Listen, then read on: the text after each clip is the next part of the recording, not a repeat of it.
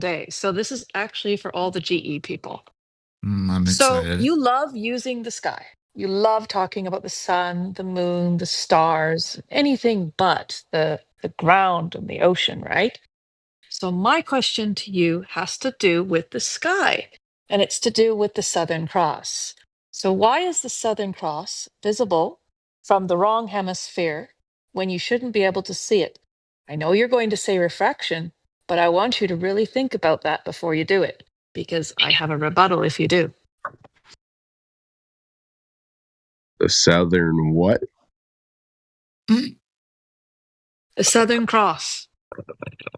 I don't You even know love the what that sky. is. It's a constellation, man.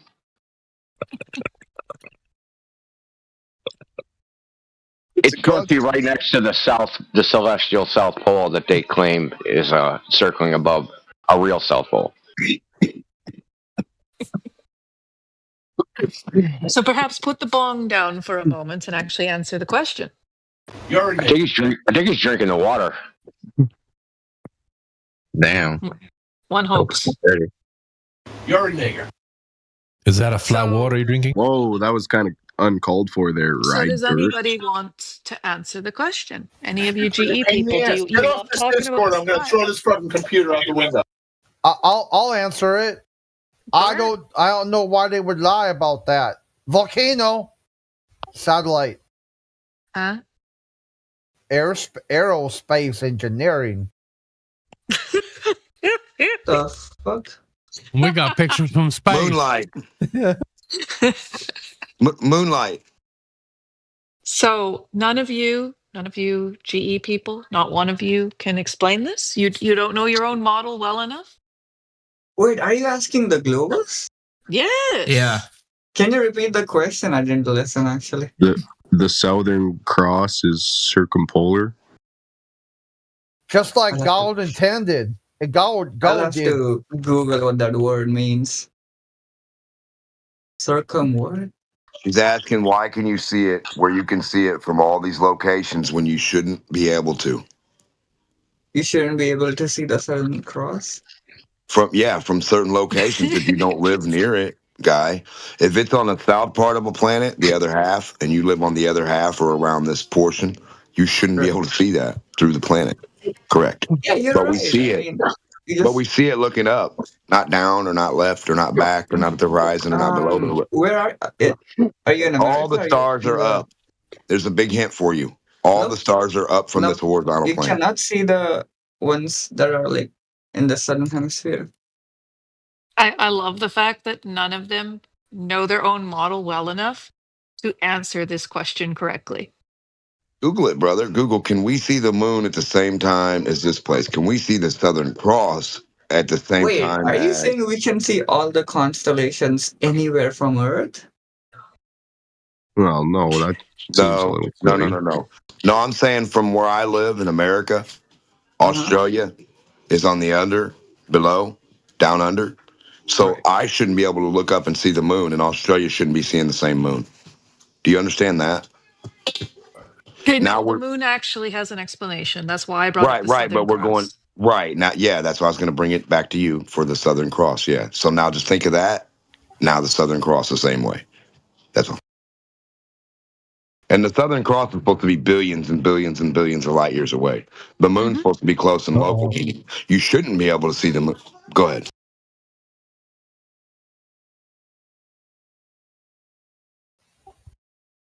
I actually have no idea. Right. Wonderful. So you don't know why you can see the Southern Cross when you shouldn't, because the Earth should be quite literally in your way. In your model, your Earth is spinning around and it's surrounded by all these stars. And you look at those stars in your sky, and those are called constellations. You see them, right? So I have a question. Like, is this what the globe calls for? Like, is this Yes. So here's the funny thing. You shouldn't see it on your ball. There is an explanation that you ad hoc together, not you particularly, but the people who have essentially explained the sky to you. Since you GE people love the sky, I figured this one was perfect because I want one of you to answer the question with the mainstream answer. How What's far the north can you mainstream see? answer? And What's why, Hold why do on. you want that? How far north Enlighten can you us. see this constellation? I have no idea, man. I don't look at I'm stars. not asking you. How far north Okay. can you see this constellation? What, the Southern Cross? Yes. Yeah, I think it's 30 degrees north or something like crazy like that. Like people can spot it in Hawaii every so often. Is that really that fucking north? Mhm. Yeah, I think it. Yeah, it is. Like people like take pictures of it and shit. So, do you know If you're north of the 20 equator, mainstream? but 26. south of a latitude of about 26. 25 I just degrees, found which it. is around, say, Hawaii and parts of northern Africa, Yep. you so can still here see the Southern Cross. But the Southern- anything norther than that, Snack, listen, dude. you're not going to be The able to Southern see Cross- it. So The Southern Cross can be seen through all of Texas and Florida. 26 degrees north. There's a video in the chat. It's 28 north, man. Oh yeah, Canary Islands. So that's off the coast of now North. hold on. That's Hold on. off the coast of northern Africa. How come you can't see it any more north than that? If it was a horizontal plane and absolutely shit. flat, you This is the most be able to epic see bull it. No, You you're are not going to answer my question with a question. You're going to answer the question, No, or you're done. Or I just want to hear the mainstream answer. Can you like explain why? Yeah, What's that's the what right I one? want to hear. I want one of them to tell me the mainstream answer for why you can see the Southern Cross when you shouldn't, because the world would be in your way. Come on. What's the answer that people give you that say that you say they cobble together? Okay, if I had to guess, I would say like it's not as southern as you're making it out to be.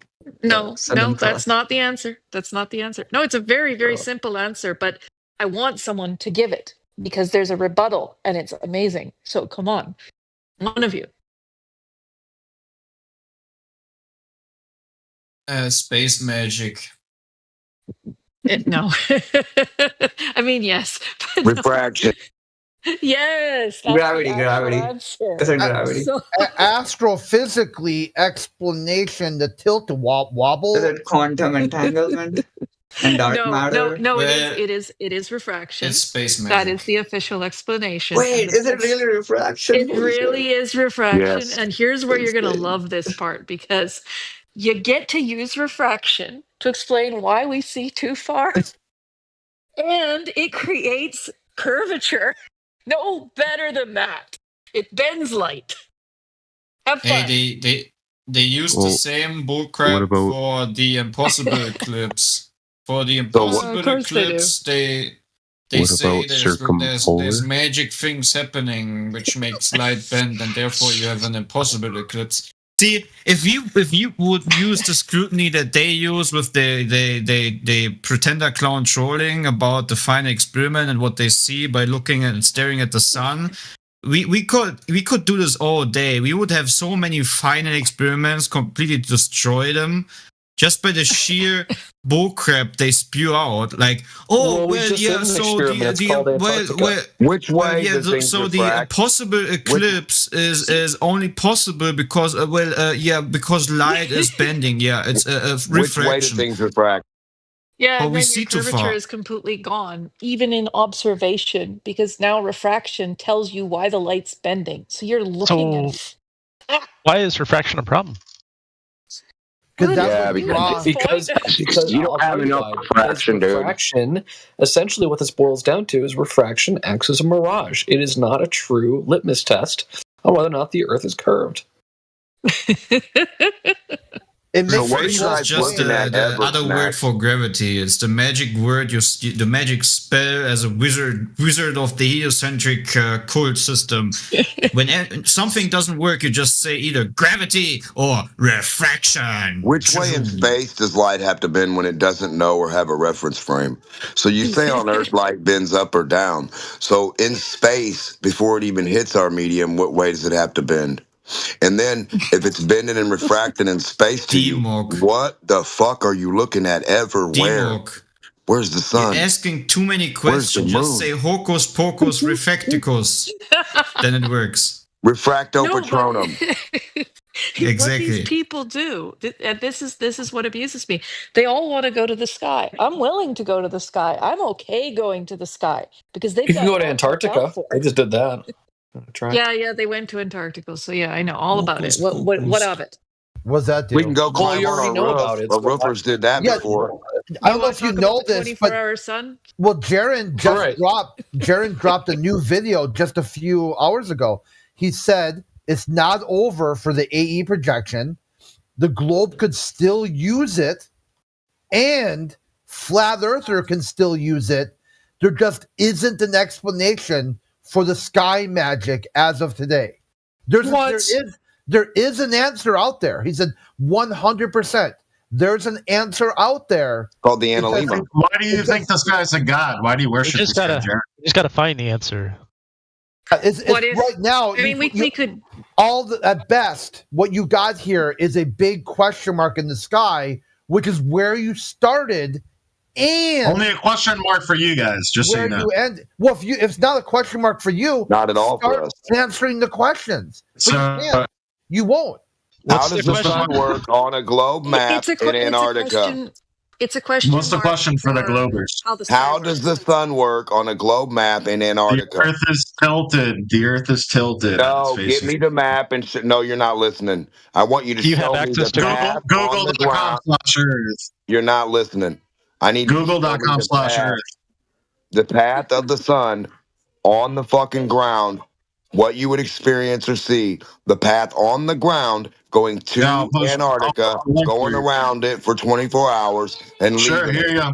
I put it in the chat if you want to see it. You put the globe map Yeah, that has yeah, that marked on Yeah, it. yeah. And it's Yeah, you got, fucked up, dude. Yeah. Hold on, Doc. Hold on. You fucked up, Grandpa. Why? Solar time is predicted using the equation of time. It doesn't use a globe. So I'm looking at a globe right on the right. I'm looking at a globe on the right. just because You they didn't added look a at gra- just you didn't because look they at the added a video sent. graphic. Yeah, but just because they added a graphic Oh, doesn't you want them mean to have the actual globe Okay, on why the are you website? interrupting me? Why are you interrupting me? What's the Just- alternative to a graphic on a website? He's shit Okay, scared. That's Just why he's because they interrupting use the you. graphic, right? Like in Grand Theft Auto, don't mean the physics is a simulation. Okay, it's not a simulation. What's the alternative to a graphic I on a think you're being a website? bit facetious. Jesus Christ!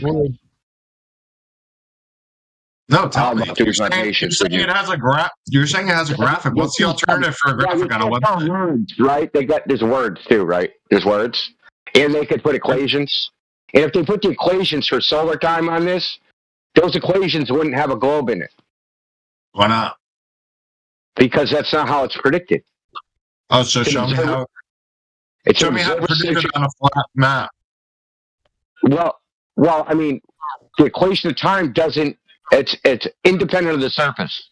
It's an observer-centric prediction. Gotcha. So show me the flat Earth model then on a flat Earth. Wow, that you lasted not even. Did you listen to a word I said? We said the equation of time relies on a globe. No. Show me. I said it Show doesn't. me. I Show said me a it model doesn't. on a flat I Earth. said it doesn't, liar. I said it doesn't. There's so no it doesn't? globe. It doesn't rely on a globe at all. No, I got you. There's no globe in the map at all. So show me some models that have a flat Earth. Nobody uses the model that has any reference to the surface. It is an observer-centric, meaning all there is you in the sky, and that's it. There is no on anything. the globe model is just words. The globe Weather model models use a flat Earth projection. I know it's hard to conceive, right? The observer-centric models. You have the origin of coordinates. You look up in the sky. You see the celestial equator, where you predict where the sun is relative to that in the sky.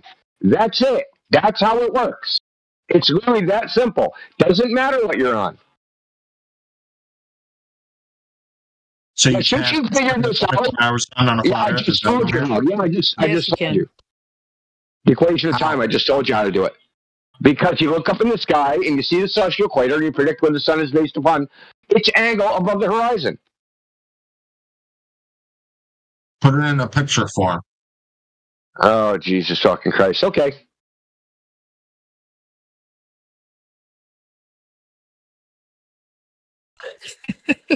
Picture form, please. Yeah, I'm good for stupid people, dude. Please do.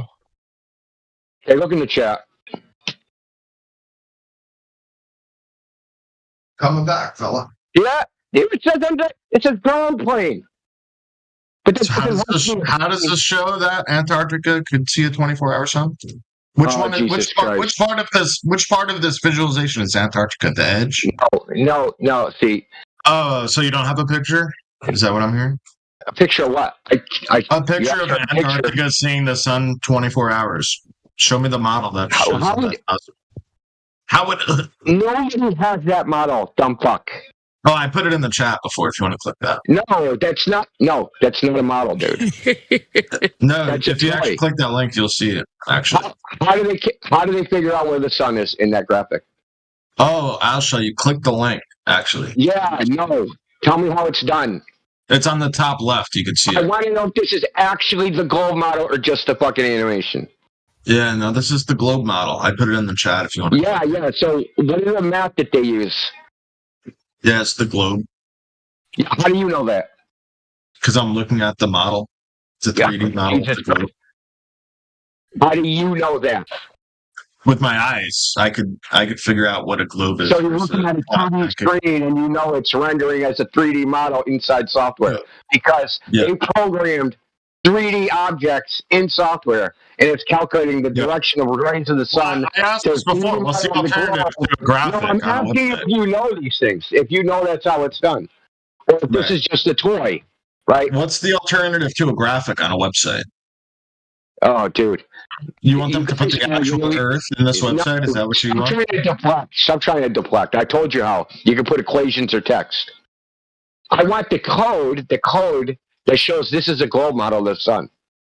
So what? So this is a flat Earth model then? Is that what we're saying? Is that the I don't know what this is. I don't know how they're generating this. I have no idea. Oh, you don't know if this is a flat pancake Earth versus a globe? You can't tell with your eyes?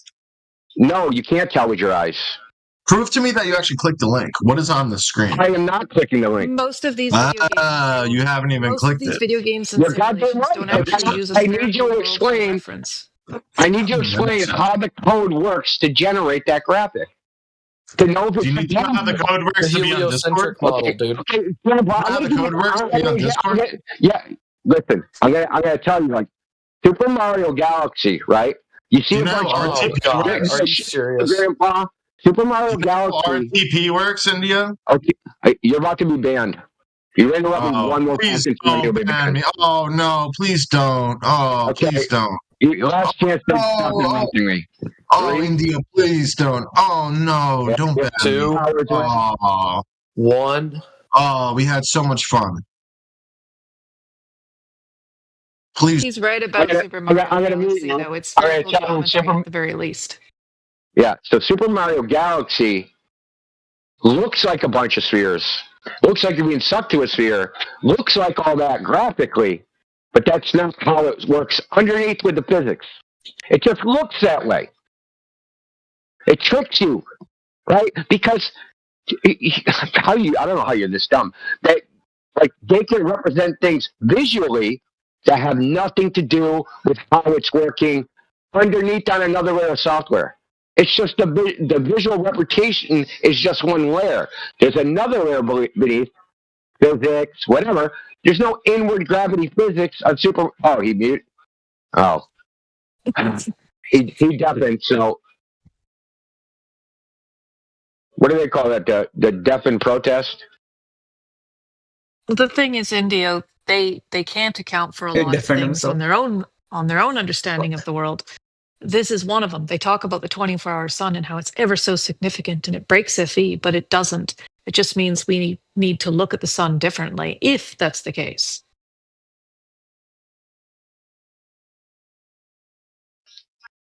They get really mad when I tell them it's not a globe prediction. It's hilarious to me. Are you trying to preserve FE or are you trying to figure out the truth? What does that mean? Well, yeah, what does that mean? It seems like you're it's saying not to preserve. Well, it seems like you're saying we're going to try and figure out how FE works. Isn't it the same thing? Well, I mean, it's based on observations and measurements. So no, we're not trying to preserve any particular anything.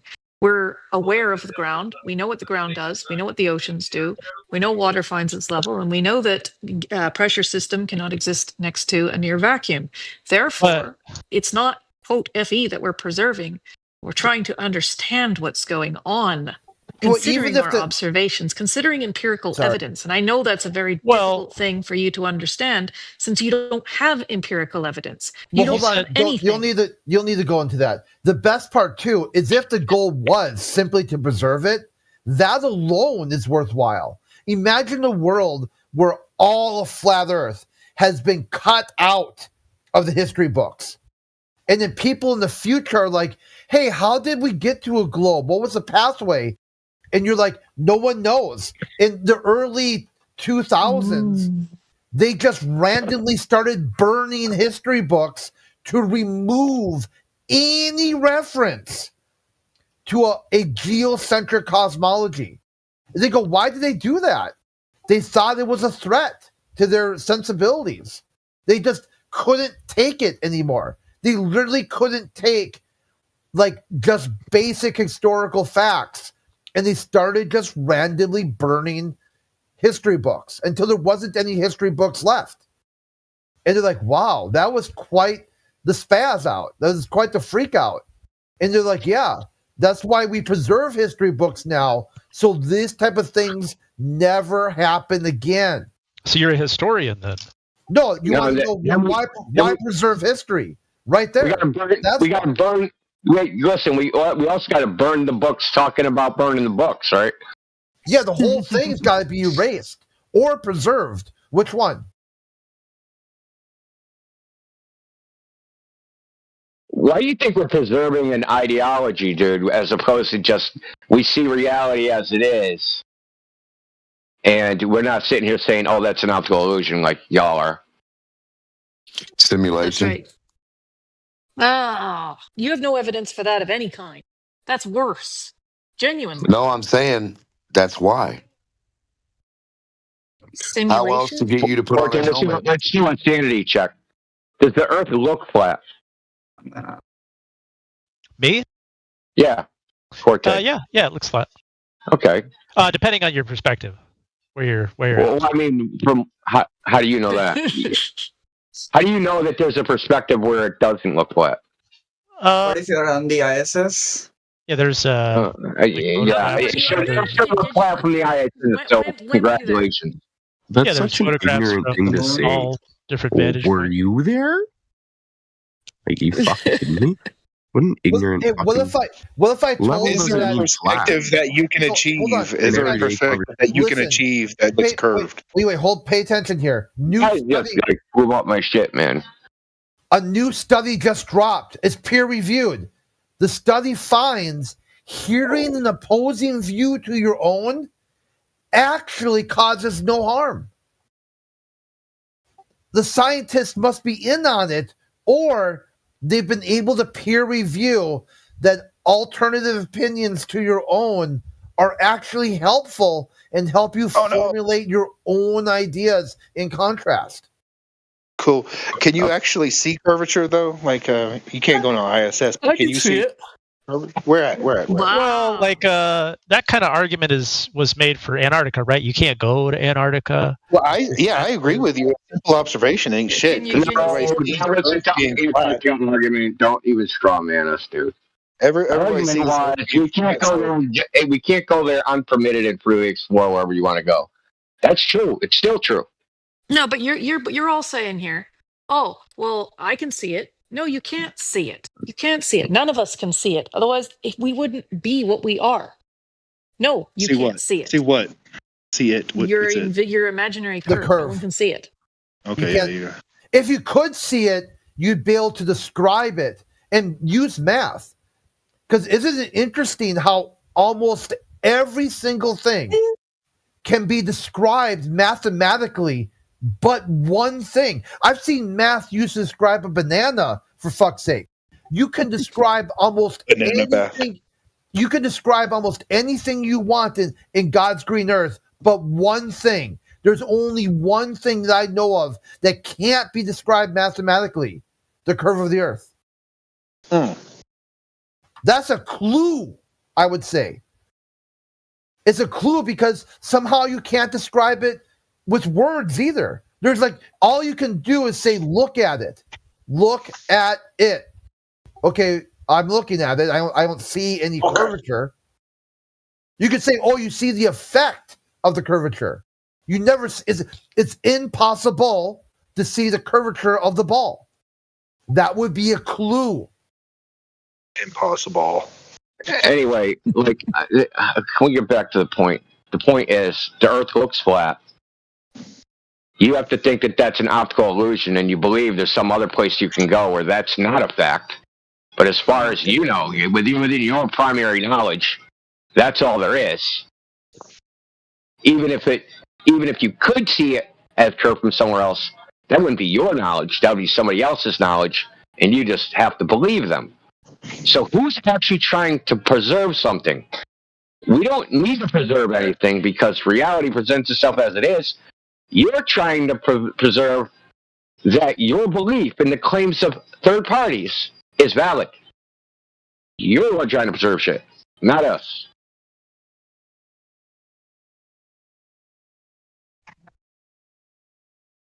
And by the way, the final experiment, can you tell us what conclusion can we draw from that so-called final experiment? Like, can we actually draw any conclusions? So they went there, they saw a 24-hour sun. Yeah, now what? What does that mean? Well, therefore, the only way you can have a 24-hour sun is through a spiritard. Okay, prove that proposition. Well, to prove it, prove the... Yeah, prove the proposition. The only way you can have it is on a spiritard. Because on a flat tard, you wouldn't have a 24-hour sun. Yeah, you're just restating the claim. You're just restating it. I asked you to actually prove it. Right. No, I'm not restating the claim. I said the globe tard. I'm saying that my proof is that on a flat tard model, the sun would not be 24 hours at the pulse. That is my evidence. Yeah, no, that's a claim. That's not evidence. The evidence begs the question. Oh, Jesus Christ, another retard, dude. Fucking unbelievable. Like, it's like this server like an open door cesspit where every retard on Discord falls through into this frickin' DC. Well, if my evidence wasn't sufficient, prove me wrong. What evidence? Your evidence is a claim. You haven't presented any evidence. You made a claim, we're waiting for the evidence. Anytime now. That was the evidence. Yeah, that's no. It was a claim and also evidence. Claims can't be evidence. They're in different categories. My claim was the spheritard. My evidence is a flat tard model cannot reproduce that. Okay, now prove your... No, dude. Those are both claims. Well, one's a claim, the other one's the evidence of the claim. Okay, you're out of here. Since you're not going to actually... I want to say something. I just have to say something. So I realized the last couple of days that and this guy's like a Glober example of it or something like that, that I'm actually really glad that, like, I didn't think I'd care whether or not they saw a 24-hour sun or not. Now I'm actually really glad that they did see 24-hour sun, just because it's dragging out the retards for what they really are in front of everyone. Yes, I agree. Listen, this is like the best shit that ever fucking happened. And they keep saying cope. I'm like, dude, I ain't coping, bro. I'm having a motherfucking party. I pinned a tweet on X, basically, put the freaking 24-hour sun in a logical proposition. You should see this fucking utter stupidity in it, dude. It's so priceless, man. Like, I couldn't ask for anything more. They're proving themselves to be like some of the stupidest people on earth, man. Stupider than the stupidest woke liberal. Like, when it comes to this topic, like, their brains fell out of their head. Like, I can't even believe the shit they say.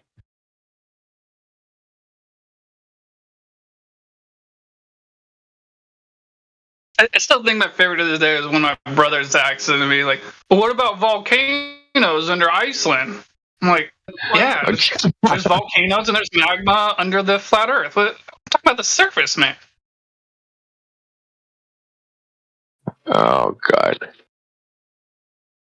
Because they either have to they're getting stuck in the they either can't form a logical syllogism, they make a logical syllogism loaded with logical fallacies, right? This is what I've been seeing. They can't form one. When they try to form one, the logical fallacy itself has the logical syllogism has logical fallacies. They call me names. They say, it is because it is, just because I said so. Or they'll go, science doesn't prove things. Jaron. Right? So it's like, no matter which way then there you go, right? So how's it the final experiment if it doesn't prove anything? Right? So it's like, no matter what their answer, it's just like, but I would say science doesn't prove things is the safest answer. Okay? Because anything else, you're going to make yourself look stupid. Do you have a syllogism to say that science does prove things? No. I'm not. Listen. Oh, that's interesting. Why would I? Flat Earth isn't science. Good question. Good question. Flat Earth isn't science. It's geometry. No, but I asked if you had a logical syllogism as to why science, like a scientific experiment, has to prove something. They never claimed it did. They do. I thought you were just saying that they claimed it doesn't prove things. That's right, but they claimed that the freaking observation of the 24-hour sun would prove the globe and disprove flat Earth. Who said that? Jesus Christ, it's called the final experiment, isn't it? How would we find out? What about it being an experiment makes it proof? How final? You didn't final. Why would you keep going if it wasn't proven? You didn't respond to my syllogism. How can it be final if it wasn't proven, Rich? Well, the person that did the final experiment, right, that funded it, doesn't realize that nothing that he does will change flat earthers' minds. Yeah, that doesn't address what I just said. Even remotely, dude. That was just a fucking faggoty dodge. Oh, yeah, because it had something to do with sexuality. No, it has to do with your limp-wristed beta tactics. What do you say? What do you say? Oh, no, hold on. We got stop right here. So the final experiment actually wasn't final, had nothing to do with the globe whatsoever. What it really was a massive goalpost shift to see what flat earthers would do if you look at the sun and then just observe and declare works only on the globe and then see how they respond to that. The reason it was called the final experiment is because it was going to supposedly end the claims of some flat earthers who made certain claims about where they could and could not travel. That's a lie. We have Duffy saying that he was going to end the debate. And he said how he came up with it. He said what motivated him. And he said what he told his fucking friend on Facebook that he was going to end the debate. Yeah, he's an idiot. He doesn't understand that nothing's going to change your mind. No. I gave you a list of things. That's not it, dude. So did he prove something? Does science prove things then? Could he have proven it? Now they're backpedaling. Could his test have proven it and actually ended it? Yes or no? Could he have proven it? And if we don't change our minds, that's on us. Could he actually proven it? With no rational change your mind. In a deductive syllogism. Yeah, that's what I thought, dude. You're disingenuous snake. You've been given a deductive syllogism, India. Who? That's me. I gave you one on Twitter. Which one was that? I didn't see it. Can you state it again? I'll just screenshot it. Give me a sec.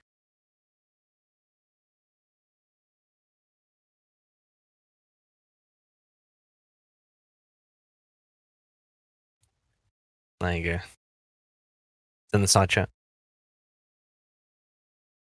Well, oh, you were in the other one. I already told you why it isn't. I already told you why it isn't. In the other one. And where's that? What did you say? In the regular Discord. In our home Discord. I told you. Didn't you read it? I'm not in your Discord. Well, someone used this. and they cut half of this. You cut the top part off. Yeah, accidentally deleted it. Yeah, so you're a dishonest fuck. Well, I shouldn't even talk to. Well, it's in 1 second. The top part. You mean this part? 1 second. No, there was a part that said. Hold on. I'll get it. Was it last night? Well, I've got the full version. 1 second. Pardon the interruption there. I have to ask. Did Use the fallacy? It's a fallacy of 4 terms was part of the problem. What fallacy? Sorry. Fallacy of 4 terms. Go on. This fallacy occurs in categorical syllogism when the syllogism have 4 terms rather than requisite 3. In a sense, it cannot be a categorical syllogism to begin with. If it takes this form, it is invalid. No, the argument is at the bottom, right? The warrant is just to. Oh, the warrant that you didn't post. Where'd that go? It's in the image. So you're not Juicy Juice. No, I'm not Juicy Juice. But where did Juicy Juice get it? I imagine he saw it on Twitter if it's the same argument as what I posted. Did ChatGPT generate this? I made it myself. Okay, I gotta read this. If Earth was P, how can if Earth was be a P? No, listen. It's posted again. I accidentally cut out the word flat when I was copy pasting. There you go. No, I'm reading where it said. I'm reading the post. Yeah, but there's another one because I've noticed that I cut out the word flat.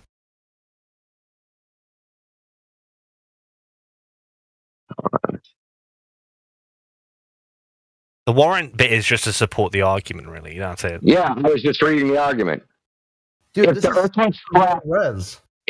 was flat, P, then there would be some possible way to orient Earth's landmasses upon a planar surface to allow for a 24-hour sun.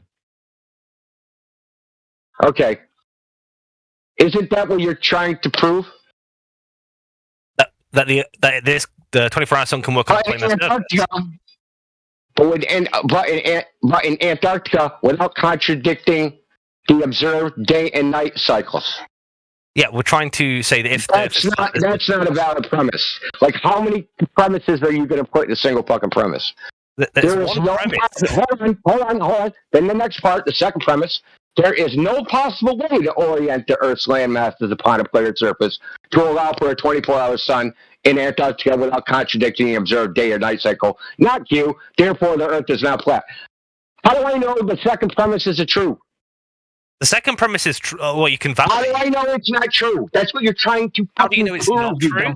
Okay, it's not true. Hold on. So the first, let's start with the first one. You're saying the first one. No.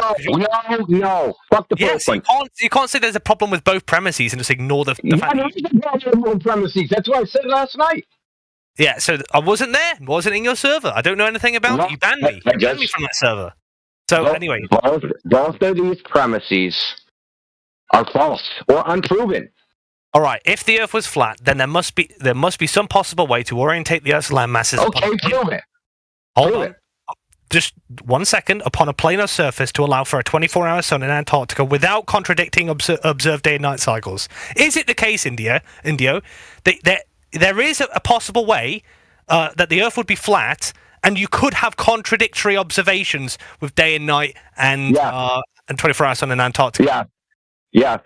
Go on. You want a contradictory observation. Yeah, it would be called a different theory of light. They have to both be parsimonious. You can't have contradictory observations. Contradictory observations in physics all the time. Yeah, but but in this case, we're talking about. So when you say, "Oh, what's going to be?" Yeah, we could have a different theory of light, dude. Yeah, but they'd have to explain both phenomena. They can't contradict each other. It wouldn't have to explain either phenomenon. It'd have to be parsimonious. They can't contradict each other. You can't have contradictions in reality, Indio, no matter how much you want them. So tell me about quantum physics. I don't know anything about quantum physics, but there wouldn't be contradictions. They don't contradict each other. Well, particles can be in two places at the same time. Red herring. It's not a red herring. No, you just said it's not possible. I just demonstrated it is possible, and you believe in it right now as you speak. I don't think the frontier of physics is exactly where you want to go to, especially because I'm not supporting quantum mechanics. It's not the frontier of physics. Quantum mechanics is over 100 years old. I'm not supporting the frontier of science. I'm just pointing out that we're not talking about quantum physics, something that's very niche, very difficult to understand. We're talking about day and night cycles and a 24-hour sun.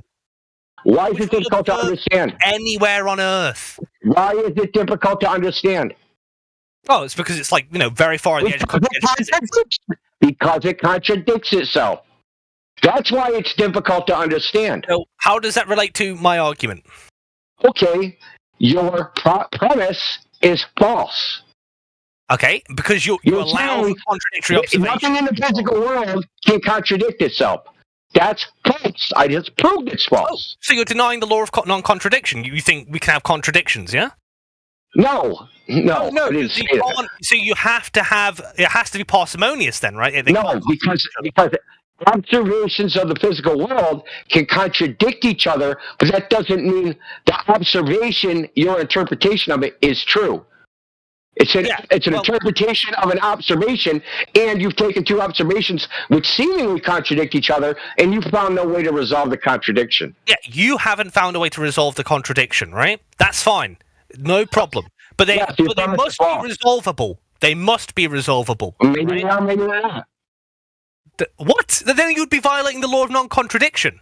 Yeah, what I'm saying is the observations may or may... Listen, no, I'm not violating law. Not all true things can be proven. You know that, right? Yeah, sure. Gödel's incompleteness theorem. Not all true things in any particular system of logic or mathematics can be proven. Yeah, sure. Okay? It may not be proven that it's not a contradiction or a paradox or anything like that. Yeah. So, are you satisfied with the idea that you can't come up with you can't come up with any possible flat Earth? It's already been done. It was done months ago. It was done months ago. Shane's model, right? No, actual physical fucking demonstration. Yeah, Shane's model you're referring to, yeah? No, a physical demonstration. Someone made a physical model and did it. Can you show me? Yeah, I'll post it in the chat. So, are you going to abandon your attempt at a syllogism, or are we going to go to a second false premise? So, you're going to, first of all, on the first premise, you're showing me two contradictory observations that can be explained on the flat Earth, and you're going to be like, okay, that's fine. Look, but you haven't demonstrated they actually contradict each other. Either. Yeah, well, look, the first part is just a conditional relationship. If you agree that day and night cycles and the 24-hour sun must be parsimonious, right? Then the first premise is fine, right? Okay, but I don't agree with your must. They can contradict, right? And you'll be fine with that, right? A flat Earth can. No. We can't reconcile day and night with 24-hour sun. Look, I'm going by what we know in modern physics is that we make observations that contradict each other all the time, and they're unexplainable. We know this. You believe in all the ideas from which contradictions exist. Dark matter, dark energy, quantum physics. Mm-hmm. You're putting assertions into my mouth. I'm not claiming, right? I'm not claiming that dark matter exists. I know nothing about dark matter. If there was a contradiction in dark matter, I'd be skeptical, right? That's not what I'm affirming here. I'm just pointing out that for all observations, right, they must be parsimonious, right? They can't have contradictions, and if there are contradictions, they must be resolvable by law of non-contradiction. Do you disagree? Yeah, they must be resolvable. No, they don't. Listen, no, they must not. Listen, they might be resolvable. That doesn't mean you can resolve them. That doesn't matter. That's not what my premise is asserting. It must be possible. Right. So my premise is true, right? First premise. No, it's false. Sorry, say that again? You can't. It's false. It's a false premise. Yes. Okay. You think, after we've just established that all contradictory observations must be resolvable, that it's false because... Why? Because they don't have to be resolvable. Like I said, we can have... but we're talking about observations. Okay? Yeah. Not two true premises. Two true premises can't contradict each other. Two observations can't contradict each other because observations are interpretations. Okay? The observation in itself isn't true or false. It's an impression, a sensation, or whatever.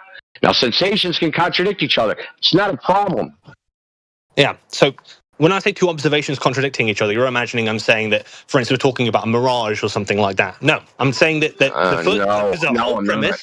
whole premise establishes that we're talking about in reference to landmasses, right? These two observations relative to the orientation of landmasses or configuration of landmasses on Earth must be resolvable. There must be some possible way you can have a flat Earth where 24-hour sun does not contradict day and night cycles.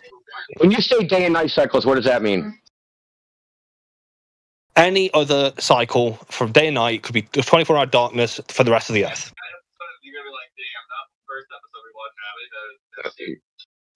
That already exists now. Just any sort of cycle that isn't in Antarctica, basically. Yeah, we already have that now. Yes. Okay. So that's. Let's not skip to premise 2 before we finish premise 1. I'm dealing with premise 1 is invalid. Yeah, well, it is invalid, but we already have a non-contradicting. What is this orientates? Why do you have so many premises in the first premises? It's highlighting. It's setting up a contradiction, right? So it must be some possible way to orientate or configure landmasses. There must be some possible way to A, orient the Earth's landmasses upon a planar surface. 2, to allow for a 24-hour sun, another conditional. 3, on Antarctica, 4 conditionals contradicting observed. 5 traditional day and night cycles. It's one proposition. Literally 5 premises in that. It's one proposition. Like orientate the landmasses that does not contradict day and night cycles and the 24-hour sun is 3 empirical claims. 3 empirical claims in one premise. That's all it is. Orient your landmasses relative to what? Relative to the day and night cycle. So when you observe the ground visit. Hold on. So if you look at the warrant. We should, if the flat Earth is true, be able to tell where the ground position of the sun is for navigation. If navigation works on a flat Earth, right? Shouldn't be a problem, right? So there should be no issue with asserting that the sun has a ground position and that will be relative to the Earth's surface, right? Listen, there'll be a place on the Earth where the sun is directly overhead, yes. Yes, on a flat Earth, that's possible. Like, I'm going to grant you navigation possible on a flat Earth. We can tell the ground position of the sun relative to the surface. And the surface is comprised of land masses. Am I wrong? Cool, yeah. Cool. Yeah. So that relationship should be resolvable in the first premise where you can say, okay, so the ground position of the sun, day-night cycles, which the sun determines, right, is going to be not contradicting the 24 hours in Antarctica. No. Yes. The ground position of the sun is not what determines day or night cycles. No, the location of it is. No. Yes. You don't have day and night cycles. So how did day and night cycles work on a flat Earth? How did day and night cycles work on a flat Earth? That's about what we're going to resolve, right? That's part of the problem. Yeah, so how do day and night cycles work on a flat Earth? Why is it dark in one place and light in another place? And that's what we're going to resolve. I mean, I'm happy to go change model. We're going to get to that later. Right? No, the fuck change model. I don't know why you're obsessed with Shane. I mean, you actually retweeted it. You retweeted it. So what? I retweeted Sounds like you were endorsing it, you know? Yeah, so what? But that has nothing to do with day or night cycles. See, the prediction, that's about the solar position. Yeah. The solar position is not the day or night cycle. Yeah, we're going to get to the point where you establish the solar position is not the day or night cycle. Day and night cycle. Because we have a twilight. We have civil twilight, nautical twilight, astronomical twilight. Yeah, we're not going to get to the point where you establish day and night cycles not contradicting the 24-hour sun. Yeah, okay, so I'm trying to establish... Until we establish the first premise, right? We can't even establish what the fucking day or night cycle is and how it even relates to other so-called premises in the single premise. That's how you would really falsify the second premise. discrepancies, figure of speech here? Look, I asked you what the orient of the landmass is. You referred to this other warrant, right? Which is actually just an extended fucking premise. You think you're slick, but you're not. Okay? This entire text is one long premise. And you fucking know it is. And you think you're being clever. But yeah, it is. Because all these things above have to be true premises. The premise and the argument has to be true. They're supposed to support the argument, because I didn't want to have to see if they're actually true premises to support your premises. That's fine. But now you're bitching that I'm going through them, and actually I demonstrated that one of them are wrong. Fine. No, you didn't. Right? The warrant the warrant above just establishes things that basically that it's truth tracking your claims, right? If celestial navigation works or navigation in general works on a flat Earth, it should be, we'll acknowledge the ground position of the sun works. You're not going to argue with that. You're not going to say that's not true, right? Okay. But it helps my argument for you to admit that's true. What the fuck? Say that again? I don't understand a word you just said. In the warrant, right, for instance, the text above, I try to truth track your claims, right? So I make sure that what I'm asserting would be true on a flat Earth, and you'd have to agree. For instance... No, I don't agree with any of that shit. Hold on. That the ground... Like, for instance, that distances, ground position of the sun, navigation works on a flat Earth. I don't have to grant you that, right? But I'm doing it because by granting it to you, I'm pushing my argument forward. If you deny navigation works on a flat Earth, please tell me now. Look, navigation works on a flat Earth, but see... You're conflating two different things. You're conflating the celestial sphere with the Earth. There's a relationship between the two. It helps you find where you are in the steps of Oh, really? Really? Yes. Is that done by measurement or just done by convention? That would be irrelevant to my argument. It actually is relevant. Yeah, no, it isn't. No, because New York City, right, it has a position, right, and this position relative to some other place, say Paris, right? We can assign them latitudes and longitude, and that'll be the convention. All right. If we do the celestial navigation equation, we'll say, hey, these two cities are 3,000 miles apart, and I'll sail from New York, and I'll look at the stars, and I'll go, I must have traveled 3,000 miles. But I didn't measure myself traveling 3,000 miles. I simply calculated it. So I don't actually have a distance. It's a functional method. That's a cool story, dude. That's a cool story. Okay. I don't know if you disagree. I just said it was a functional method you can use on a flat Earth, right? Just for the sake of argument. And then it's a cool story as if you don't believe it's true. That's fine. You don't have to believe it's true. No. I know it's not true. It's not that I believe, it's what I know. If navigation doesn't work on a flat Earth, you are correct, right? That I wouldn't be able to do things like, say, we know the ground position relative to the sky. No, all that shit's a straw man, okay?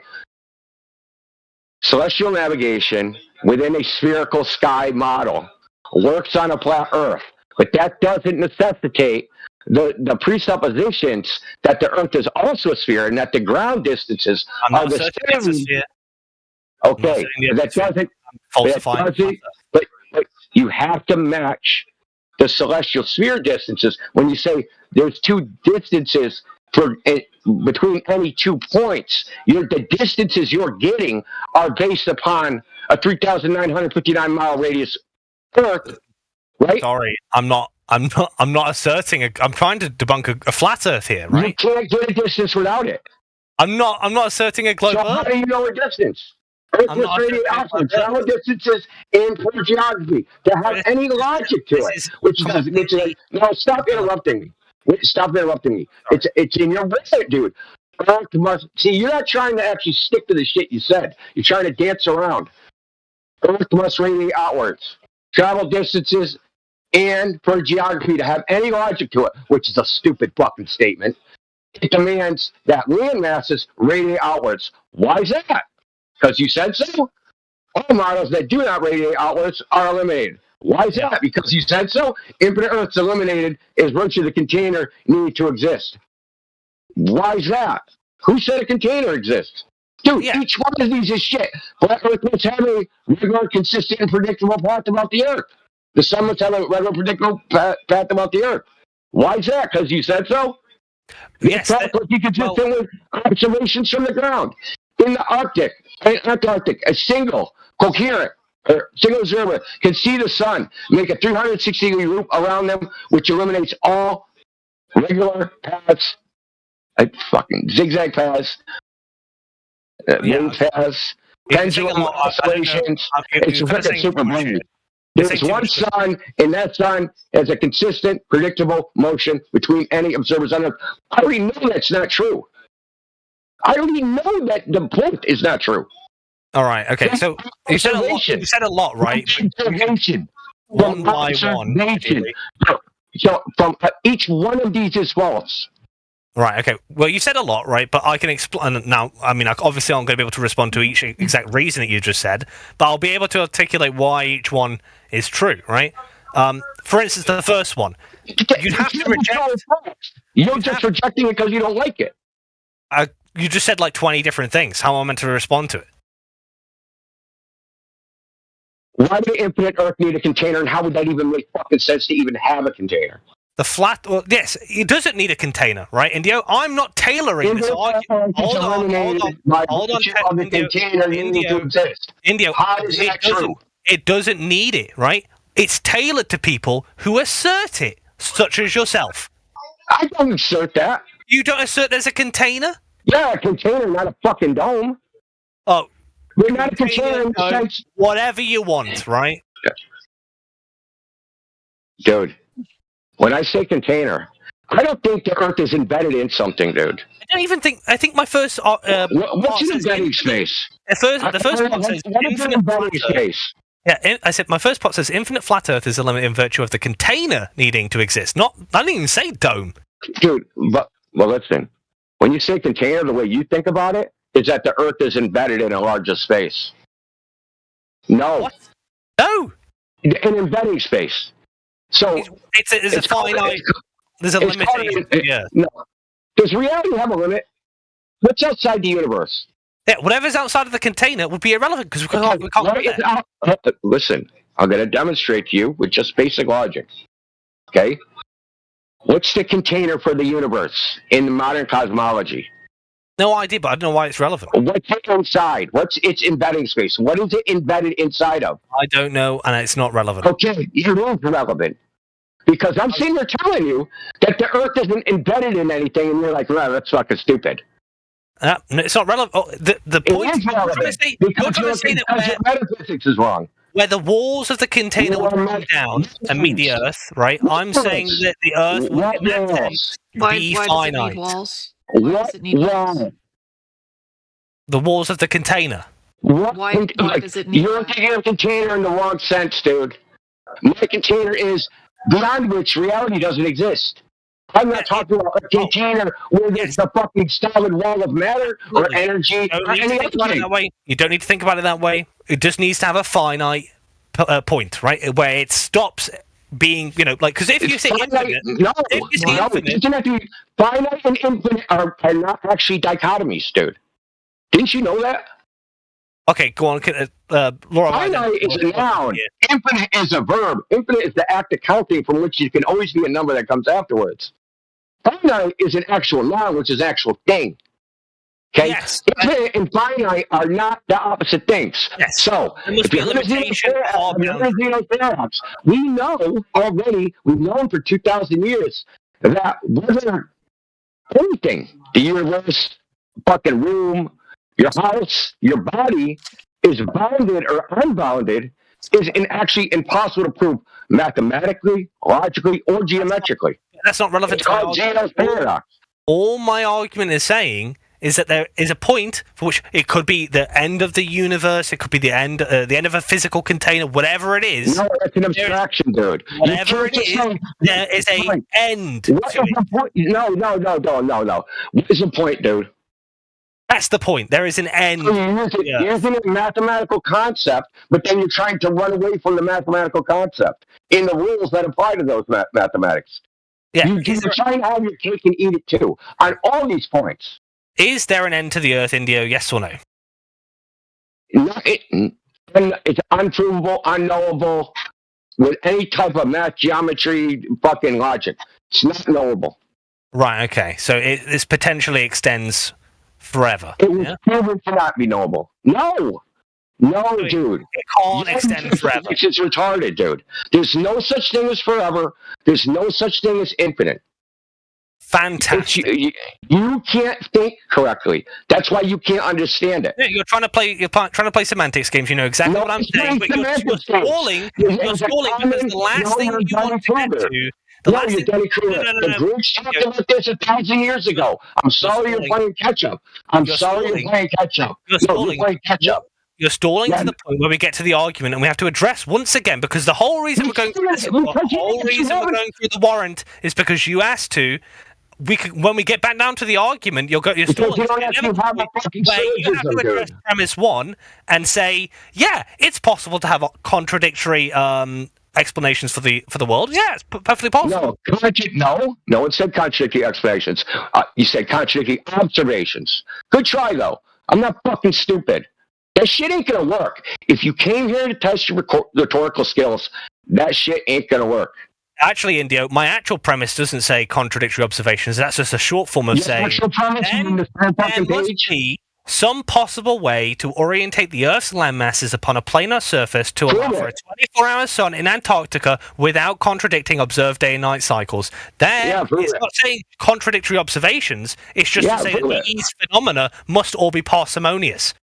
Stop my way. No explanation. Parsimonious is you're misapplying parsimonious. Parsimonious is not a geometric fucking term. They don't use it in geometry. It has nothing to do with this. This is a geometric claim. Listen, this is a geometric claim of the world in relation to what? Not just geometric. We're talking about light as well. Oh God. Yeah. Anyway, so yeah. We're talking about light. So I'm in short form. That entire premise I'll refer to. Only in straight lines. Now that you know what my premise is, we'll refer to it as only in straight lines. How is that relevant to my argument? Okay, because you know exactly how it's relevant. It's not relevant. You can tell me how light bends in all sorts of crazy, wacky, wonderful ways if you want. Yeah, and so it's not relevant to my argument. Yes, because to establish a geometric relationship using the sun, they have to have a known geometric relationship. You're inferring a geometric relationship from the light rays themselves because you're presuming they're straight, right? Yes or no? Absolutely not. You're not presuming they're straight. I'm opening up your possibility for all your weird... You're not presuming you're straight, right? Yes or no? I'm not making any assertion as to whether or not they're straight or corpuscular or whatever. So then how do we know? No. That when I look at the sun, I can draw a straight line from my eye to the sun, and it's in the exact position I see it in. It's absolutely fine for you to say light bends in any possible way. Is that your assertion? Is that what you're saying? My premise just says. So how do we know the geometric? Okay, maybe you're not understanding. How do you know how the land masses are oriented relative to the sun if you don't know where the sun is? That's not what the first premise is trying to establish. But I never said it was. But that's the problem in the first premise. I want to get through the first premise. So we can talk about your weird... Because what you're suggesting, right, is that there is a possibility... anything. Okay, well, it sounds to me, and I could be wrong, and you're going to correct me if I'm wrong, right? It sounds like you're trying to introduce alternative possibilities, like light isn't traveling in straight lines. There's such a way that you can observe a 24-hour sun in Antarctica and day and night cycles elsewhere on the Earth. Yeah, I know what's trying to read my mind. That's your job. There is in premise 2. First, we need to establish that it must be possible that you can orientate the landmasses or configure the landmasses on the surface of the Earth without contradicting day-night cycles and the 24-hour sun in Antarctica. Look, you don't even know how day and night cycles are predicted in the first place.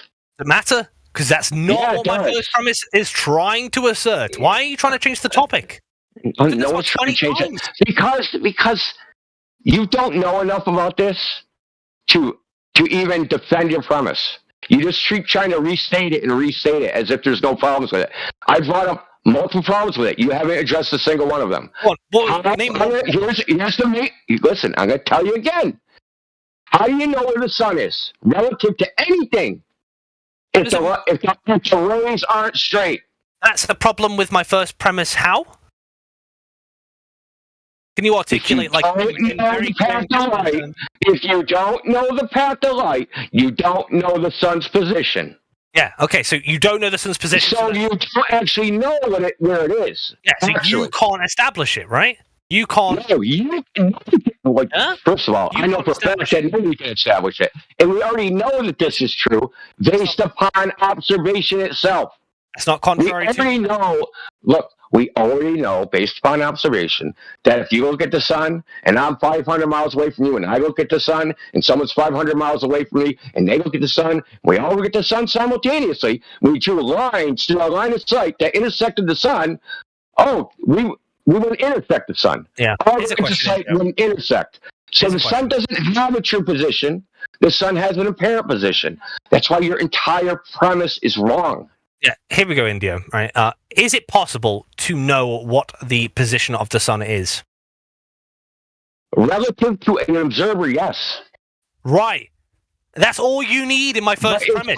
Because it's not universal. It's not common to all observers. You have to establish that. It's not... Okay. You want me to establish it? I can demonstrate it. Okay. So, this is taking time and date, taking elevation and azimuth angles, and try to intersect them in 3D space at the sun. So, there's going to be two of these. One was done in AutoCAD, one was done in Blender. One used time and date, one used SunCalc.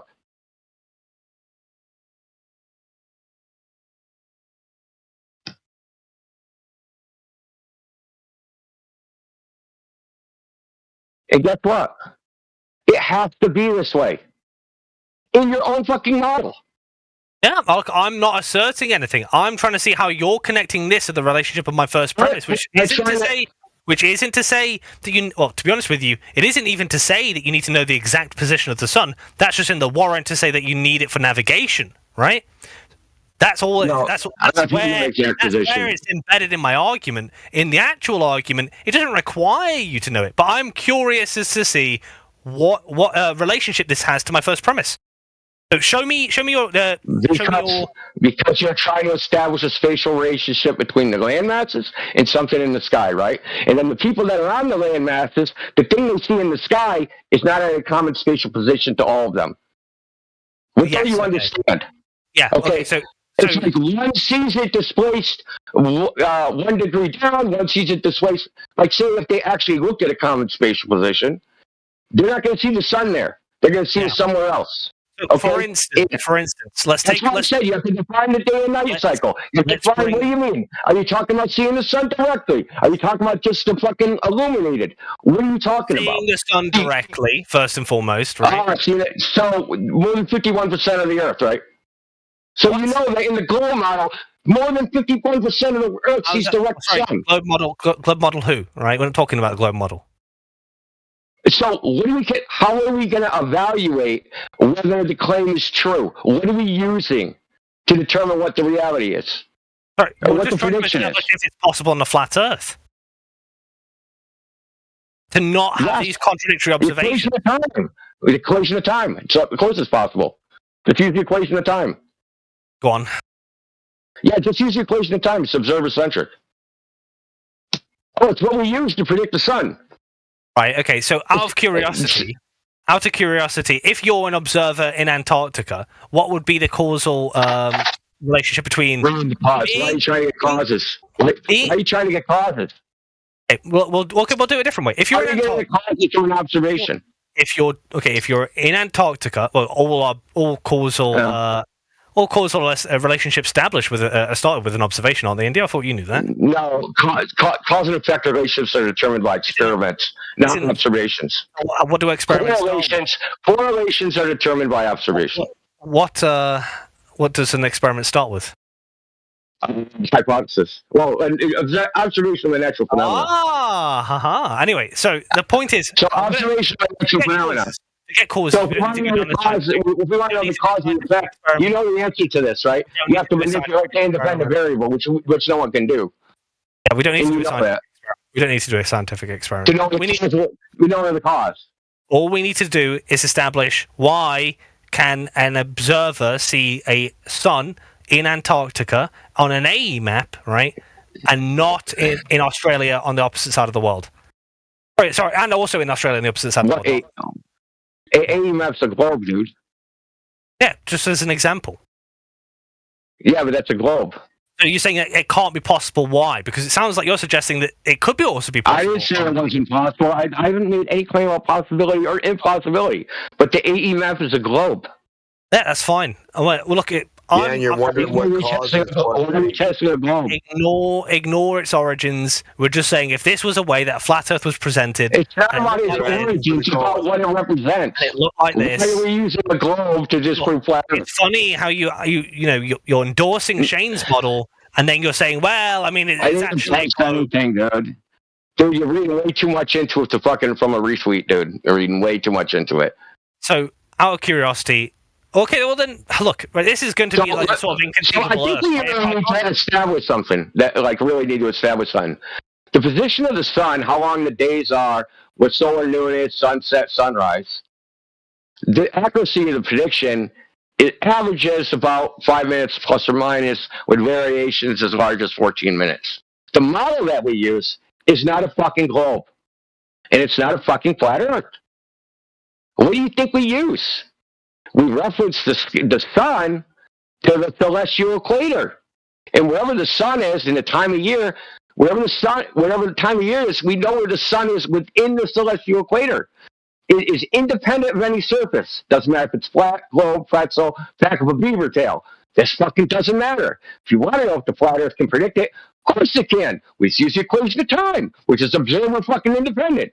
That's what you guys use. Why can't we use it? Absolutely, right? The problem, I think the biggest problem that we're having here, Indio, is that you're not going to address anything I said. That's the problem. Well, the biggest problem we have here is that if my first premise is trying to establish a relationship between land masses on the Earth, the orientation of land masses on the Earth, right? You can't, because you won't make a claim about the relationship of the sun to the land masses. Wait, you can't make a what? Sorry. You're not making a claim about the relationship of the sun to the land masses. You're not making a claim about it. Like you said, the sun, we can know the sun's ground position. How do you determine that? Well, you look at the sun. What does that mean? That means the line of sight from you to the sun is straight, right? But you said you're not making that claim. So now we can't tell where the sun is. No, it's not that I'm not making that claim. It's that I'm letting you say anything. In fact, let's do it this way. Anything you want. It's your premise, dude. It's no fucking premise. But it's only Look, if it's an implicit, if it's implied in a premise, don't do it. Don't do it. Any explanation you want, Indio. Right? It's your premise, dude. No, it's your premise, dude. No, you're trying to prove. Listen, the point of the syllogism, and you went on this long diatribe about what I'm trying to prove that the 24-hour, and I actually am proving it, and I don't even actually have to do anything to prove it, that the 24-hour sun observation in Antarctica not only doesn't prove a globe, it doesn't disprove flat Earth. It was a fucking waste of time. And the name final experiment was fucking a poor name. And he just used it to fucking dupe a bunch of idiots. And here you are, arguing, defending that bullshit. Well, you're saying a lot of ambiguous stuff and asking questions. Tell me right now. I'm trying to just understand, right, India, if there is a relationship between these things. Is there a relationship between day and night cycles for what an observable experience is a day and night cycle relative to where they are on the surface of the Earth? I don't know what you mean. I don't know what you mean by day and night cycle. Okay, we'll just say in the terms of the position of the sun in the sky, right? But that's not a day or night cycle. No, that's what I'm going to use for the purpose of explaining what it is relative to different observers. Yeah, then use different words, because when you use solar position, we're not using day or night cycles. Because day and night cycles are something completely different. Okay, but when talking about navigation, that's just to support the idea that flat Earth has in its mind a sense of the idea that there is a ground position of the sun, right? It doesn't mean that the ground position of the sun has to necessarily correspond to day and night cycles, as I just defined. But you don't, and you try to whistle past that shit. You don't think the sun has a ground position because you won't say whether or not the rays of the sun are straight. So you can't even tell what the ground position is. Look, if I'm saying if the relationship that I'm establishing in the first premise is just that there's that there must be some possible way, right? I'm allowing for any possibility, whether that be straight or bendy light. Does it matter, right? The first premise isn't setting anything. The first premise isn't setting anything up other than a relationship, and that's what we're stuck on right now. Yeah, dude. Yeah, you don't have a relationship because you won't make a claim as to what that relationship is. Yes, I am. I'm saying that these are the key elements, right? Land masses on the surface of the Earth must be configured in some sort of way, right? Is that true or false? How are they related? Specifically. I'm about to tell you, right? Land masses on the surface of the Earth must be configured in some sort of way. Is that correct? True or false? Yeah, okay. Even though this ain't a premise, but whatever. Periodically, and consistently over the surface of the Earth. Are you changing it now? Is that true? Are you changing your premise now? No, I'm just explaining to you what the relationship is, right? No, your premise as it is, dude. Not reword it. Don't reword it, dude. You're a fucking snake, dude.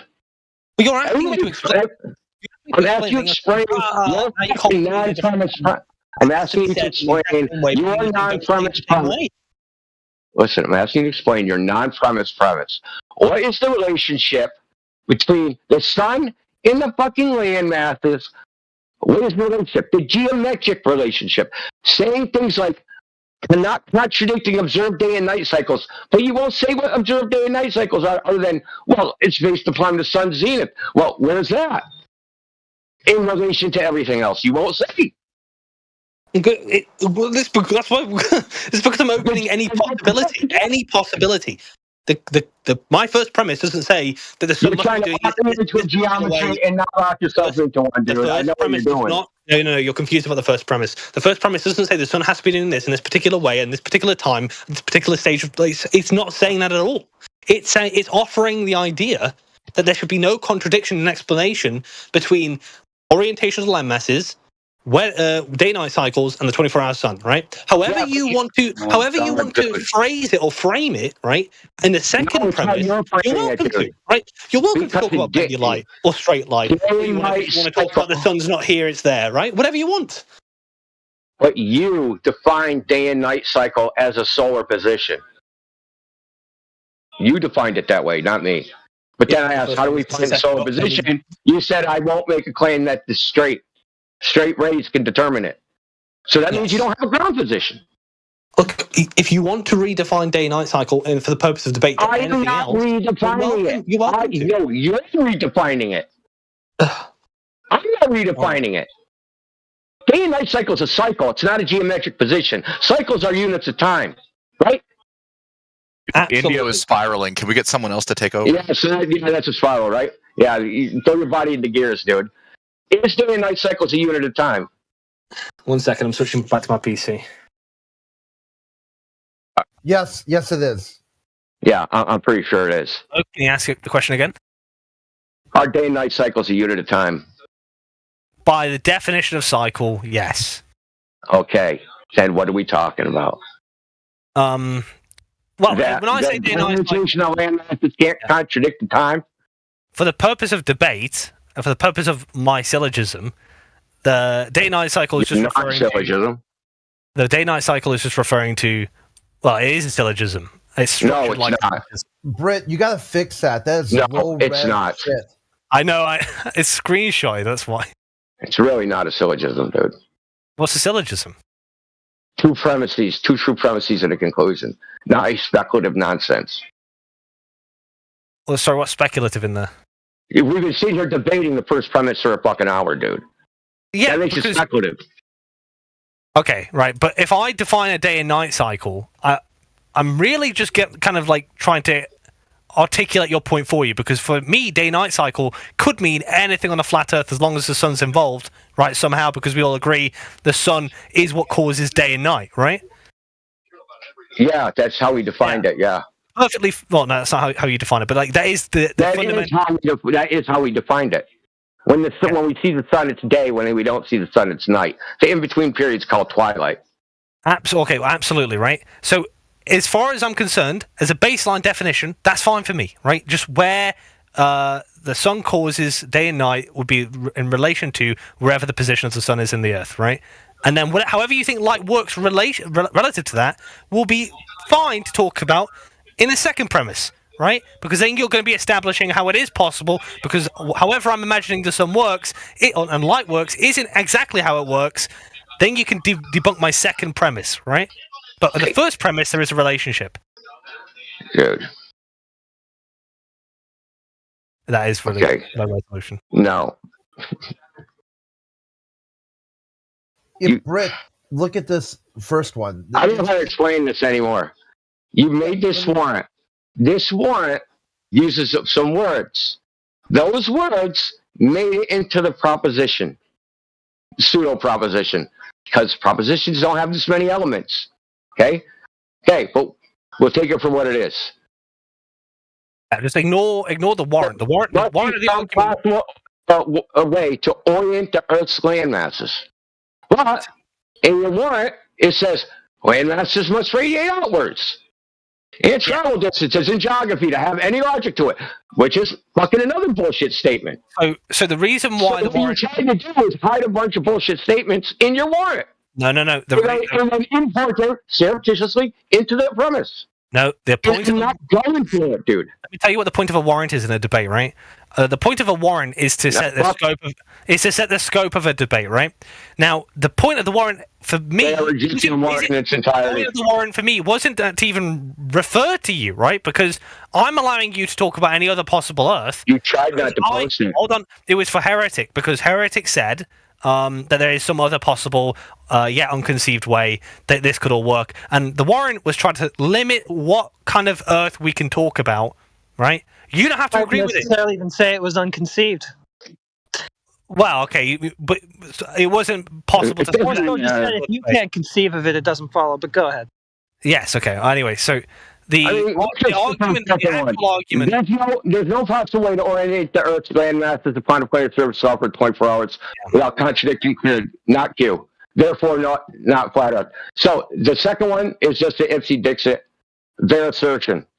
Okay. All right. I want to establish that we. Yeah, not Q is Ipsy-Dixit. Yeah. Can we establish? Okay, we skipped that a long time ago because I told the other dude last night. The second one is Ipsy-Dixit, dude. Do you know what that is? You're repeating yourself. If you say so. Is it? This is the first premise. Ipsy-Dixit is. Is the first premise being agreed upon?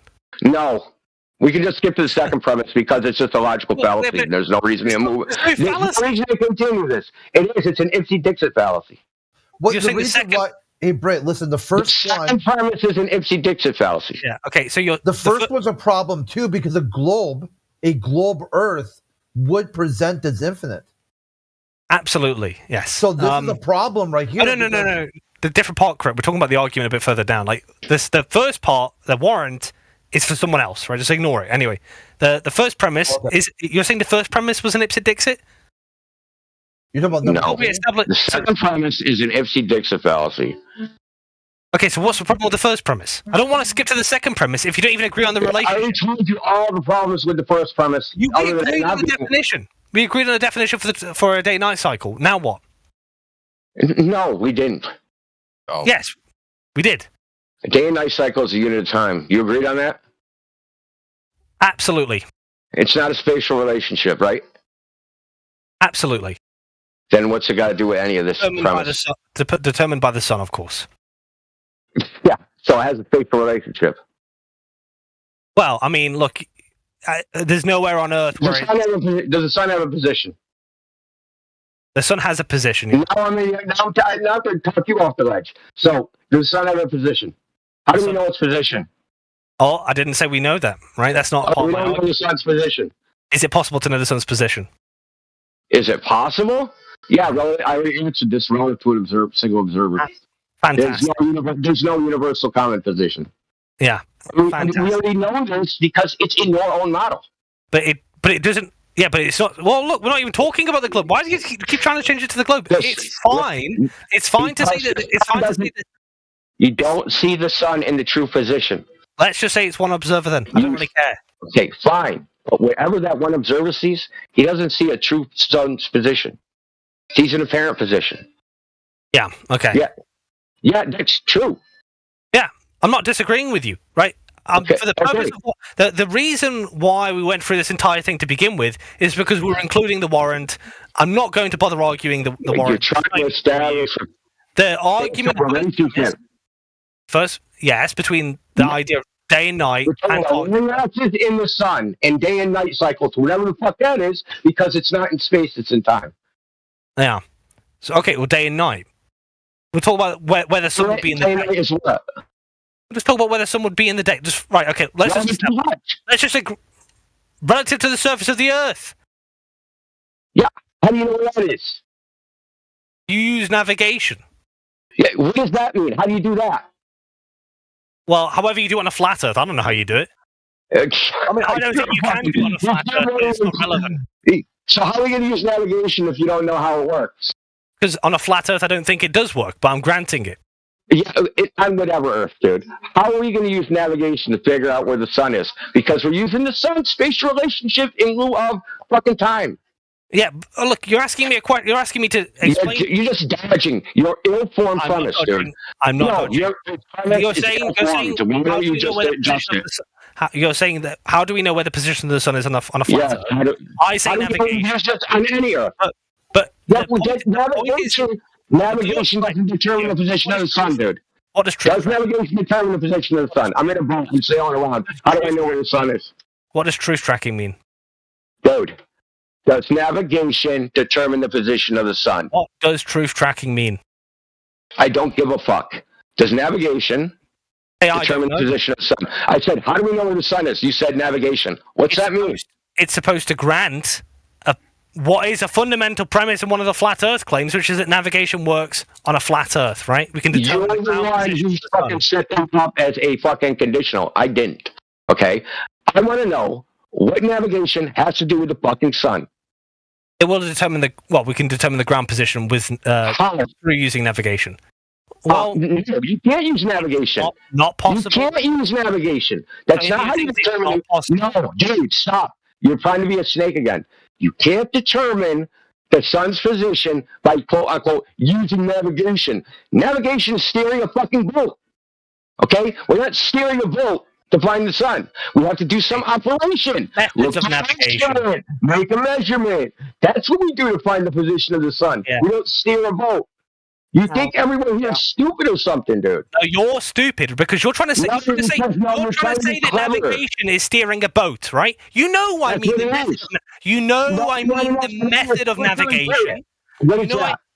Where you would determine the ground position of the sun, which could be used in the method of in celestial navigation. It's definitely possible to determine that, right? You don't disagree with that on a flat Earth. How would I do that? No. Doesn't matter. How would I do that? Because you'd have to reject. Sorry, does it happen on a flat Earth? How would I do that? Does it happen on a flat Earth or not? Can you do it on a flat Earth or not? You have to tell me what I have to do to do it. I don't know if it happens. Or not. Can you do I don't know if it happens. You have to tell me what I have to do. You don't believe celestial navigation works on a flat Earth? I don't know what you believe. No, I don't know what to believe because I don't know what it is. You're going to tell me what it is. If you don't believe celestial navigation works on a flat Earth, I'm arguing with you. You're worse for flat Earth by suggesting that. You're damaging flat Earth. Oh man, I'm damaging flat Earth. Okay, fine. I damaged flat Earth. So tell me, I don't know any of that shit. It's fine. I'm happy.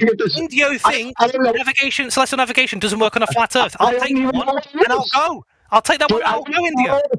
I don't even know what celestial navigation is. I want to know what it's perfect. It doesn't work on a flat Earth. Fine. Perfect. No one said that. Don't straw man me. I asked you. I want to know, how do I use celestial navigation to find the position of the sun? What do I do? Look, why is it when you go to Antarctica, the sun rotates 360 degrees around you, almost like the Earth's a fucking sphere? Yeah, that's what we're trying to figure out. So you're like, can't figure it out. But check this out. They don't use a globe to predict that, so go back to sleep.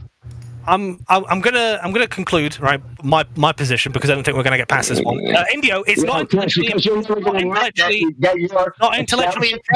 pretend that you don't think celestial navigation works for the sake of arguing against me. In fact, it makes my argument better that you have to pretend that you don't know how celestial navigation works on a flat Earth. No, I want you to say tells my argument for me. No. It proves my argument that you're disingenuous because you won't just say how they do it, how they determine the position of the sun in celestial navigation. You know what the answer is. I know what the answer is. I hate to say it, Indio, but it's really funny to go onto your Twitter and watch people ratio you 24/7. Yeah, fine, cool. How do you get ratioed on Twitter? They don't have this stupid. How do you ratio people on X? Because you get more comments. You get more replies than likes, bro. What do you want about? The replies get more likes. Yeah. Yeah, I don't care about that shit. Well, you just asked how. More retards than people with I'm not 13 years old, so I don't give a fuck. No, you're 55 and you still think the Earth is a fucking pancake. No, I used to think it was a globe, and then I smartened up. I literally watch out. Big Globe's gonna take you out, bro. So that's why your globe pancake. Hold on. That's why I know more about the globe than you, because I used to be a globe zealot, and now I'm not. What is the legitimate rebuttal for the Antarctica thing? It's not. Here it is. It's not a globe prediction. Globers don't know where the sun If I ask you, post in the chat the model that predicts where the sun is in Antarctica. What are you going to post? Nothing.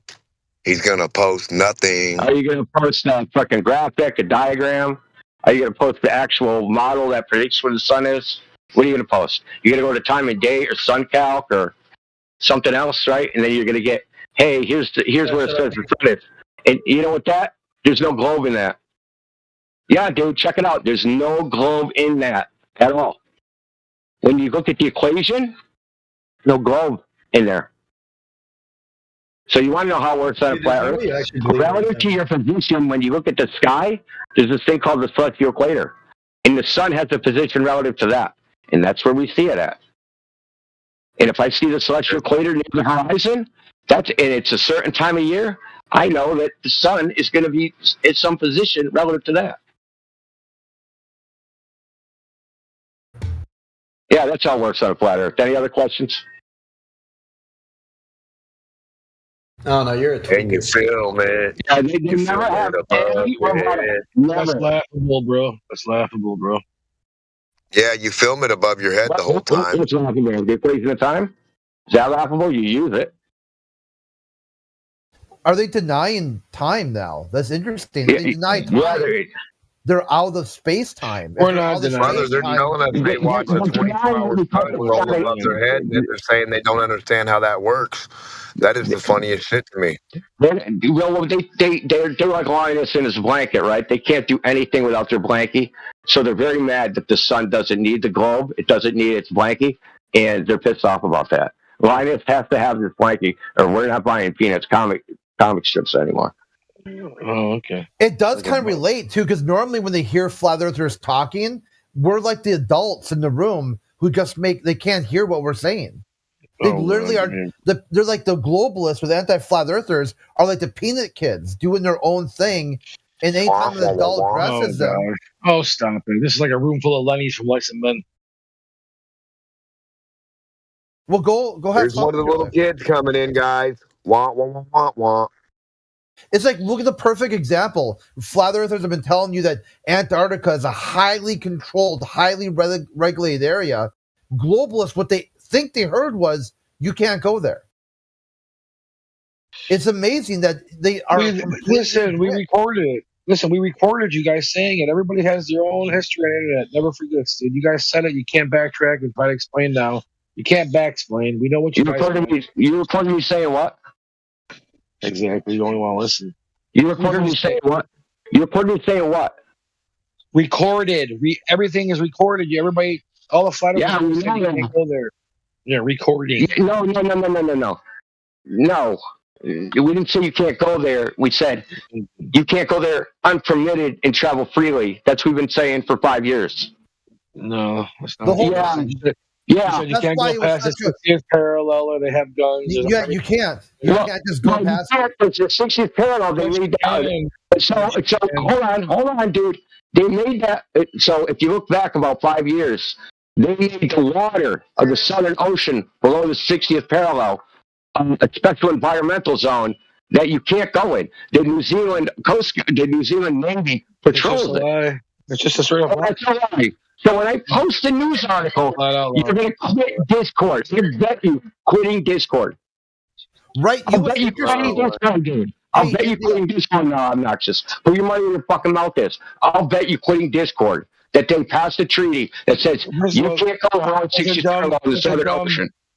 Hey, check this out. You know what's interesting is while they're doing this right now, Paul Watson, who was just filming Japanese whaling fleets in the South Pacific, just got released after 5 years of captivity. He just went down there without permission and was only filming Japanese whaling fleets breaking international law, and he was arrested. And then they say, oh, you can freely go there. You can just freely go to the Antarctica and not follow whaling fleets around and not do documentaries about preservation and international law. If you do that, supposedly now it's a crime. So how do you get that? Why was Paul Watson, Joseph Watson or Paul Watson, why was he just released yesterday after 5 years of confinement? What was his crime? Right, torturing whale ships, dude. Those guys. He wasn't. He was filming. He was filming whaling vessels. I don't know. Breaking international law. I don't know the case, but I know you can go to Antarctica. Anybody can go there. No, you can't. Get a boat. You literally get a boat and go there. Get a boat and go there. What were the charges, Crit? Mr. Beast went there. Yeah, Mr. Beast went there. Everybody goes there. He also hangs out with pedos. Many people have been there. What were the charges? Look it up. Look it up. Do you understand the word like freely explore? Do you understand what that word means? So if I gave you a boat, right, and you jumped in the boat and you just sailed to Antarctica, what do you think would happen? You think you just get to walk around? Yeah, you would. Yes, you would. No. There's no one to tell me. There's no one to stop you. There's no army. There's big red flags. McToon, dude, they're having a really fucking radar, you retard. Are you fucking that dumb? There's no army boasting up down there. McToon demonstrated you can't even walk past a red flag. He was shit scared to prove Nathan Oakley right. All he would have to do to look like a boss, like a top G boss, was take one step past the red flags. Just one step. Be like, hey, Nathan Oakley, you are so full of shit. I can freely go anywhere I want, anytime I want. See these red flags over here? This is where you think someone would point a gun at me if I walk past it. And then walk past it like a boss. He was shit scared to do anything they didn't already tell him it was okay to do. He was even scared to ask for forgiveness. He's like, I'm not even going to look at those red flags. I will stay well within the boundaries they told me to stay in. I will do this. I will follow these rules. And he is shit scared to do anything else. Well, all right. I want to reply to that because that's the most absurd thing I ever heard. First of all, the red flag area was just a part of the side of the encampment where there were a lot of crevasses. They didn't want anybody falling anywhere around that little area, which is probably about maybe a couple hundred feet long. How about this? If he can freely explore. Hold on, I'm almost done, man. Hold on, you can't walk in where you can't film? Are you a retard? Are you a retard? Are you a retard? He said, oh, they just don't want you filming there. Oh, yeah, so you can walk over there and do a handstand? You just can't film? Fucking bullshit, dude. You're a retard, dude. So I just posted in the chat. This is from the U.S. State Department. Advance notification form for tourists and other non-governmental activities in the Antarctic Treaty Area. What's that say? I mean, maybe they don't want people going there because it's the most dangerous place on the planet. Yeah, we don't care about it. That's the point. That's not our point. The point is you can't freely explore. This fucktard sitting there saying that's not true. It's true. After he tried to straw man us, saying we said you can't go there. We just literally interviewed people that went there, that worked there. How would we say you can't go there when we're talking to people that went there? You literally read out what the government says, the treaty, and they only heard a flat earther say you can't go there. This is why, Peanuts was a good analogy. These globalists are like the kids in Peanuts. They can't hear anything they don't agree with. They have to agree with it before they can hear it, but they can't hear it, so they don't know if they can agree with it or not. They are shit scared. Like right now, if these guys really think they can freely explore Antarctica, why are they not on some sort of snowmobile with a beeline to the South Pole? This is their one chance, a one-in-a-lifetime chance to touch grass right there at South Pole, and he's shit scared of a red flag. A red flag is stopping him from freely exploring. They don't need guns, dipshit. They just drop a flag in the snow, and he is shit scared to even think about passing that red line.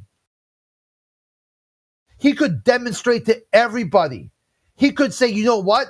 The last couple days I'm here in Antarctica is my time. I'm gonna go check everything out. I'm gonna drive to that mountain. I'm gonna go to the pole. I'm gonna do all kinds of crazy fun shit. He will spend the rest of his days there hiding out in his bee hut, wondering what the fuck happened to his life. Why did he end up screaming and yelling like a deranged crackhead freak, giving Nathan Oakley likes and reviews? The point here is that there was a form you needed to sign in order to get into Antarctica, just like there's a form you need to sign in order to try and get into the United States. Yeah, so don't sign it. What happens? Yeah, don't sign the form when you're coming into the United States and you get apprehended by border control, right? Okay, so if you don't sign it in Antarctica, what happens? I'm not sure. It's your face. Maybe that's when all the guns come out from under the You're misrepresenting. You're a lying sack of shit. Read what the form says. Read what the form says, what you have to do. There's conditionals on this. It's not simply filling out the form. You need to do an EPA assessment, an environmental impact statement. Yeah. Yeah, that's all right. How much do you think one of those costs? Do you think it happens right away? Do you think it says, hey, EPA, I want an environmental impact statement. Here's an open check. Do that right now. Takes years. People have to get vaccines to enter the United States. Oh God, that's a false equivalence, dude. Hey, Rich, remember you made an agreement. You used your word as a man to stay on top. Okay. We're talking about the entrance to an area, right? Is the V word on topic? Okay, sorry. I won't bring that up again. I honestly, that was just an aspect of entering the country. I wasn't taking it any other regard. There's numerous forms that even if you're going between states, you have to. It's not an EPA assessment. Do you have any fruits or veggies in the vehicle or food? Is that not an assessment by the EPA? No, an environmental impact statement. It is a study. You have to tell them everything you're going to look. You got to tell them everything you're going to do, all the equipment you're going to bring, what your itinerary is. They take at their staff. Will evaluate it and come up with what they'll make a report on what your environmental impact will be.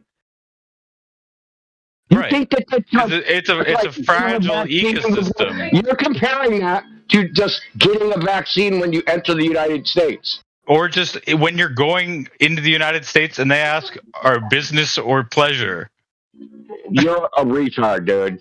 I get that it's on another scale than an environmental. Not even the same. It's not even the same ballpark, man. I think it is. It's a barrier to entry in which you have to answer questions, right? No, it's thumbs up or thumbs down, dude. Yeah, so is the border. Well, if you're a United States citizen, they have to let you in. It doesn't matter what the fuck they do. It depends on what you're carrying in your car. Well, then they'll arrest you, but they're going to arrest you in the United States and put you in jail. Yeah, you get into the United States. Yeah, but like that's a bit of a mute statement. Like because there's no intrinsic citizens of Antarctica, it's a pretty like null point, right? Okay, I'm not getting into what citizenship is with you, dude. You're too fucking slow. The point I think is one reason they're like this is because they know how destructive human beings are. I think that's one reason why they're like this for Antarctica. Yeah, but check it out, though. You missed the point that the Japanese whaling fleet is operating completely free, doing all kinds of environmental damage. I agree. We should stop them. Yeah, well, they tried, and he got charged with a crime. They made an example out of the guy. Okay, now you're making me look up what he did. You can't just get on an airplane today. You have to. What's his name again? Get stopped and go through certain Paul things, Watson. You know, it's just the world we live in. You can't just get on an airplane today. You're going to get stopped and have to go through certain things first.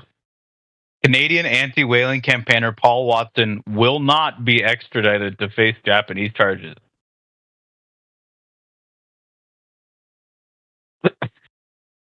So he's not facing any charges? No, he's still facing them. He just won't be extradited. He fled to Denmark or something like that.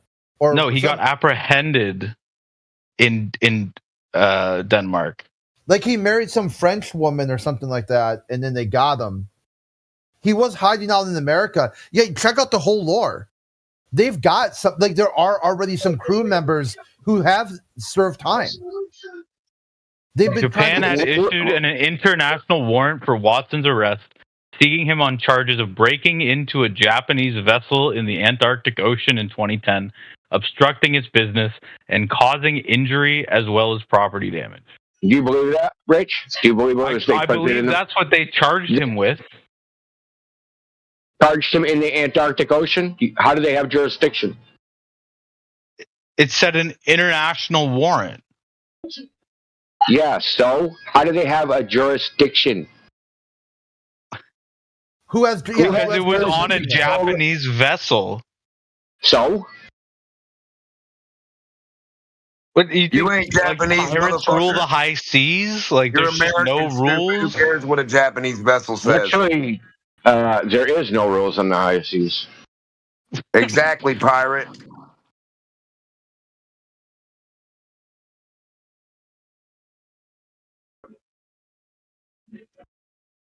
What? Hey, Crit, you're in the Navy. What are the rules on the high seas? Yeah, yeah. The one with the biggest fucking gun wins, right? Yeah. How did the Navy ever survive? Because they don't let people like you on it. When Crit was young, there's still rules at the high seas. So when Crit was young, males had testosterone levels as opposed to now. Why do you care how hairy my balls are, bro? What are you getting at? I doubt it. I doubt they dropped.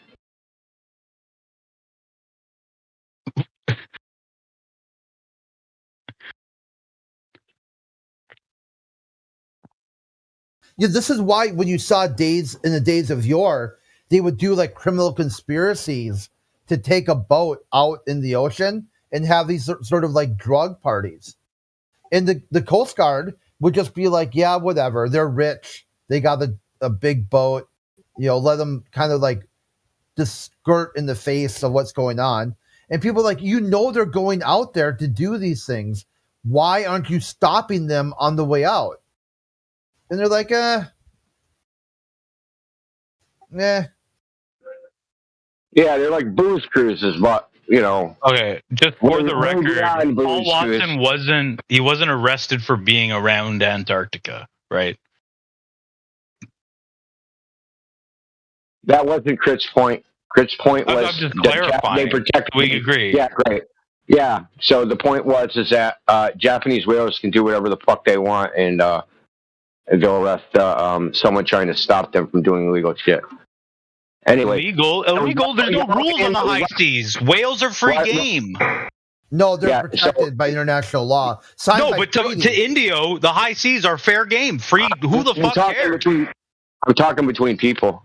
Yeah, that's yeah. So you're talking about, okay, someone kills a whale. Who's gonna punish them? No one, because it was at sea. Yeah, no, that's the dude. You don't understand shit, dude. What jurisdiction are they under, Indio? Whoever has the biggest fucking gun. If they got the biggest gun, they're under their own jurisdiction. Someone else has a bigger gun and says, "You don't do that. You bad. We punish you." They punish them.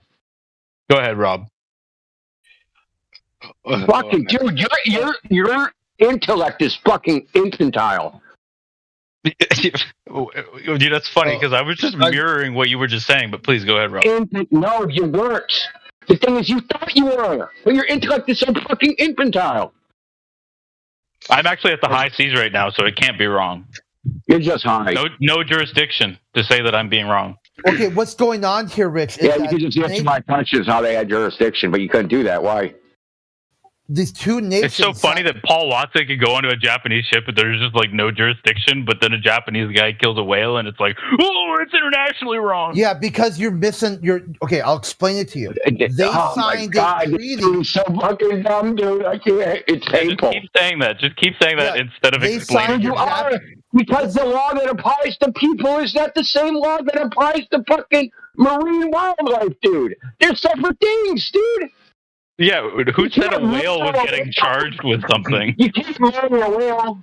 You're not going to jail for murder for a whale. Okay, human beings and fucking animals.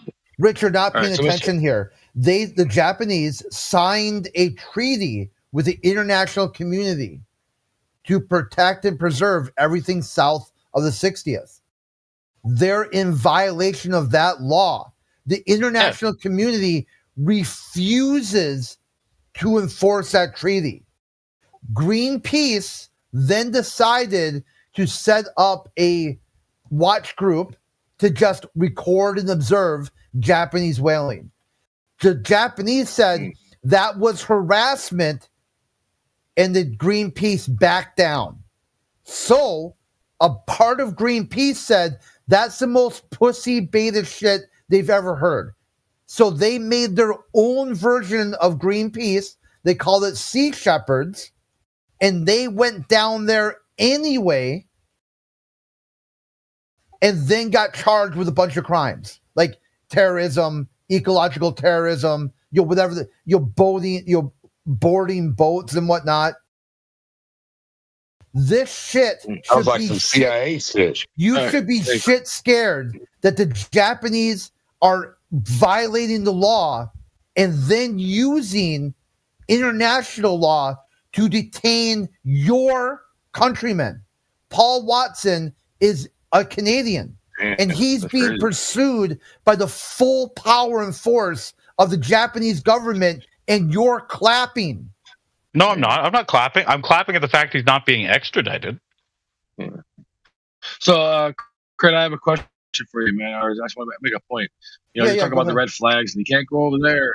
So you got the red flags. You can't go. Yeah, he's shit scared. Yeah, he's shit scared. Can I get it out? Can I get it out, please? Yeah. So that's like right next to him, right next to the camp.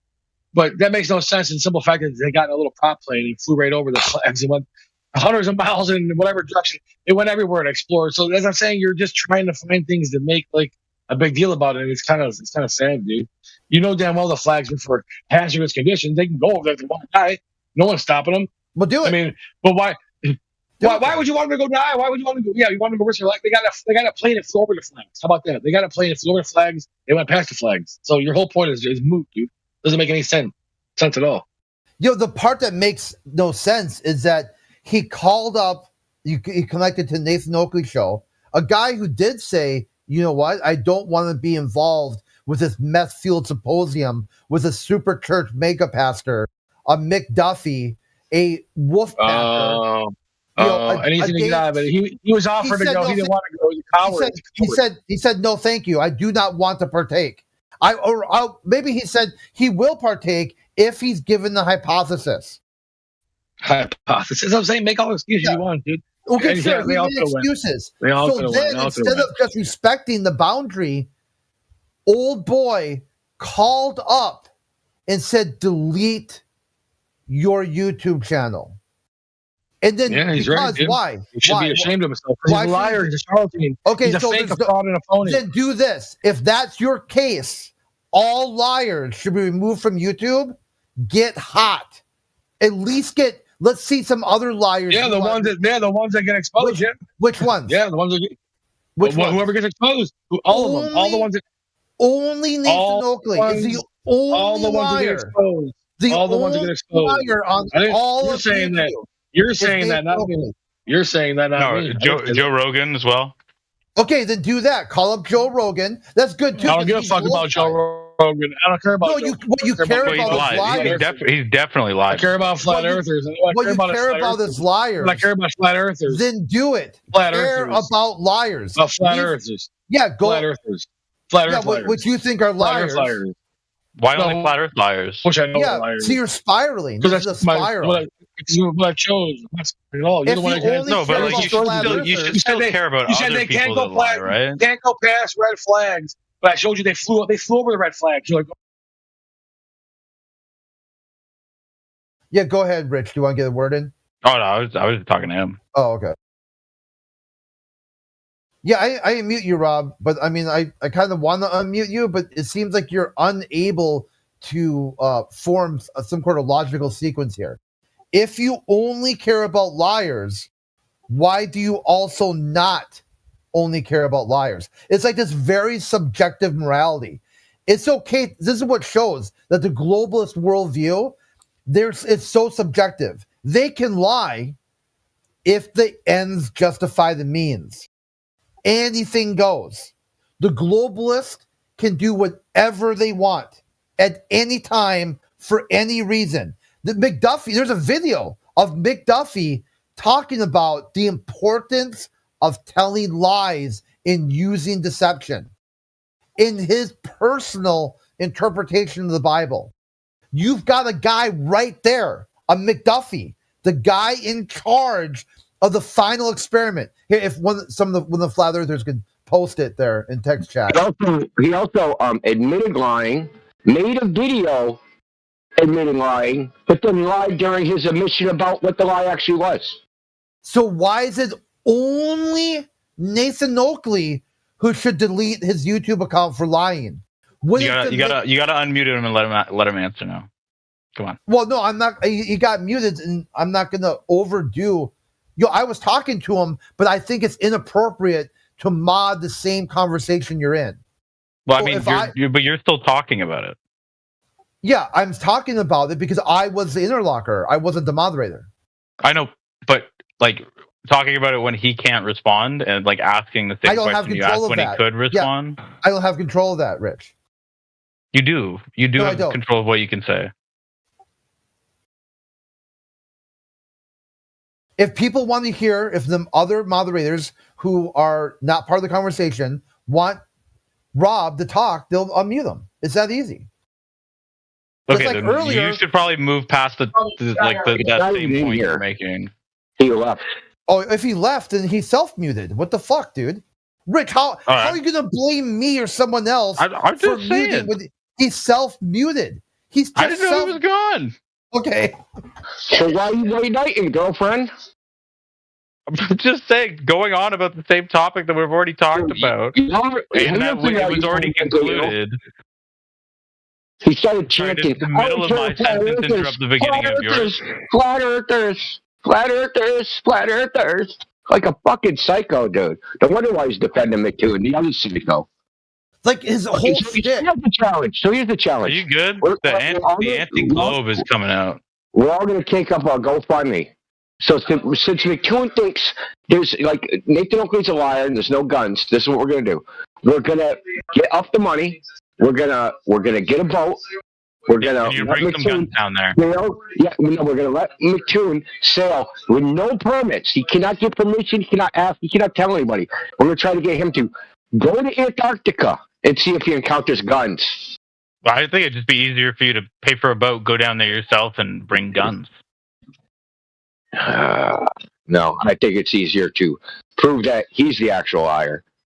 Okay, He's already gone to Antarctica. You're going to ask him to go again? Yeah, why not? Maybe, I mean, once is enough for at least a year, so you got some time. Well, he's got to do it stealth. He's got to do it stealth because it's not going to be good if he tells everybody, gives ahead a plan, and then gets blocked. They'll be like, "Hey, flat earthers did this," because you got to make sure you do it outside of anyone knowing. So I love the plan, guys, but I don't think it's going to work. So, Rich, when Mattoon says the 24, he went and he proved the globe with a 24-hour sun, but he also said that asking for proof is pseudoscience. Is he lying? Which one's the lie? I don't know. Maybe go pay for a super chat and ask him yourself. No, you can decide which one's the lie. No, I'm not him. I don't know his intention. Do those statements contradict each other? What's the lie? You can have deductions and it not be a proof. Yeah, well, he said it proves the globe. Okay, well, and he said it proves the flat Earth is not possible. But he also said you can have asking for proof is pseudoscience. Well, you can, but obviously that's not true either, because the definition of pseudoscience is claims or theories which can't be falsified by experiment. Has nothing to do with asking for proof. But you can have proof of falsification, right? You just can't have proof of the affirmative because there's always add to it. Oh, you can only prove the negative. Yeah, that would be falsifying, right? Otherwise, if you have a proof of something that's affirming something, then you can't have a falsification for it necessarily. Hey, look at the W in the chat here, Fry. He said, "I would trust a flat earther before I trust that pastor or this pastor." That is what you want to see from a globalist: some level of intellectual honesty. Be like, you know what? I disagree with flat Earth. But holy shit, that mega church super pastor, that McDuffie, that Dave McKeegan, that Wolfpack, these guys are some abject, batshit crazy deceivers. These guys have they're completely crazy and liars, thieves. Here's the worst lie I think Mattoon ever told. It was that he was reading from the survey, one of the survey documents, I think it was the Greater North American Survey, and he said they assumed a flat baseline and measured a greater than 180-degree triangle, which is a blatant fucking lie. Blatant lie. What I got for me, I stopped listening to him, was he had done the thing that he said only flat earthers dox people, and then he posted a bunch of personal information about Witsit, like arrest record or something like that. You sure it wasn't Oakley? Or not Oakley, sorry. Nathan Thompson.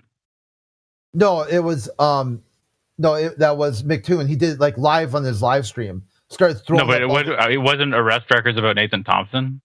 No, about Witsit. Oh. Why did Nathan Thompson too? I wouldn't doubt it. Yeah, Nathan Thompson got arrested for yelling at kids at a school about flat Earth. Like, he was outside of the gate and he was yelling at kids on a playground. He didn't get arrested for that. He got arrested for disturbing the peace because he refused to leave. Because he refused to leave. You could look at the video. I know, but they didn't arrest him for yelling at kids at school. They arrested him for refusing to leave. Because he was still yelling at the kids. No, you're making shit up, dude. You know what they got? What's interesting about that story? Why do you guys do this? Do you think it adds to anything by just telling lies? Someone sounded pretty surprised to hear that Nathan Thompson was arrested. So so change the subject. How does it make you feel to tell lies, dude? How does it make you feel to tell lies? You can watch the video yourself. Make your own judgment. It's not a judgment. They told him why they were arresting him. It wasn't for yelling at kids. It's because he wouldn't leave off the property. Yes, because he was on the property. He wouldn't leave. It's disturbing the peace. Even worse. It is. It's really bad. Disobeying the police is even worse. That's right. The whole thing was awful. See where your brain's at, frickin' cuck. What's even awful about it too is that if the police ask me to leave a school, I'm probably gonna leave. I don't know why I'm there. Do you know why the police responded? The best part of that is, do you know why the police responded at all? Because Paul Watson told them to. How many times in a row did you vote for Trudeau? Because there was anonymous callers reporting that someone was around the school with a gun. They saw him live streaming, and they called it in, hoping the police would show up and shoot first and ask questions later. Well, that's not very nice. I mean, I don't like Nathan Thompson, but I don't think he deserves to die. It was kind of a swatting event. Just injured, right? Not die, right? Just injured. No, I'm not some masochistic troglodyte that wishes harm upon people. Unlike someone in this room who said, "Oh boy, if I saw that guy on the street, oh boy." Yeah, because he wouldn't listen. I grew up in a different era. I didn't grow up in this era, right? So I grew up. It's a hard knock life, right? No, just like you don't.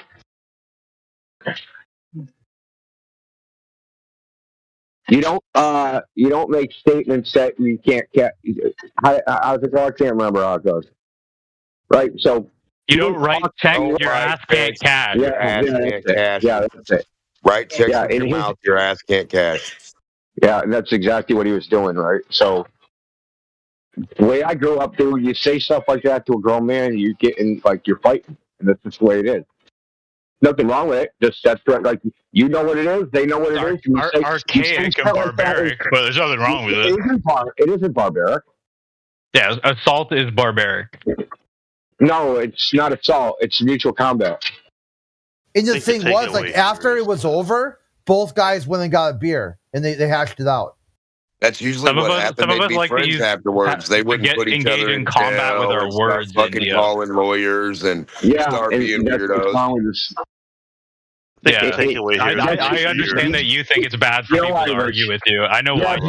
Because I believe in accountability and strict liability, whereas you believe in, everybody's special, everybody gets a trophy, and everybody just deserves to just look the other way.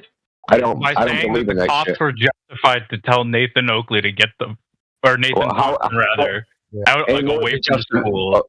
Okay, what was the justification? He's a grown man. What's he doing at a school? So that's not a criminal act. Yeah, what the fuck are we even talking about? What are you talking about? What's the matter with trying to justify? You think that grown men should just be allowed to hang around middle schools? You think that's a good idea? Yeah, people have to take their kids there every day. That's where your children go. Yeah, you drop them off and then leave. The teachers are adults. The bus drivers are adults. The custodians are adults. What the fuck are you talking about? You have 3-year-olds teaching 3-year-olds? Yeah, Nathan Oakley was not employed by the school. You're fucking dumb. Shut up. Nathan Oakley. Sorry. I apologize, Nathan Thompson. Hey, I've corrected myself every time I mix it up. I just have no guns in Antarctica on mine. Confused too. Let me ask you, Rich. Was Nathan Thompson on public property? I think so. Yes. Yeah, I think it was a public school. Okay. Yeah. Was he on public property? Parts of the school obviously are not open to the public. Are you going to argue with me about whether or not he was traveling?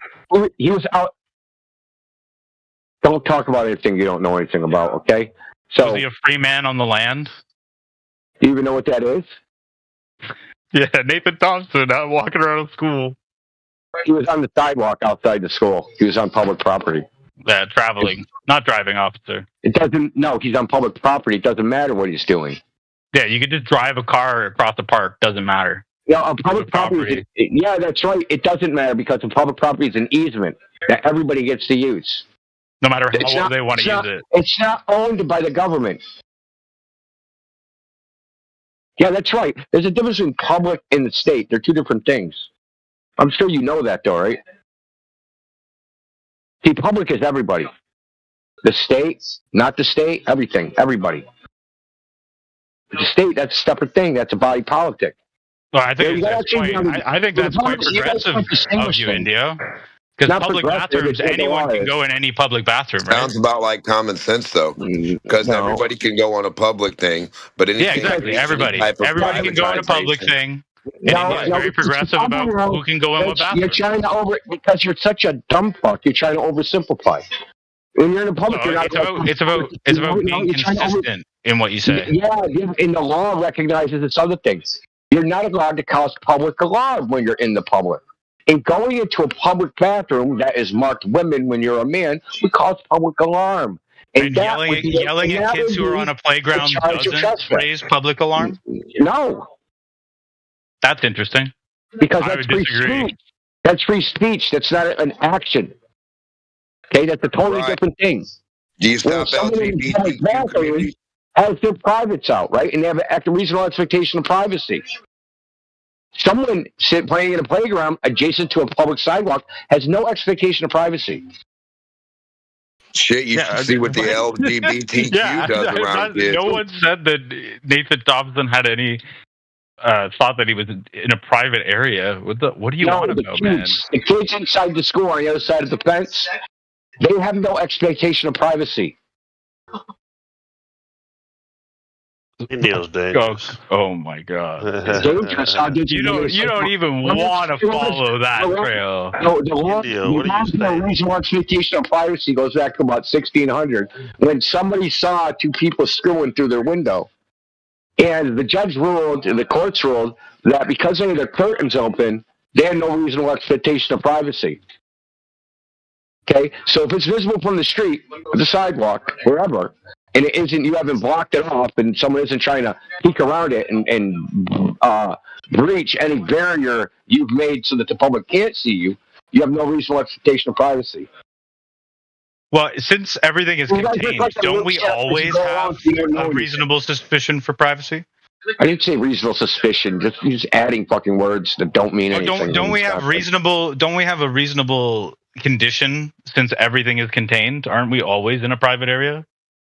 No, a reasonable expectation of privacy, dude. Yeah, it's a specific legal term. It's a specific legal phrase. It means something. That means a reasonably proven person, contained area. A reasonably proven person with that's confident and possession of all their faculties, whether that person would reasonably expect that whatever thing they're doing would be private and shielded from the public. Okay, so it's not just a word; it actually means things. Yeah, but that would be that would be regarding what the children are doing. Like, no one's saying you can't look at the kids playing t-ball unless you're using binoculars. No, I'm talking about commandments, right? You can't just walk around a school yelling at children and then not leave when asked to leave, so you're going to get arrested. Yeah, you can. Yeah, you can. You can. You're just going to get arrested, just like Nathan Thompson. Yeah. So what? You might. Yeah, but so what? I don't. I'm not surprised to hear that you don't care if you get arrested. Did he beat the charge? Yeah, I hope you're not serious. I hope you're just like he beat the charge? Yes or no? You're going to wind up either getting arrested or having something. He beat the charge. He dropped the charge. Because they violated his rights. But you have no problem with that. They violated his rights. They violated his rights because he was exercising the right to free speech in a public place. And they arrested him for exercising his right to free speech. Because they didn't like it. Indio, you're not serious, are you? He's obviously serious. I'm 100% serious. If you can think of any contradiction to what I said, you're a useful idiot. You're a great slave. Be a slave. No, I don't want you to get arrested, and I don't want someone to point something at you. I hope you're not serious. You won't do this, will you? Being arrested is of no consequence, dude. How do you think rights are propelled forward? By cowards or by men? No, you have to have more sense than this. I'm assuming you're a grown man. Hold on. I am a grown man. I'm quite a bit older than you, and you're obviously super naive. You should probably leave this alone. You're not making any sense. Look. When the Supreme Court rules that some right was violated. So, like, listen, when the Supreme Court rules that people have right X, and right X was violated in this particular case, someone would have had to have been arrested. That means somebody tried to exercise that right that they knew they had, and everybody, the entire system, disagreed with them until they took it all the way up to the Supreme Court. And then the court says, well, this is what the law actually is. That person was in the right. Everybody else was in the wrong. But you're like, oh, no, just go along. You're a fucking coward. Where does common sense fall into here, though? What the fuck does common sense have to do with anything? Yeah, there you go. Some balls, you would stand on public property yelling at kids. You would do that, wouldn't you? So what? No, I wouldn't do that because that's just not my style. Okay, I would hope that you wouldn't. Okay, fair enough.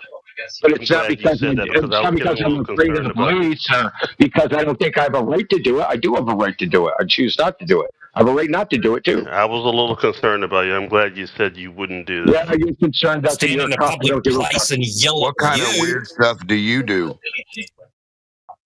Like, you think I actually give a fuck about being against an abject coward? Like, for real? Are you serious? Dude, just do what the man tells you, dude. You make a good slave. I mean, I don't have to tell you guys. You guys are apologists for the man. Like, literally. You beg for your own enslavement, dude. And please don't tell him. Yeah, don't tell him anything's wrong or point anything out to him, Indio, because we become the bad guy. Hey, why don't you go to your free speech zone and have some lemonade? It's funny because these dudes are the women in the red dress. They don't realize it. She was hot, dude. I'm not even a Glober. Isn't there that one Glober that raped, pillaged, and murdered? Yeah. Yeah, the different. I think we would all come out vehemently against a Glober who did all of that while they're all Globers. About the globe, and then like we have Nathan Thompson who did what he did while chanting about the flat Earth, right? Yeah, but you're taking one guy named Nathan Thompson, right? And you're saying all these people when you probably met no more than 5 flat earthers in your whole life. And the thing is, if 99%, 99.8% of all fucking the people are all Globers, that means all the serial killers, all the psychopaths, no, and but all they're not doing it in the name of the globe. So we can put you all in that category, right? Psycho, serial killer, weirdo, liar. What? Name me one murderer who said, I'm killing you in the name of the globe. 99% of the population. Pick any serial killer, you're just like him, right? I could just correlate, right? No, you're a Glober and so is you're he. wrong. You both believe in a globe. That means you're going to go serial kill people, right? That's what you're telling us about Nathan, right? I didn't say that anyone here is more likely to go do this because they're a flat So what is earther. your point talking about some other fucking guy that does something that he chooses to do that's not us?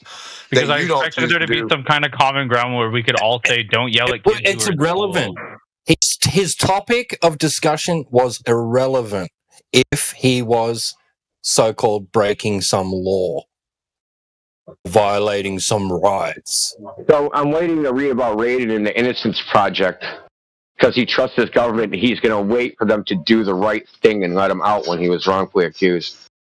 Because the good guys always win in the justice system, right?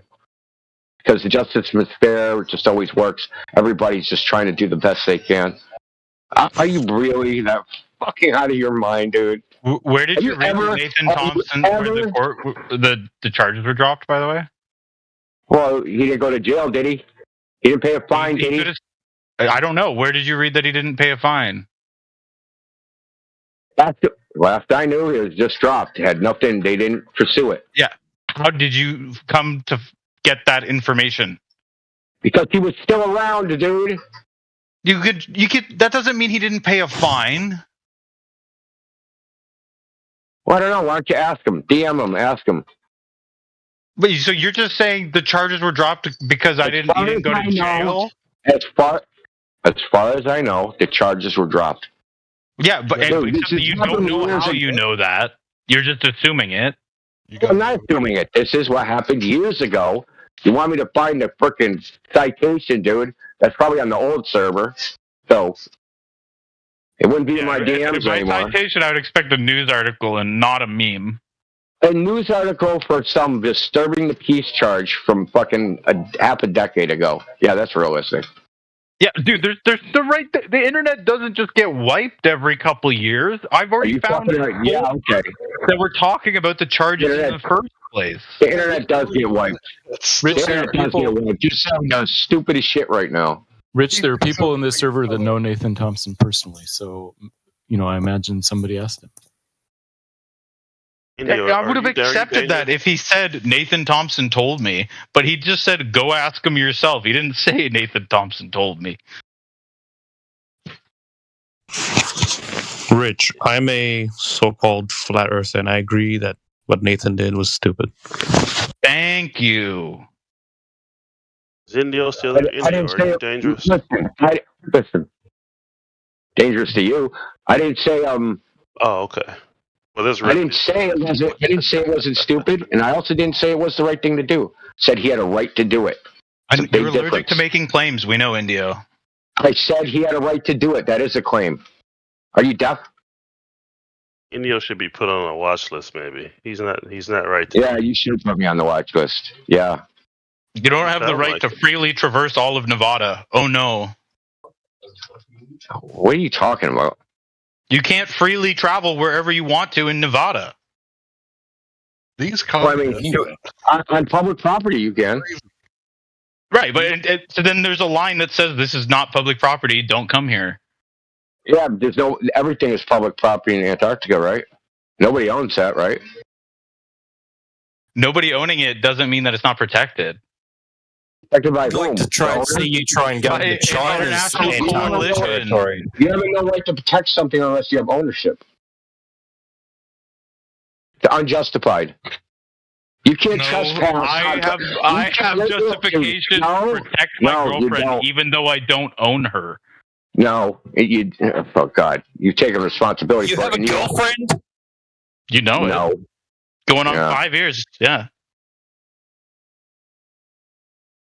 Condolences to her. Anyway. Oh, she's doing fine. Don't you worry. Yeah, I'm sure. Yeah, thank you. Yeah, more bonbons. So, you don't have a right to. There is a right to go in the defense of another, but that has nothing to do with whether she's your girlfriend or not. But well, I mean, you said you only have a right to defend something if you own it. I have a right to defend her, and I don't own her. So what? That's a choice. That is nothing. I'm talking about property. Then an international coalition makes the choice to defend Antarctica. Done. Again, you're doing it. You're comparing people to something else. The laws about people are different than the laws about everything else. You're telling me I don't have the right to defend a statue if there's someone breaking the law to defend it? NREM, dude. I have to own the statue? Yes, you have to defend. You have. That's right, dude. That's right. Retarded, dude. No, if there's a piece of land, somebody that doesn't own the land, a third party, can't defend it against some other person, right? Soldiers cannot defend an area that's engaged in a military conflict because they don't own that land. Well, that's force majeure. That's completely different. There is no civil laws when force majeure is in effect.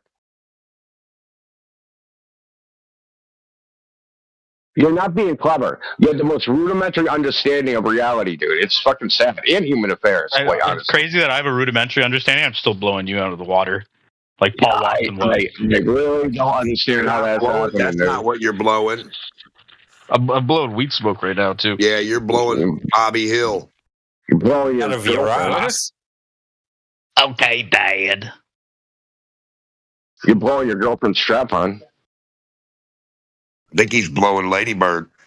Let's stay on topic here, Indio. I don't know what you got on your mind, but yeah. So,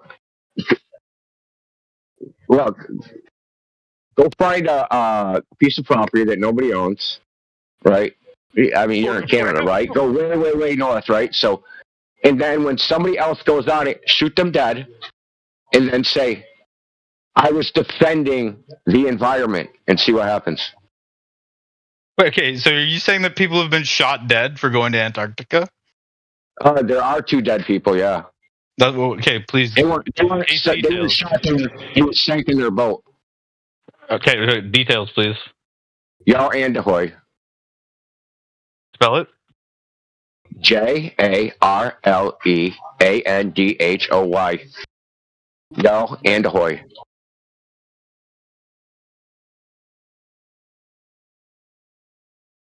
Yeah, he was arrested twice. He was on the land. But there was two and another guy were on the land. There was two people in the boat. When they came back, the fucking boat was gone. And they were arrested. And they were told, the boat sank of its own volition by the authorities that arrested him. You got to spell that name again. I'm not finding anything. Jarle. Jarl. Andhoi. Gotcha.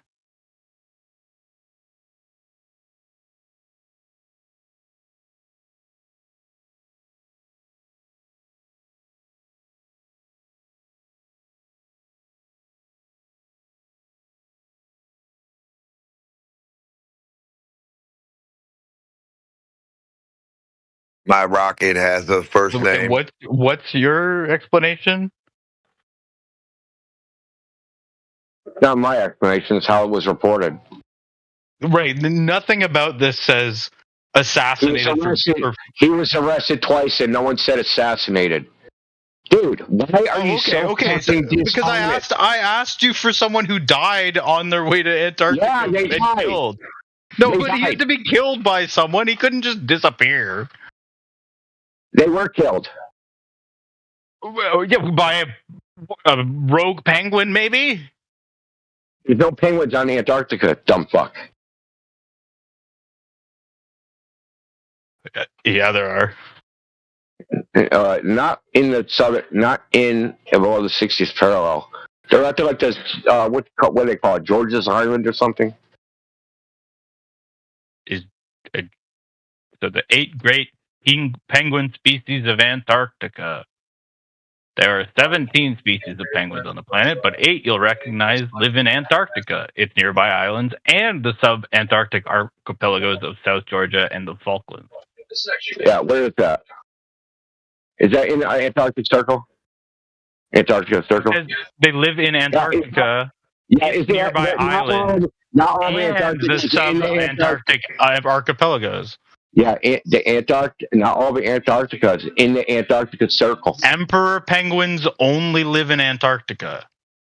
Not all of Antarctica is within the Antarctica Circle. Right.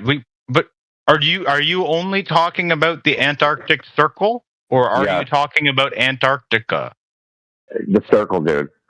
Oh, so now the claims you can't go to the Antarctic Circle, not that you can't go to Antarctica. What are you talking about, dude? Can you freely travel to the Antarctic Circle? Oh, you got it right? You're not going to straw man this time? You fucking finally got it right? Why don't you reward me by answering the question?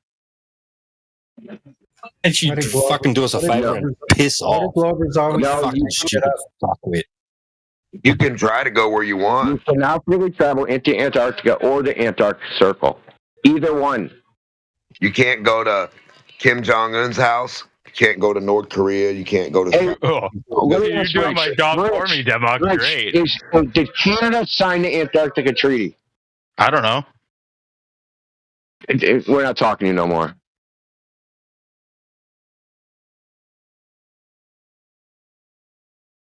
That's the end of that, dude. This guy just walks on the airplanes, Indio. He just walks on the airplanes, no pet, nothing, no ID needed, no plane. He just walks on freely. Says, "Yeah, we're good to go. Let's take me here, pilot." Taps him on the shoulder, and they take him there. We're sitting there arguing with someone that has no fucking clue about whether he himself can even go, or whether his country would let him go. Oh, he don't need a passport or anything, guys.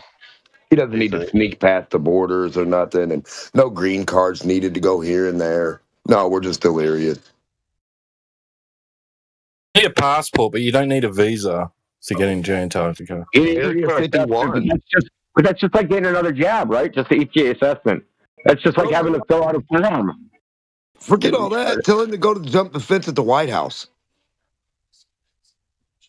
India or satellites, real? Yeah, just go fly your drone, get a helicopter, a little drone helicopter that you can fit in, fly it over the White House fence to the White House and land on it. Yeah, they're really brother. Okay. Well, it depends on what you mean by satellites. You mean something in the sky? Yeah, they're real. That's real. There's shit in the sky. There's nothing orbiting the Earth, if that's what you want to know. Okay. Are satellite phones real?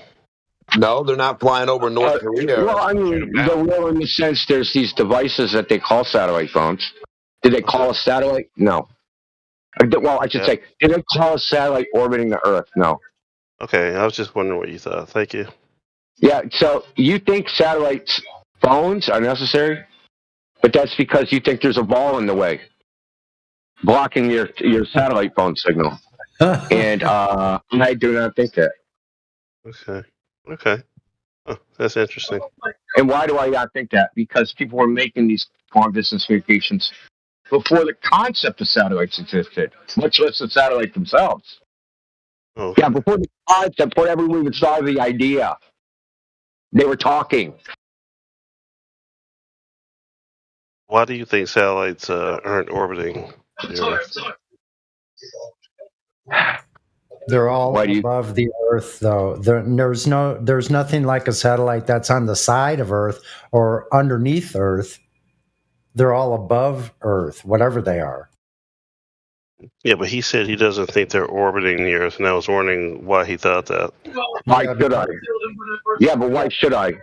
That's really the question. Why should I? Well, I can't tell you what you're thinking. Is there a moral obligation to believe the claim? They don't even know what orbit they're talking about. No, let me answer this shit. Is there a moral obligation to believe the claim?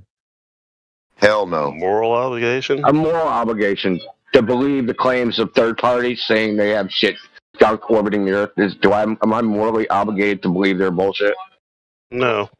Okay, so what compels me to believe their bullshit? Give me one good reason why I should believe them. I don't have access to your thoughts, so I can't. Yeah, no, you want you to give me a good reason on why I should believe them.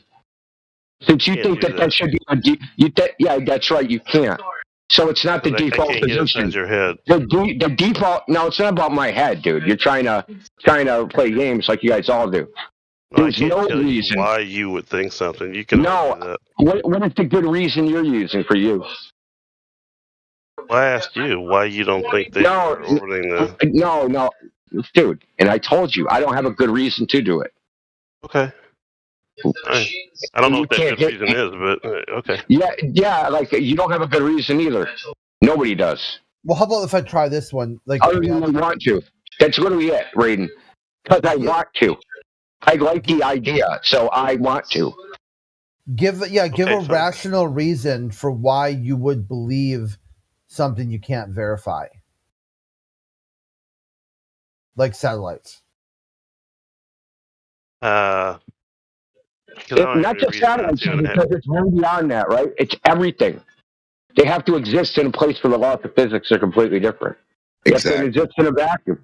They have to get like all these. They have to be able to be simultaneously 250 degrees and negative 250 degrees on the same freaking piece of hardware. You have to believe all that, right?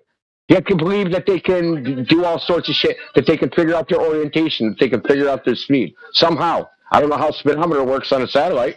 I don't know how you know where up and down is. How do you know where up and down is in a satellite? You don't have to believe everything. How do you know your orientation in space? How do you know you're not pointed freaking in some weird direction? Well, I mean, my take hold on, on Earth, we use the plumb line, right? We use the direction of, that stuff falls. We can tell our orientation anywhere based upon that one thing alone. But in space, how does that work? How do the eyes work? Right? So eyes, the tears drain through the lacrum. Without that, you understand that your senses can't tell you everything about reality. You understand that, right? Yeah, but neither can your brain, right? So neither can your mind. Your mind is actually worse at determination of reality than your senses. Senses are way better. I mean, you understand that there's dozens of poisons out there that you can't taste or smell. You get that, don't you? So what? There's dozens of fucking delusions people have every day. Rich Your senses don't tell you everything about reality. That's my point. So what? You're not saying anything. See everything, in other words. So what? You're not saying anything. You don't think that's important? Why would it be? You explain it to us. What has this got to do with the price of tea in China? That means there's a lot of things that you don't know. That's why it's important. No, there's a lot of things I can't sense. Not that I don't know. No, there is a lot of things you don't know. You don't accept that? Hold on. There's a lot of, you're talking about senses, okay? Yeah. Why do you guys have such a problem distinguishing and differentiating? About reality, though. I mean, of course not. It doesn't tell me your thoughts. Well, there's a lot of things that your senses that you don't know about, that your senses can't give you, right? So what? You said so what? So you don't think that's important? No, I already told you that. No. Okay, well, you're the first person I ever heard say that. Why would it be important? If I can't detect it with my senses, how do I know it exists? Well, it's important because if you're making claims about things, you may not know that you're wrong or not. So that's why it's important. Hold on. So I would determine whether I'm wrong was whether I can detect it with my senses? If you say you don't see something and you're determining that if I don't see it, it's not true, how do you know you're not wrong? No, I didn't. No, I don't determine that way. See, that's how you determine shit. I determine shit. If I can't see it, means I don't have evidence. And if I have evidence, I can't reach a conclusion. See, you guys want to answer to everything instead of saying I don't know. I'm not evidence out there that you don't know about. That's my point. Okay. Like what? Inform me. Like what don't I know? Like what? Anything. I don't know how much money's in your pocket. Right? Yeah, but there's other ways I can detect it, right? Yeah, but that doesn't mean it's not there. Yeah, but there's other ways I can detect it with other senses, right? No, you couldn't. How do you know that? Because I get sick. I stop breathing. Right? Can you detect infrared light? Actually, you can. Yeah, I'll get a sunburn. You can't. I get a sunburn. I get a sunburn. Are you deaf? Can you see infrared light? I can detect it because I'll get a sunburn. No, you can't. Can you see X-rays? Are you fucking deaf? I get a sunburn. How do you know what burned you? Nigger. Don't scream like that, nigger. Shut your fucking mouth. So I can detect infrared. How do you know what burned you? Look, I have more than the sense of sight, right? How do you know it was ultraviolet that burned you if you can't see it? I said infrared. You said infrared. Don't try to fucking move shit, dude. I said if you can't see it, how do you know that's what burned you? Because I can replicate it, right? I can take a prism and I can shine a white light through it, and I can go in the part of the spectrum where I don't see the light, and I can get a burn off of that. How do you know that that was infrared light that burned you, though? Because that's just a naming convention. So it's the light that's past the red on the spectrum. You just know you were burned by something. You don't know what it was. No. Well, that's why you do the experiment, right? Cause and effect. Ah, okay. So you need something else besides your senses to help. No. You don't need something else. You just do an experiment. See, you're trying to solidify it in your mind, right? So you do the cause and effect experiment, right? So you have a rational basis, right? So you've eliminated other variables. That's what you do. You eliminate other variables, other possible causes, right? Do the experiment the process, and you determine what burned you. Infrared light. So, but I can't detect it. And I can't detect poisons. Well, I can smell them, taste them, touch them, right? But I can detect when I get sick and die. I've detected it. Well, it's too late at that point, right? Yeah, but it doesn't matter. I detected it. You're saying it's not possible. If you don't detect a poison that you can't taste or smell and that kills you, it's too late, right? So, too late for what? To detect? No, I'll detect it when I'm dead. You didn't detect it. It killed you. Dude, you think you just like go to sleep or something, man? No, my point is, you don't seem to get this. Your senses don't tell you everything about reality. You understand that, right? When people are poisoned up and they get sick, throw up, have pain, nerve pain, all sorts of symptoms, they don't just drop dead. This isn't a cartoon, Raiden. You think your senses can tell you everything about reality. You believe that? I already said no. I can't use my senses to know what you're thinking. I'm talking about forget about me, just reality. Yeah, that's right. You thinking and reality have nothing in common. Correct. You think you can detect all of reality with your senses? You How believe could that? I? No, I never said that. You're gonna. So is that the fourth time? Is that the fourth or fifth time you straw man me? I'm asking you a question. Yeah, and I've answered it. You said no. Can my senses detect all of reality? No. Okay, thank you. I'm glad you said that because for a minute I thought you were. But so what? It doesn't mean anything. Okay, go tell all the dead people that. I don't care what they think, dude. They ate the wrong mushroom or whatever. Why don't you tell me what it means? I know what it means. I don't think you do, though. You think it means nothing. So tell me and enlighten me. What does it mean? I can't detect everything with my senses. It means there's a whole lot of stuff out there that you don't know about. That's what it means. No, that's the irrational confusion. Just because I can't detect everything doesn't mean I can't detect most things. Okay? Average you said it's completely irrational. You said there's a whole bunch of stuff. How do you know I don't detect more stuff that I don't? You don't know that. I don't know what the extent of it is, but it's not everything. So why does it have to be everything? Because that means there's... How much of a jigsaw puzzle do I need to figure out what the picture's of? You don't know what you know, right? How much of a jigsaw puzzle do I need to know what it's a picture of? I don't know. You could be missing critical pieces, right? Yeah, you are. No, you are. You just We're don't certainly missing critical pieces.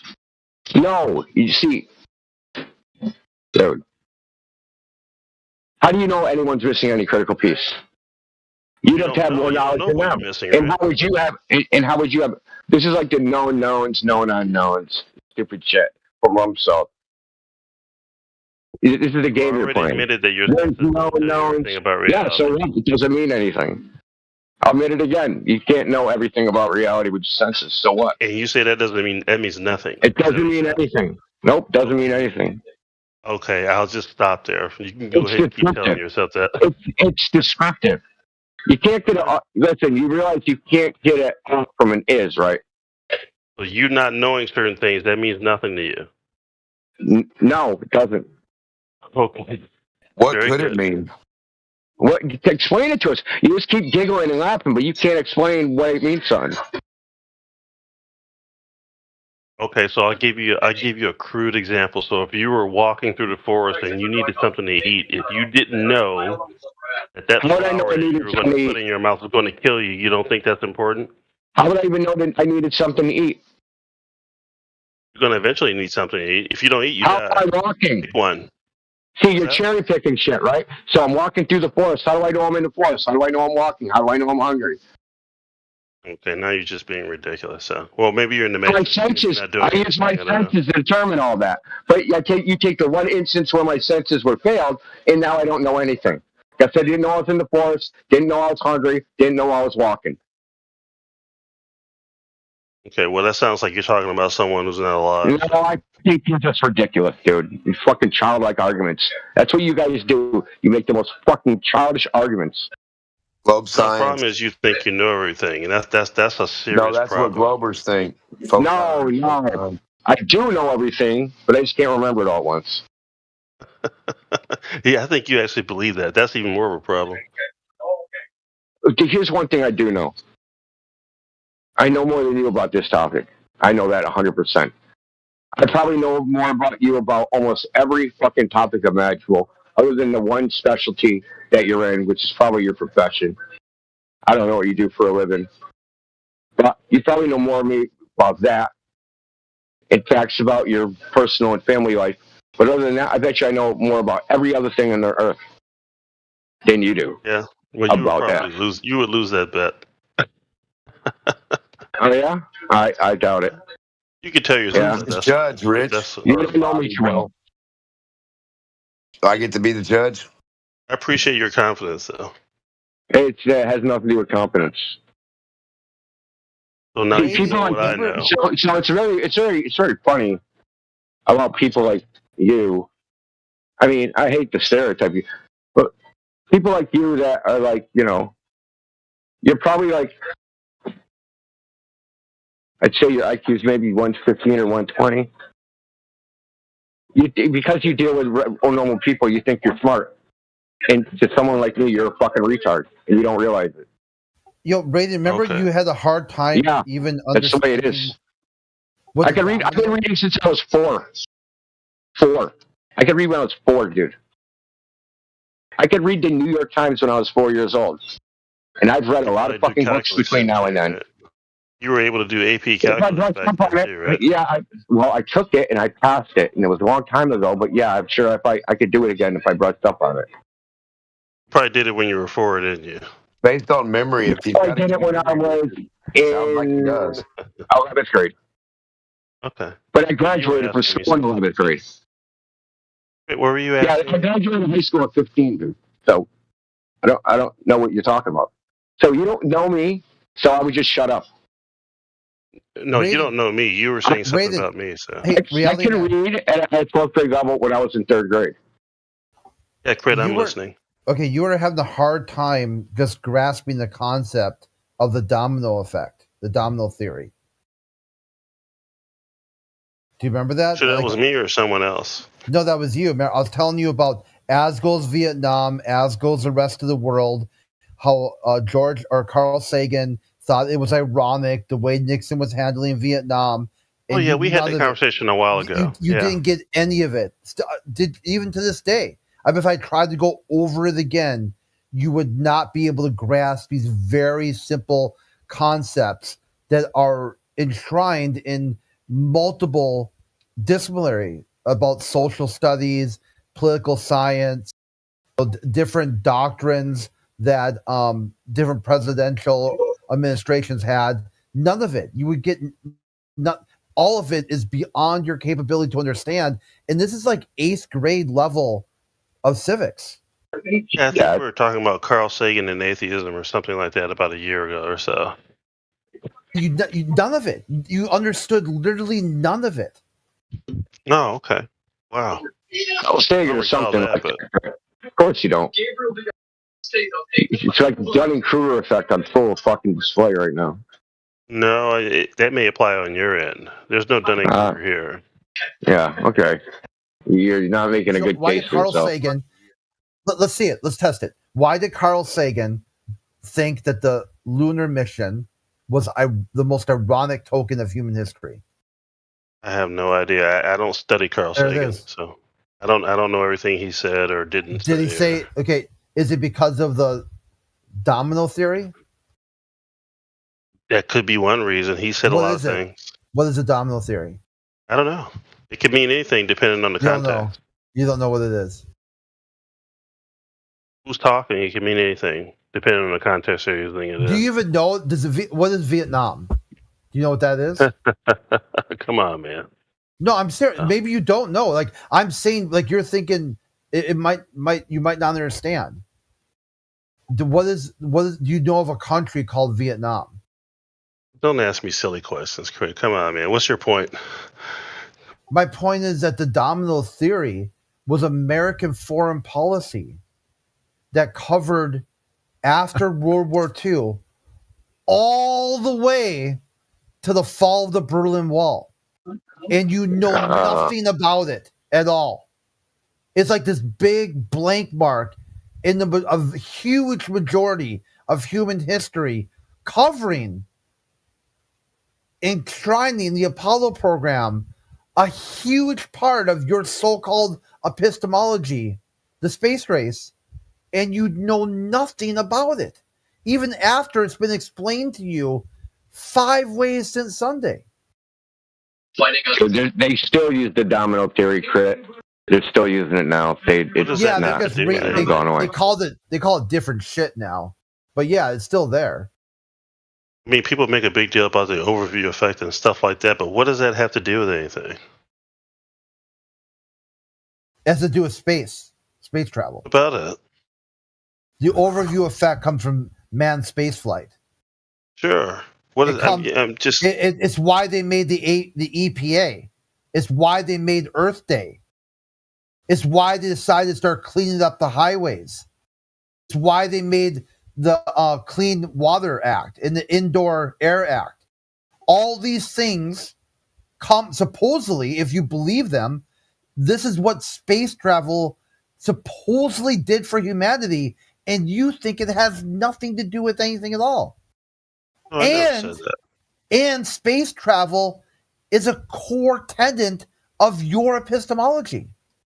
Dude, this is dumb as shit.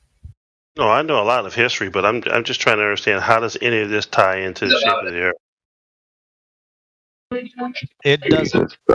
Jesus Christ. Sounds like just history. I mean, no, it's not. It's a worldview. It's a metaphysical worldview, dude. That you can't see that says it all, dude. Religion is a worldview. No. If you think you live in look, dude, if you think you live in an infinite vacuum filled with space balls, that is a worldview. You're saying that believing in a God is not a worldview? No, I did not say that.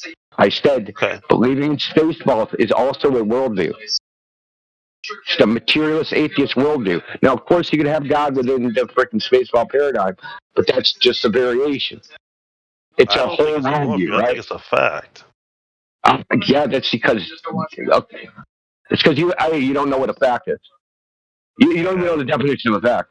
A fact is an event, right? You know a fact is an event. It's not Flat Earth a worldview, or? Oh yeah, certainly.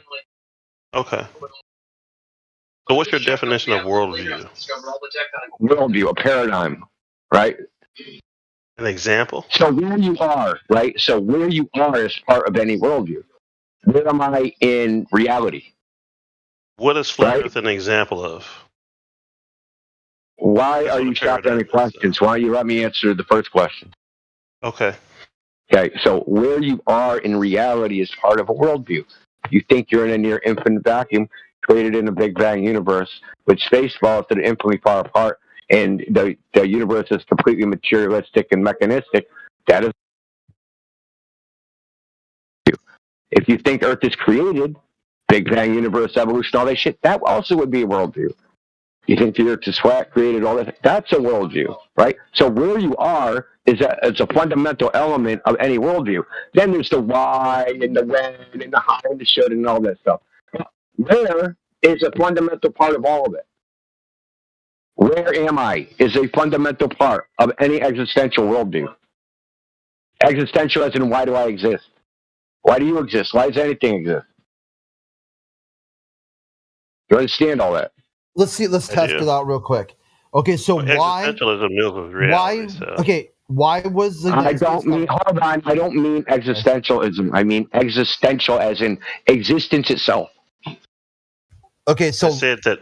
Okay, go ahead, Chris. Brady Van. Okay. Existentialism is a philosophy wrote by Nietzsche. I'm not talking about that. I'm talking about existential as in, why do I exist as a whole? Why does anything exist? What is this existence? I get the gist of what you're saying, India. Go ahead, Crit. So why was the U.S. federal government shit scared of the spread of communism? What about that individual worldview was so threatening that they couldn't use any other way to find peace than to like carpet bomb Cambodia because Vietnam? You want my opinion? No, I mean think it through. Like what about the communist worldview? What unique characteristic was supposedly inside communism that posed an existential threat to Western culture? Communism, in my view, is a clear and present danger and threat to Christianity. That drove all of that, in my view. So it had to do with Christianity Christianity. is strong in the United States. It didn't have to do with like that ideology surpasses culture and goes into like class warfare. It could. Okay, you think that's probably a bigger? Because why would it be that communist countries also are religious, so that you're kind of like screwed the pooch there? Well, if it's any other religion besides Christianity, then it would be considered a threat. Okay, so it was just threatening. They saw communism as a threat to Christianity more than a class structure. Back then, yeah. I mean, voodoo was a religion too, but Christianity is not going to tolerate that. Why do they do communism? Like study for the. See, what I think is interesting is that communism is compatible with religion. Well, communion. You just right? look at monks. Aren't monks like some sort of, is that some sort of communist utopia? Right. They go for communion at the church. They practice communion, right? What the fuck's that? So when this idea that somehow you're able to adjudicate worldviews, right there shows you that you really don't know what you're talking about. That you're not able to understand something as studied and comprehensively approached as Western culture, as communism, as Christianity.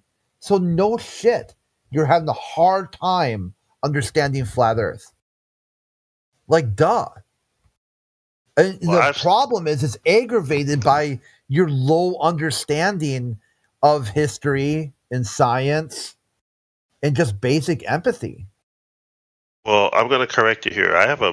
Actually, it's the opposite. I have a robust understanding of science, and I actually study comparative religions.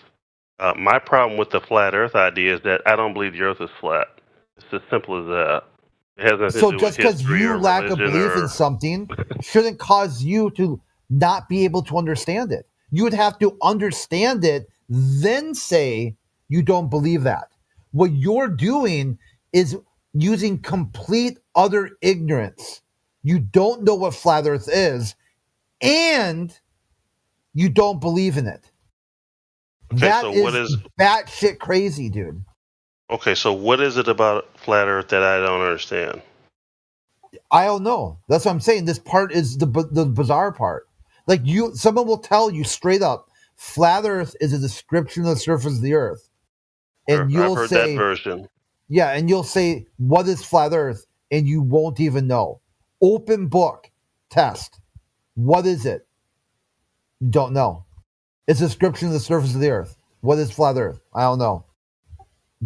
Flat Earth, a flat earther is someone who describes the surface of the Earth as flat and the motion of Earth is stationary. What is a flat earther? You don't know. You still don't know. Like, it's over and over hours. I mean, you're talking about, like, you're one of the very first people in this room. Like, it's been almost like 2 years now? And you haven't gained any insight into what these words mean and what these identities are advocating for. No, I do know, but the problem is you guys are inconsistent. And you disagree. There it is. There's another one. You disagree with it. You lack belief. And you've got a reason to say, hey, I'm not sure what's going on here because it's inconsistent stories. So I can't give you feedback. And your feedback is, I don't believe what you guys are saying. Or I don't believe the Earth is flat. Because you guys don't have a standard. So there isn't a way for you to say you believe or don't believe yet. There isn't something you're able to adjudicate. Yeah, it's false because why? Because for two reasons. One, you guys are inconsistent, and two, different flat earthers say different things about what their definition of a flat Earth is. Okay, you guys don't have a standard. Yeah, so use that for your worldview. Atheism. Is there any two atheists? Is there any two atheists who can describe atheism with exactly the same verbiage? They'll tell you it's not that. What is it? It's not a belief in a deity. Or it's not that. What is it? Yeah, and vice versa with Christians. You can take one Christian and say that God and Jesus are the same person, and then you can take another one and say, no, they're two different people. So who's correct? They don't even believe in the same God. Neither of them are people. Okay, entities, whatever you want to call it. Supernatural You get my beings. point. They create an identity problem, and they don't even realize it. Because supernatural? Are you talking about that graph? No, hold on. Let me see that I saw that graph. Like, how do you deal with those people? Yeah, hold on. Let me see if this is it right here. I saved it somewhere, but I can't remember. What people? Christian, the one Christian who says that God and Jesus are the same, and the other Christian who says they're not the same. We told him to get a room. Okay, well, you get my point. There's an inconsistency there, and there's an identity problem as well. Damn, I don't know why I didn't post. Okay, Yeah, there is an identity problem, and that's true. The globe is flat, but identifies as a globe in your worldview because it's transglobe. Is this what you're talking about, Raiden? Rallyman? Oh, I'm not in front of my screen right now. Hold on. Okay. It's in the chat. Yeah. What are you talking about here? Probably have to go page all the way down to the bottom. More or less, sure. So what you're looking at here is mind, body, and spirit. Does it help now? Or your mind is not your body. Your body is not your mind. I know I'm destroying it. You probably do a much better job explaining it than I can. My These point are is different aspects. Oh, go ahead. My point is Categorical distinctions here. There's one God. Listen, don't matter. Who cares? We don't care, dude. Full story. You want to have a theological debate? I'll wreck your worldview. Yeah. What's your point, dude? Jesus. Yeah, but what's your point with that? What point you try? His point was that he can't be a Christian because other Christians are inconsistent, so that makes him inconsistent also, but also consistently inconsistent. Oh, so he's not a glober either because globers are inconsistent. Wow. No, I was just pointing. Well, he lost track of the conversation. I'm just saying there's inconsistencies everywhere. Yeah, you're consistently inconsistent, which makes you consistently. We were talking about flat earthers. You say I don't understand what flat earth means, and I was explaining to you that I can talk to 2 or 3 different flat earthers and get 3 different definitions of what flat earth means. You have no standard. I disagree. Do all of those flat earthers say that the Earth's surface is flat and stationary? No. Crit says that really? the Earth is. Crit says that. Someone else will say the entire Earth is flat. Some people will say no, it's shaped like something else. So, which one is true? What, some of them say there's mountains, terrains, valleys, deserts. Depending on who you talk to, you can hear anything. Yeah, there's different permutations. Terrain. I'm just trying to parse out how the inconsistencies are different. I talked to a flat earther before that told me that they think the surface is flat, but not the entire Earth is flat. So what does that mean? That there's mountains and valleys. Yeah. Thank you very much. It's a terrain. Okay, so that could be true for a globe. There's areas of flatness and mountains and terrains, but the overall shape is spherical. Well, that would require curvature, measurable curvature over water. I'm just saying, if you just stop by saying that would apply to a globe as well. No, it doesn't apply to a globe because a globe requires curvature over the water. A globe has areas of flatness, a globe has terrain, a globe has mountains, etc. Yeah, but the underlying theme or the underlying surface condition is curving. That means it would be curving on the water as well. Okay, that expands the conversation now. Anybody a fucking female in here? I mean, like, come the fuck on. Are you trying to pick up girls in here? Or? No, we need to replace. We need to replace a girl that we got from. So basically, we got this e-girl from the server like 2 years ago, and she like fucking left, and now we got to replace her. E-girl? Yeah. Is it like an e-girl or something? An e-girl from this server like 2 or 3 years ago. Yeah, cool story, dude. Get muted, sucker. Yeah. Yeah. Bye. All right, so now that we've identified that in this logical triangle here, there's no identity categorical error. Full story. Now, where's that sweet curvature of the Earth you believe in? Curve of the Earth? Well, I'd just say the same thing. If you want to see the curvature of the Earth, you can just look at satellite images. That'll do it for you. If you don't accept that, I can't help you. So. Yeah. Explain to us how satellites, no matter what they're doing, equate to a measurement of curvature. He couldn't even give a rational reason for why he believes satellites exist. Just one. Just get one rational reason for why they exist. I don't have any reason to think they don't. That's why. If I thought they were lying about it, then I wouldn't think they existed. Yeah, and Indio rolled out one reason after the next that you gave no response to. Just stood there and just... Someone asked me that like a few days ago, and I made the point that if my car is in Italy, I can use my phone in the United States to unlock it. How would I be able to do that without satellite? Ground stations. Yeah, well, grounds run into weather and mountains. How do you think they did that in Tesla's time or whatever? Let's not go to Tesla's time. How do you think they did that before GPS? I don't know how they did it before GPS. GPS involves satellites, right? I got a meme for you, bro. They didn't do it before.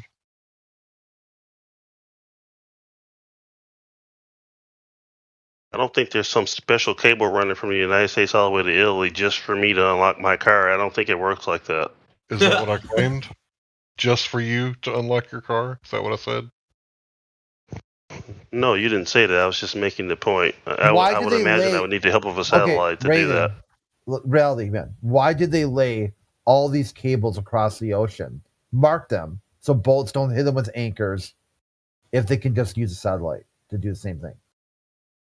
Those cables are a tool, but they're one of many that serve the same purpose. Okay. Well, there's like more than one wrench that you can use to unscrew or screw a nut onto a bolt. Yeah, well, apparently 99% of all of Earth's communications, no matter what kind, are transmitted through those under ocean cables. Maybe. Not maybe. That's a fact. Yeah, and you have satellites too that do all kinds of things like track storms, find terrorists in the middle of nowhere, etc. Find you if they're looking for you. You can go on and on. So here we go. Yeah. Here's a source: New York Times, How Things Work, and Wikipedia. Your worldview must dictate. They're all in on it. They're actually lying that the internet's made of cables and it's all done through satellites instead. No, I didn't say that. I know there's cables underwater, but that's just one way, not it's the only way. It's essentially the internet is essentially made up of cables and a little bit of Wi-Fi. That's it. They used Starlink to send the live feed from Antarctica the other day. That requires satellites. I mean, I don't understand what the problem is here. Satellites are a real thing. Explain the problem of being out in the middle of the desert in the Midwest in a wide open sky and having no internet or phone service until they put a ground tower in. I don't know. You'd have to ask them. They could explain it to you. Yeah. When they put the ground tower in, then everybody has internet and everybody has freaking phone service. And how about in the mountains? Same thing. Up in the mountains, 90 miles. Hold on. 90 miles from a major city in Southern California in the mountains, no phone service, no internet until they put cables. And then when they put the ground towers in, then everybody had cell phone service. Before that, nobody had. So what was blocking them in the mountains and the deserts? Yeah, if you don't have cell towers, you're not going to have cell service. What are the satellites for? So, unless you have a satellite phone, you're not going to get reception. That's what my man was saying.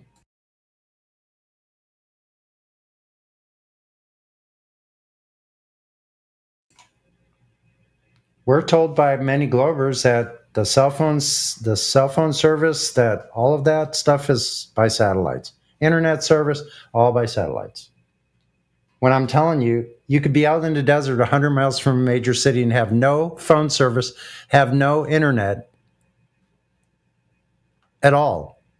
Period. The main problem with space is space Jesus. That's the issue. Like if they go up there and they got satellites and they got a space Jesus, which one do you see and which one don't you see? I guess it depends on whatever you want to see, I guess. That shtick where do you Like a find confirmation Jesus? bias.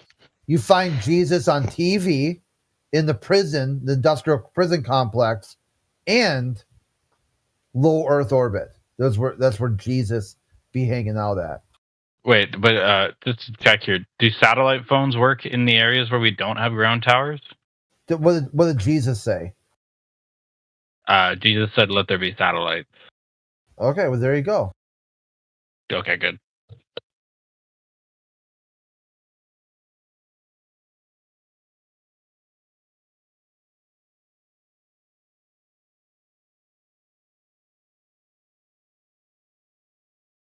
But Sonny, on the plane, stat phones are used for areas that don't normally get phone reception, right? They are. Or if you're out in the middle of nowhere on some large body of water, you need a satellite phone or some sort of satellite communication.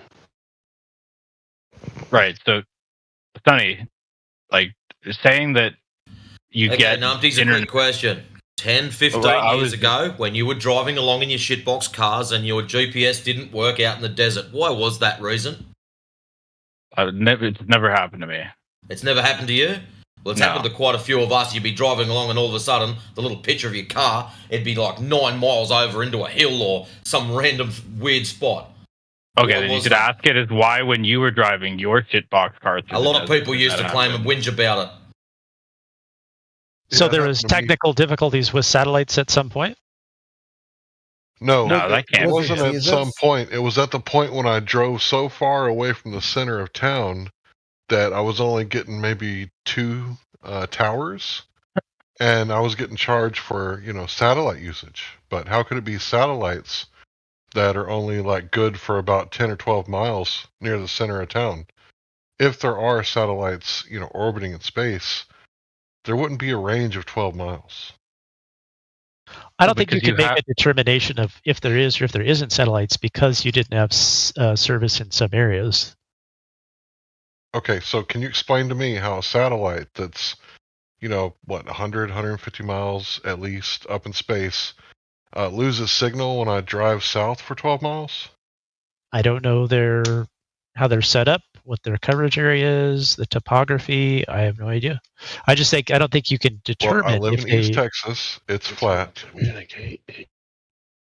Oh, by the way, satellite phones are critical if you find yourself in a war zone. Okay, because everything's being bombed. There's nothing. I thought it was going to be payphones, to be honest, nice and discreet.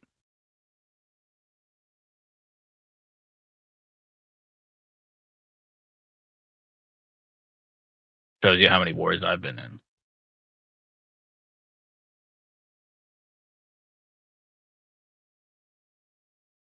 Internet Yeah, when Twitter wars. I've been in a war, and I used a satellite phone, and every time I would pull up the antenna, the ground around me would curve. It was amazing. What made you lose it? Lose it? What do you mean lose it? You lost the curve. Yeah, when you put the antenna back down, duh. The antenna. Pull the antenna back up. It and curves. get with the time.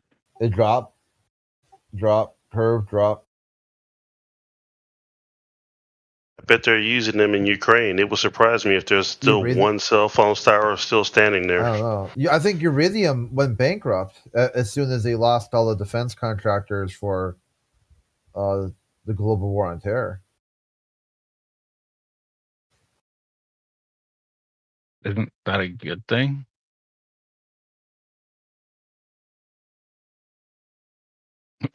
What was the point of saying that?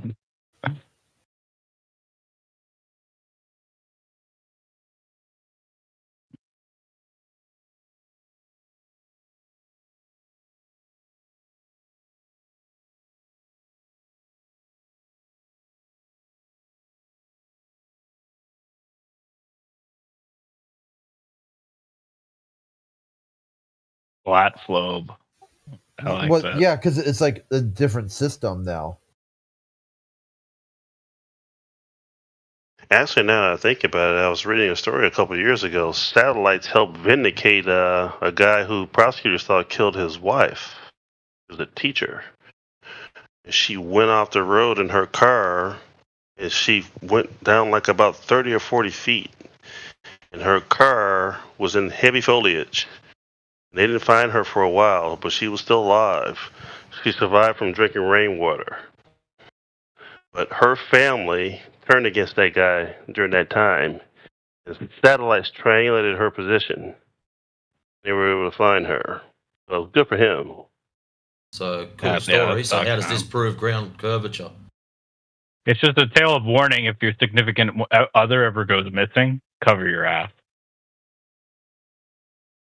Yeah. And still so much for people say satellites aren't real. So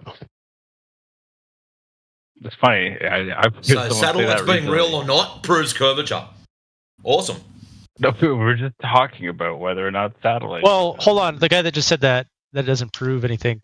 Why do you think people on the flat side don't say satellites are real?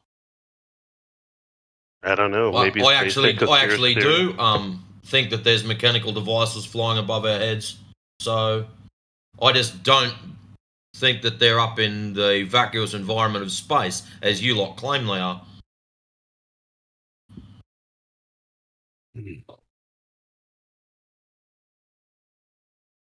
Yeah, so please inform us what the high-altitude mechanicoid floaty-mody relayometrons have to do with the surface of the Earth being curved. Yeah, that's what he's trying to ask. Okay, I see what you're saying. Well, I mean, how fast would they be going, right? I'd say that'd probably be an interesting. Their speed probably wouldn't have anything to do with curvature, as requested. Well, that's a good point you make. But like, if they're traveling at like 3 miles a second, do we know of any objects in our atmosphere that can do that, or? I don't know of any. And that might be important to see if it was in our atmosphere. Well, I mean, you already agree that the atmosphere wanes in density, right? So whoop-de-doo. So you have less resistance the higher you go. Whip-de-frick. Now put that in a syllogism that results in the ground being curved. I mean, are there any objects in the atmosphere that we know go that fast? Wow. That's just a question. Hey, dude, who cares? We already conceded on the floor to assume that the objects in question are in an environment that isn't the same as the ambient atmosphere on the ground. In other words, less resistance. So let's assume they're in an area with less resistance so they can go fast. Now, please prove the ground is curved.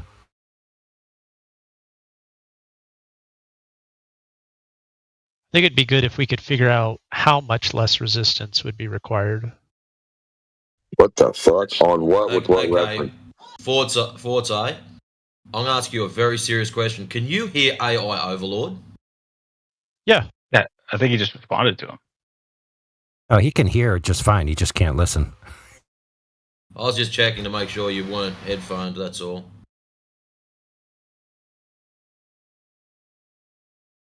I keep saying, how does that have anything to do with the Earth being curved? And he's like, wow, what if they're going faster? Oh, well, what if they're in a place where they can go faster? Well, maybe they're not as slow as things that are in a place where they can't go as fast. Like, okay, we get it, bro. We already conceded that point. Now get to the part where there's curvature, for goodness sakes.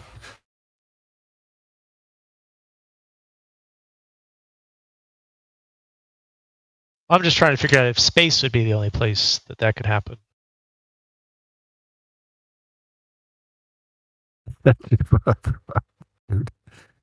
Oh man, Yeah, dude, things can only move. You're going to need curvature but- for that space thing. Yeah, and things can only move. Things can only move in space, right? Because they have to transpose, right? They have to be in one location and then be in another location, and locations exist within space. So you can only move in space. Duh.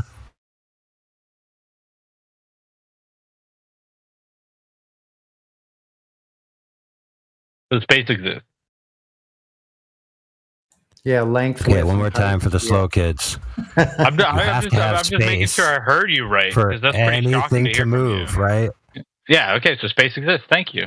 I'm glad I have you on record. Yeah, saying that. who would deny that in order to move, you have to transpose yourself through space? I mean, come on. I know, right? There are people who say space is fake. How nuts is that?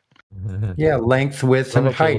Yeah, space. Yeah, and then there's globers who think that if you say the word space, that you're meaning the same thing that globers mean when they mean the infinitely expanding vacuum in all directions. Space is space, right?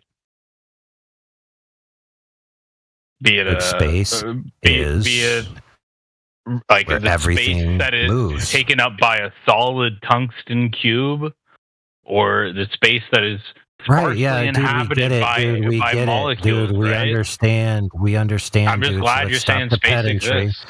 Let's stop the pedantry and get to the part where space exists, therefore Earth's curved. There we go, let's go. With That's the satellites moving that quickly, what's going to prevent them from like flying in a straight line, like outward? I guess that's kind of where I would say the Earth curve would come into play, because probably we'd say, obviously we're going to say gravity, right? It's going to keep it in the orbit. Just get to the curvature bit. So gravity would cause the Earth to be a sphere. No, no, it's very simple. It's very simple. They're in an Einstein-Rosen loop. What more do you need to know? Problem solved. So nice try. I just gave you a perfectly plausible, even with your own crackpot physicist wackos, that it's traveling through a space that's looped on itself. So, I mean, I can just make up any story I want. You see how easy that works? You get to make up your story about a floating magical ball, and I get to make up my story about a loop of space itself. And if you think that space can't loop to where it transposes objects through it in a direction that's not linear, then you'd have to deny space-time itself. So you can't win this argument, dude. So when are you going to get to the point where the ground is curved? We won when you. I did. Space I already did. Well, you don't trust the science that AI just laid down?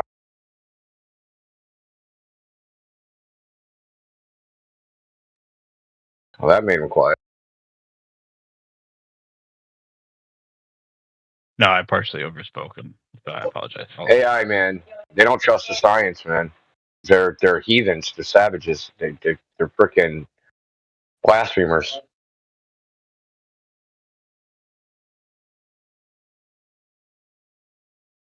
Yeah, it's all well and cool until it gets really close to the Earth, and it's like, no, that's crazy. Well, you cited the amount of resistance based on air density, right? Like, you agree with that. Why would you say it so flippantly? What are you talking about? He was trying to make it like I'm it's a talking about point what you that- just said. Yeah, dude. Yeah, it's no big deal. So it's a You're space right. I shouldn't hold what you that's say. less dense. That's less dense with matter, but more dense with energy, specifically warped Einsteinian time space-time in an Einstein-Rosen loop, right? So you can be in there with very little friction and accelerating, but not going off in a linear direction. I mean, that perfectly explains it. Okay? So now that we've all have come to the point where the objects in the sky don't prove what the shape of the ground is, why don't you prove what the shape of the ground is?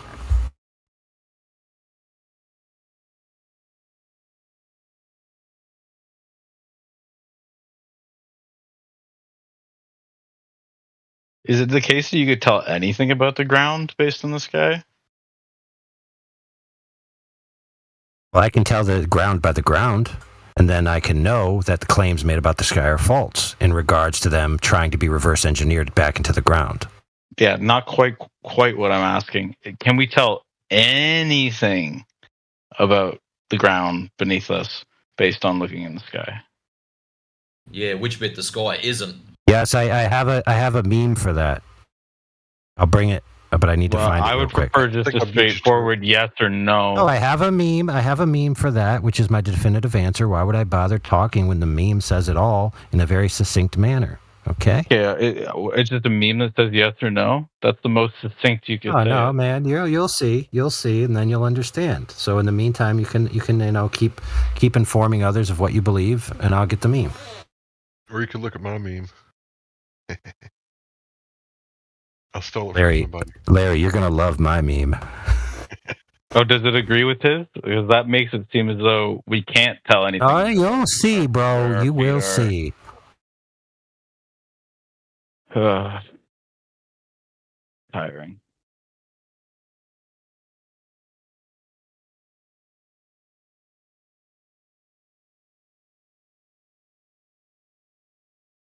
And I think it's in the meme competition over in 24/7 Flat Earth Discord. Let me go there. I think that's where I posted it.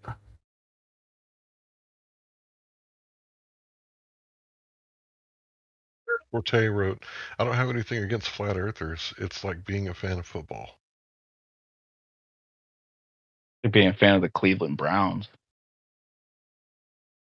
I don't even know what that means. Is that how special? They're a very bad team. So being a flat earther is like being a fan of a very bad football team. Wait a minute. You're talking about the Cleveland Browns the Ravens stole and then made a team? Or are you talking about the new Cleveland Browns? Talking about the shit Cleveland Browns. I mean, I find that crazy, dude, because you guys can't even form a logical proposition. You can't even form a logical statement that supports the globe. You can't even make a statement at all. Actually, there was one presented to you earlier that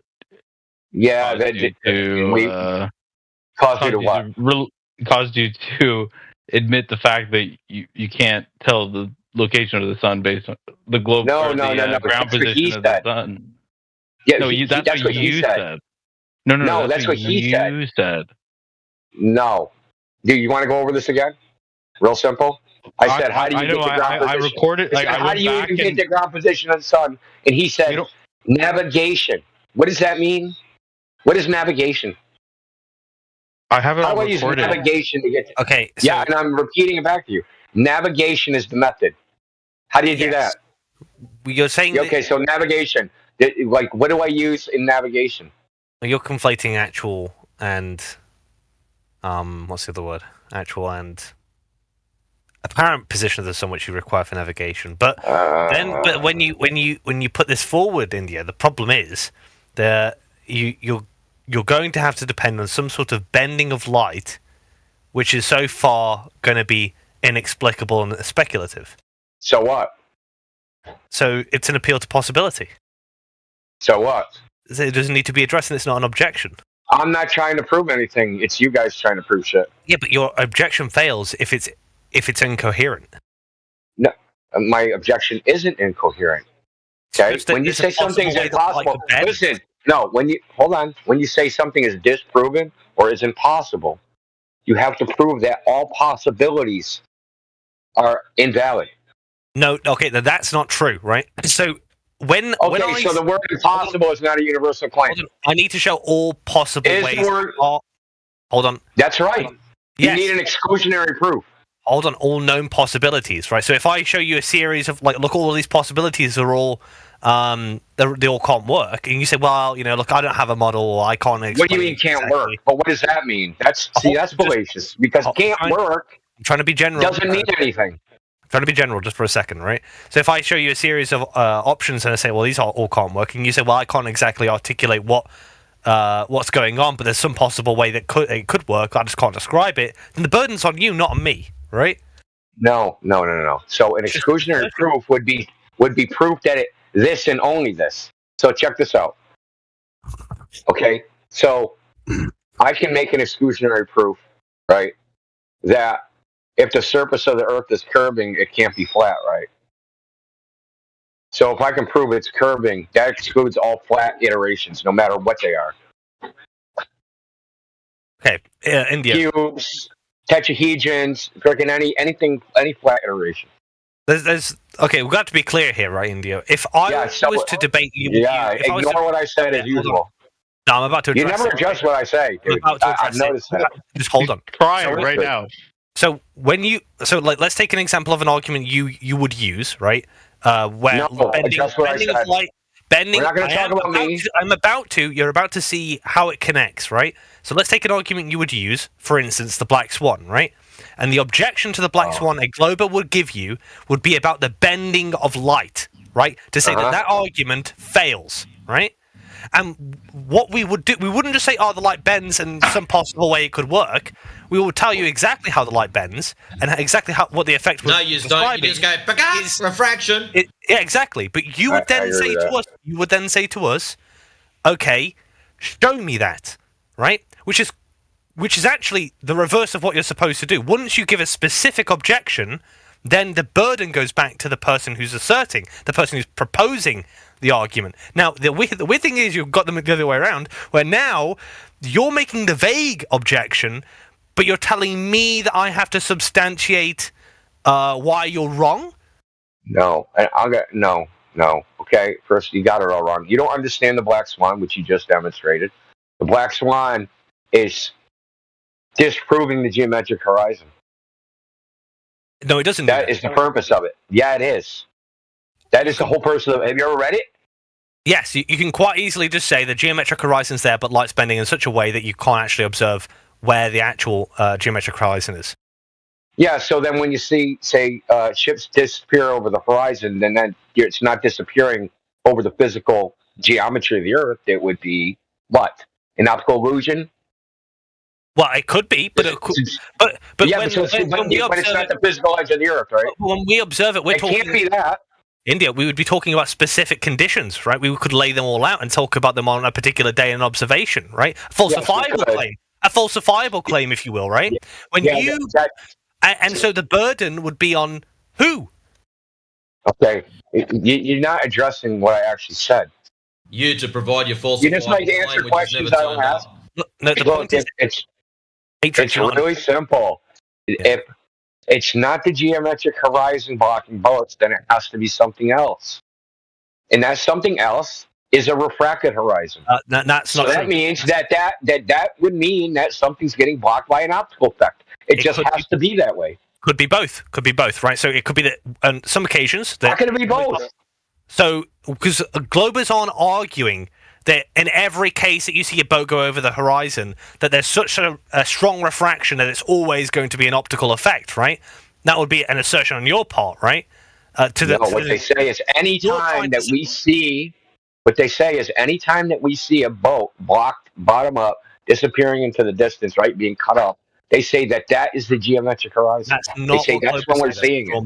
Yeah, and bullshit, dude. I've been in this topic way longer than you. I know what they say. That's what they say. As soon as they get called out for it, it's refraction. No, defense mechanism. Oh, sorry. So you're mixing two things up here, right? So when this is what you're not understanding. Okay. This is what the ballers do in here. They mix multiple things up. So let me just draw the analogy here, right? So when Globers say that, or when you say with the black swan, you can see too far, which is what you're saying with the black swan. We can say, well, there's a reason why you'll see too far. Sometimes refraction will bend in this particular way for these conditions, right? And that's all well and good. But who has the burden? The burden is on the person who's asserting it, making because now you have a specific claim to deal with. As a possible falsifier. Now, on the other side, I can't let you continue because that you're strawmanning the black swan argument. The black swan argument is not that we see too far; it's that the horizon distance is too far. Okay, it's a very specific thing. Yeah, sure. The horizon distance is supposed to be X. It's Y. So the horizon can't be physical. So if the horizon's not physical, when someone says, listen, I helped create the Black Swan, and you're telling me what the fucking argument is. I'm telling it's you. Crazy, dude. I know what you're saying the argument is, but you're missing it because I'm not saying what I just said there was not the Black Swan. It was the rebuttal that would be given to the Black Swan, right? The objection. So when people say light behaves this way, meaning that when you use that argument, it fails to establish that there is no 3959 geometric fucking Earth, right? That argument is an objection that would have to be substantiated by one party in that debate, right? But you're in this position where you're saying that the Glober has to substantiate that part, but when you give a vague objection to my argument, it's my responsibility to defend it, right? No, it's a hypocrisy. It's a hypocrisy. You have double standards. It's not a vague objection. You're making. I don't know if you're carrying the claim on. Other people have said the final experiment is going to disprove flat Earth, improve a globe. I said, okay, give me the logical syllogism for that case. Okay? So, if you're going to say it disproves the flat Earth, you need some proof that it can be this and only this. And that this and only this excludes a flat Earth, which nobody can do, and you know that. No, not to assert that it's a setup, dude. No, well, I know it's a setup, but it's not to. I mean, the final proposition isn't. You aren't telling people to prove the globe. You're telling people to establish. It's optional. It's proof. It's positive. It's either. Yeah, but I mean, like you'd be stupid to assert the globe through. I mean, like it'd just be too long. It would take forever, right? It's better off to just try and use it to debunk flat Earth. The point is, Indio, I don't care about what the specific objection would be for the Black Swan. I don't care what the specific objection you have to my argument is. The point is that you have a double standard about where the burden lies. It's always happens to be, even though there are perfectly analogous situations on the Glober. Okay, we have a positive claim on the Black Swan. You have a positive claim on the 24-hour sun's impossible on a flat Earth. How is it a double standard? Because, okay, so when you offer an objection, whose role is it to refute the objection? And when would you establish that? They can listen. By them saying refraction, they are agreeing with us. That's what you don't get. Right. So if they say the horizon is refracted 10 times too far, they're agreeing with us. They're agreeing the horizon isn't physical. But that wouldn't mean that the Earth is not a sphere with a radius of 3959. Yeah, it could be a bigger sphere. No, it could be a sphere with 3959. Your argument, if we're going to be led to believe that light can play a part in objecting to it, would not exclude that. In the same way, you're offering that objection to my argument. Do you understand that? Look, it could still be a sphere with 3959, but that isn't the point. That can't be the geometric horizon, dude. Well, you understand? You can't make that. You can't establish that it isn't, because light could be behaving in a way. How can you tell? How can you ever tell, dude? So, for instance, right? If I was going to say, a set of these observations lead us to think the Earth's a sphere, you measure the radius, or calculate the radius using Eratosthenes' method or whatever, to say, okay, so we think the Earth's a sphere and we think it's this big. You come along with that argument does not debunk that which has already been established. It merely means that there could be some sort of light bending to create that effect, right? In the same vein that you're objecting to my argument, by the way. Yeah, great. There could be light bending to create that effect, but that would mean the horizon is apparent, which you guys all concede to now. After for back in half a decade, saying ships disappear over the geometric horizon. You're only saying the geometric horizon doesn't exist now. That's not what you said for years. You're trying to ex post facto rewrite history. I wasn't there 3 years ago. I've been only here for a year. They've been saying it for years, dude. They've been saying it for 2,000 years. I don't know who they are. I have a video on my channel that goes through the historical record of all the people going back to Pliny the fucking Elder. That's fine, right? I don't know who they are, and whoever they are, they're wrong, right? I'm more correct on this particular issue now, but I want an agreement. I want an agreement over the horizon and block quotes. I want an agreement. Either it's the case that The black swan does not, in fact, demonstrate that the Earth isn't a sphere with 3959 because there is this alternative possibility which has not been accounted for in that argument. Or how do you know that? Your responsibility. Romillion, stop talking. How do you know that it has not been accounted for? You're not tracking the conversation matrix. Shut up and answer the fucking question. How do you know it has not been accounted for? Every single time it's been mentioned, it has been told to a Glober that they must substantiate it. That you haven't got an objection to that. How do you know it hasn't been accounted for? Because every single time it's been brought up, you guys asked the Glober to substantiate why it would be an. No, all we ask them is where's the horizon. No, you would ask them to show them refraction bending downwards, for instance. I've been here for a year. I know what you say. Oh, I've been here for a year. And you still don't know the bloody geometric argument. then. Not geometric then. Cool. Got it. We get it. The optical horizon. But listen, we dealt with the black swan many, many, many times. And when people invoke refraction, or they bring out the other one with the other rig that's halfway cut off, that is a concession that the horizon's not geometric. It doesn't match a 3959 ball. But the radius has to be 3959. It doesn't match a radius of any ball. So if the Earth was a specific size, right? You don't have to say 3,959 miles. You just have to say if it had a specific radius. Any radius. All the distance to the horizon. Right. It must be no more than X. It's never like that.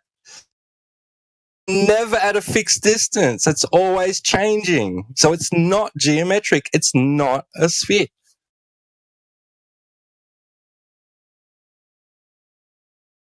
Yeah, I understand what you're saying, dude. To be charitable, I understand what you're saying. Listen, but the thing is, we made a positive claim. Like, I'm not trying to prove flat Earth. I'm not saying I'm not trying to prove there's an alternative. But even though I've seen some, I'm not even saying that. I'm just saying is in no way can anybody say a 24-hour sun being observed falsifies a flat Earth. Now, it might falsify a particular physics model from which a flat Earth idea is based, but it can't falsify a flat Earth in general.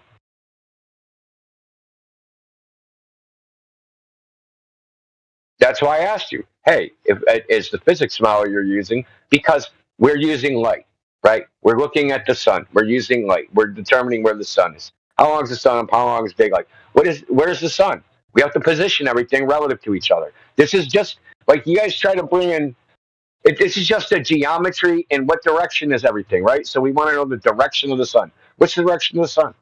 Well, are we using straight or curved rays? Then the sun might be in one place and it looks like in another place, which we know is true, which is in the globe paradigm, which has to be true. It has to be true because you can just time the sun. So even like, I'll give you an example. There's a Russian dude and a dude in Hawaii. They timed solar noons on the Hawaiian Islands and got their quote-unquote speed of the sun based upon what they stated circumferences. It was something like 2.5 times too fast. So all this shit is conceptual shit, dude. All I care about the empirical data. We have an empirical data point. There's a 24-hour sun on a big fucking sheet of ice somewhere. Okay? What conclusions can we draw about that? Not very fucking much. I think it's a lot. I think the significance here, you said it right, that it doesn't falsify a flat Earth, but it does falsify the only model of flat Earth that made any lick of sense. So is there any possible alternative that anybody could come up with? What model was that? The AE map. Is there any other geometry that could make sense? The Gleason's map's a globe. Sure. But my question is there any other model of a flat Earth that makes sense with that observation? Oh, I mean, I'm sure. I'm sure someone can make one. Some people have claimed it doesn't exist, or nobody has one. That's my clue. No, they do exist. People have made. Hold on. Don't speak from like ignorance. There's people out there that have made them. Okay, well, if I am ignorant on this, please share one with me, because it's been a few years since I've been. There's a couple other people. There's people that have demonstrated, that made like physical demonstrations. Like literally physical demonstrations using like I think it was a half mirrored freaking glass dome or something. Oh, you're talking about the coffee cup caustic thing? No, dude. Different. Well, which one? Yeah, I'll post in the chat. There's actually three. There's three main ones. I'll look at them. Like I said, it's been a while since I've been in here. Generally, they all work on the principle of. Hold on, dude. Sure. Generally, they all work on the principle of inversions and reflections, right? And differential media in between the observation point and the object being observed, right? So, for example, I could print out an image of a flat Earth, place it on my desk, put a hemispheric dome on there, put a flashlight, and it won't be able to light up the entire ground, and it'll actually send light around the edges, and it'll make a little like half jelly bean shape on the ground, like the different day and night. Now, is it perfect? No, but in principle, it's functional. Yeah, I've seen some videos to that effect, right? Basically, it's like, hey, look, there's this thing that we can observe with this little, glass, whatever, dome thing. But I have not yet seen it applied to an actual, turn that into an actual model, Right now, so if you look in the chat, hold on. If you look in the chat and just scroll up one, I posted a video as Joseph Hanaway guy. So you can check that out at your leisure. I'm checking it. There's another guy that made another model similar to that one, where he has stars, different constellations, and he rotates them around, and then he has a camera in the center, and when you look at it through different things, you see counter rotations. So he's rotating it physically one way outside of the media, then inside of the media it does counter rotations depending on which way his camera's looking. Yeah, I mean, there's plenty of things that we know that we can use to bend light in various ways. So the question I'm saying is okay, what is the model that predicts the actual observations that we see? We know we can bend light, but how do we bend light in the exact way that we're observing? And can we make a model for that? So Dan, if not, let me ask the best model we have is the globe. Hold on, no, Indio, before you go on. Before you go on, Indio, before you go on. Exact same sentence he just said, and apply it to their daydreams about terrestrial refraction.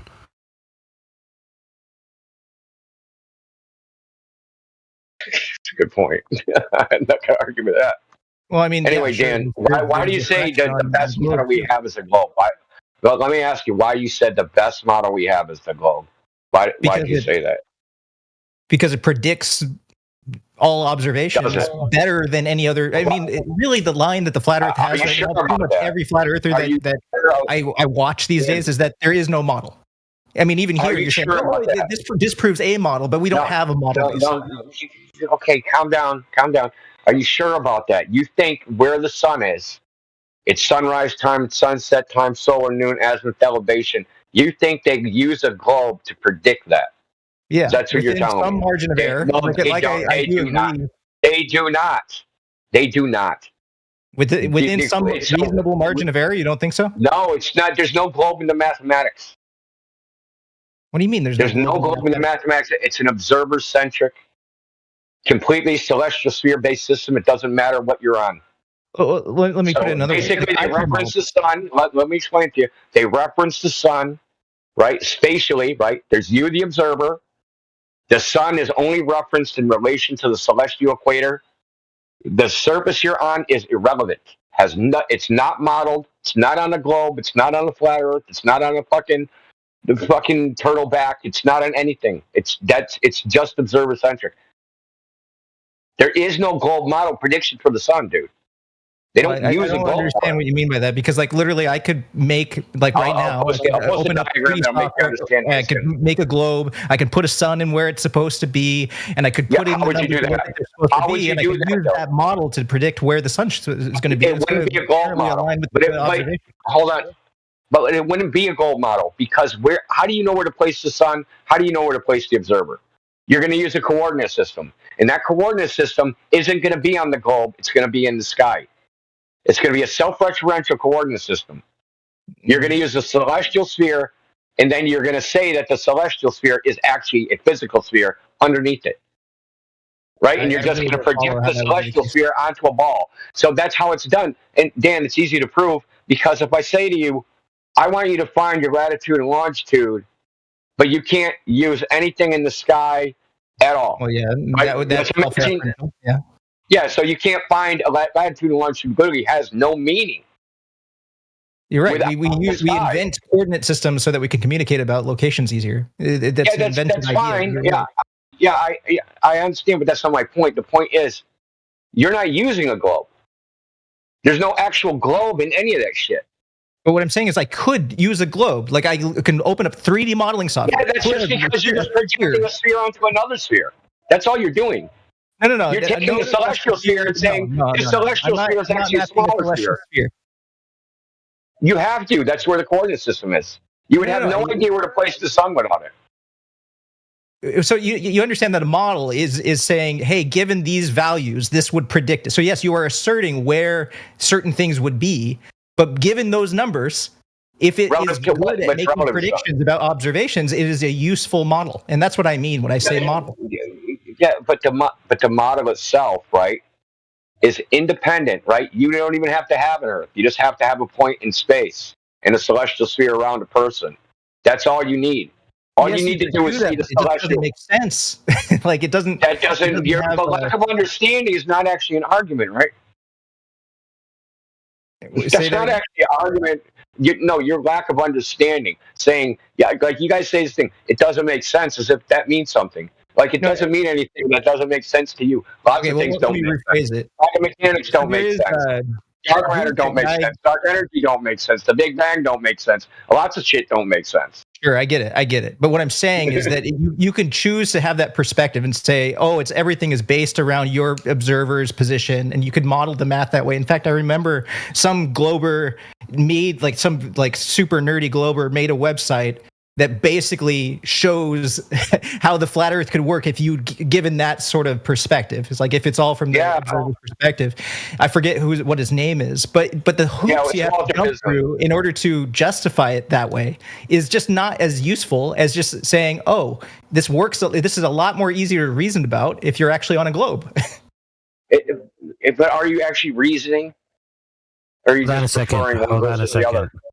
I mean, if you have a belief more in useful. physicality and Hold on. eyes, yeah.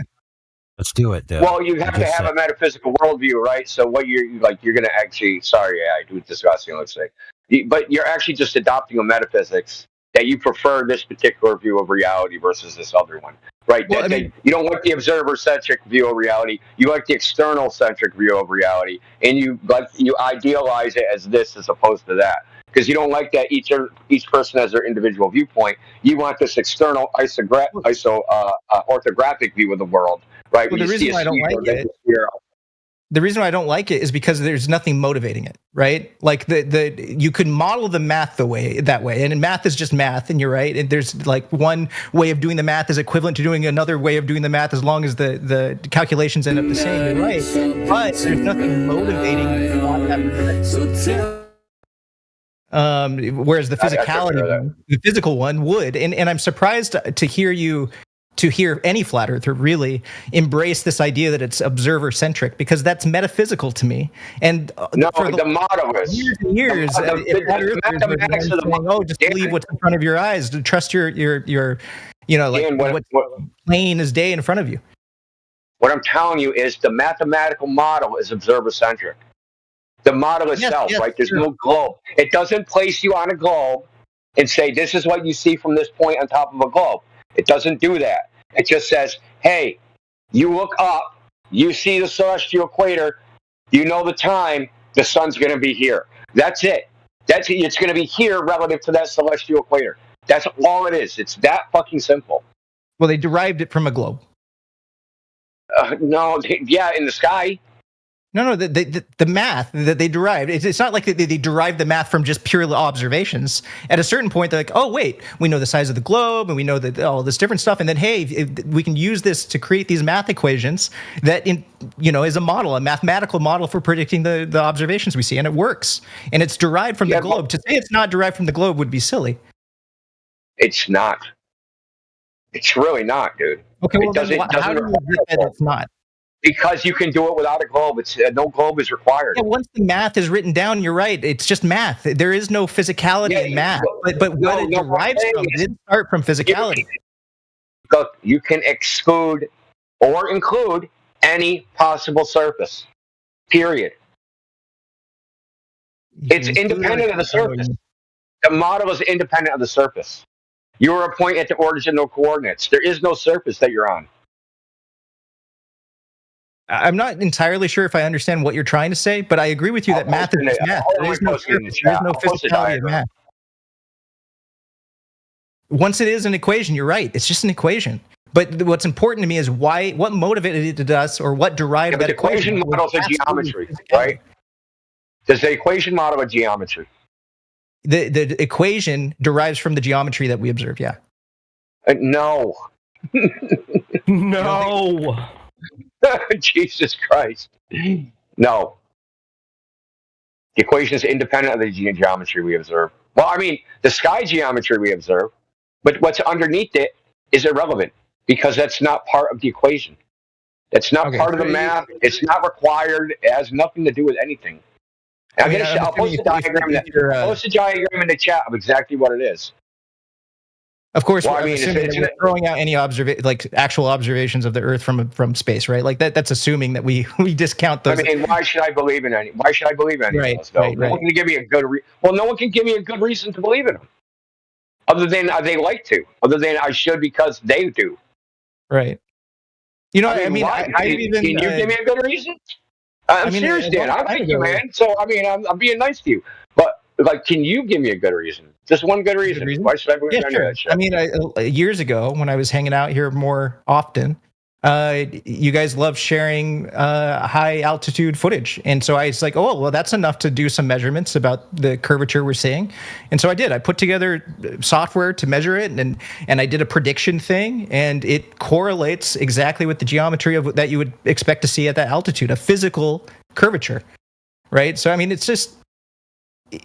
If everything correlates to the same thing, that is one reason, a pretty good reason to believe that the stuff that you can't verify with your own, because you're not there, is probably true. Well, I mean, I have to take your word for it. So, I mean, I shared it a long time ago, but yeah. Yeah, I mean, how many data points did you have? I had pretty much every single time anybody shared another high altitude thing, I'd immediately run it through my thing. I'll have to try to find it and post the link. Yeah, what is it exactly does it do? Refresh my memory. I remember when you were around doing that shit. I just wasn't around at that time. I was busy doing other shit during the fucking pandemic, right? I had two things. I mean, one is you simply, you just take an image from the shot and you wait for the horizon line to cross the exactly dead center of the frame because that's the only place in a lens where straight lines will remain straight. And then you just simply measure to see if it's curving at all. That's it. That's a simple one. But then I also made a simulator that shows how much curvature you should expect to see at a given altitude. And a lot of these high altitude balloon footages would show the altitude on the footage. So you plug in the numbers of the altitude into my simulator and you compare it 1-to-1 with the curvature that you'd expect to see, and it's the same. I mean, I'm not going to go into the details of how you rendered it. That's way too, because we could get way into this. Because I want to know how you rendered it in the first place. I mean, I used GlobeMap. I assumed that. No, how did you render it? Actually, render it, right? I rendered it with just lines. It wasn't even using a 3D renderer. It was just using equations to graph a line. So you were using a circle? I was using, yes. Yeah, so you weren't using the actual sphere. So actually, a sphere is actually looking at a sphere is different than looking at a circle. It's the orthographic slice of a sphere, right? From any angle, for any way you observe a sphere, it will be apparent as a circle. There's never a view of the circle. Of a sphere you can get that's not a circle. Because you have this thing where the horizon's equidistant, right? Yeah. In every direction. So if you're in the center of the circle, the horizon's equidistant, right? And then It's you a sphere calculate, with an okay. infinite radius and an infinite distance. Yeah. So you have this thing called horizon dip, right? Yep. The dip, how much the horizon dips down below your eye level. Now, Right, so- how could a sphere, how could you see a curve, right, looking at it edgewise, if the dip angle below your eye level is identical, right? My fingers brush your hand. Yeah, It was not measuring the depth curve. It was measuring the curve left to right. right? So there's a dip angle, right? So like from 128,000 feet, the dip angle, that means how much the horizon dips from eye level is supposed to be 6 degrees, right? So if it's Right, so 6 what I degrees, did- but if the horizon's equidistant, right? So if I have an image, right, and I have the left side of the image, the right side of the image, and the dip angle is supposed to be uniform across the entire horizon, how can it appear higher in the center than on the sides? Because it's not Because that's all the same equidistant at a height. How You can know, it not be equidistant? It's a ball. Has to be equidistant. It has to be a circle.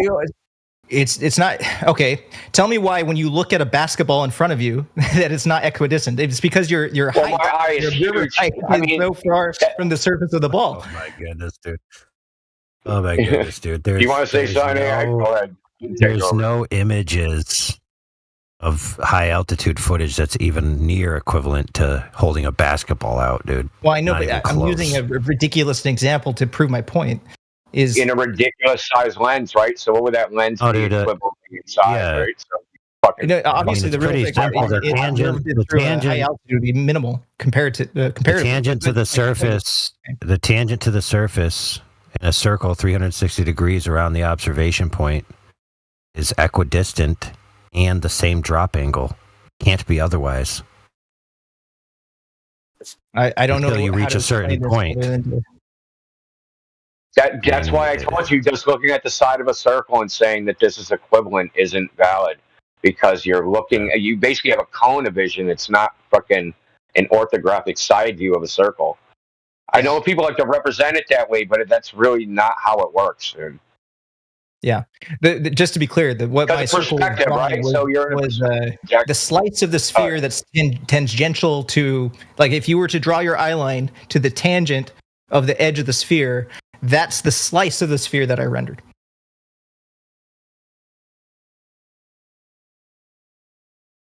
And then you projected that onto what? I don't know, on a screen. I don't know what you're asking.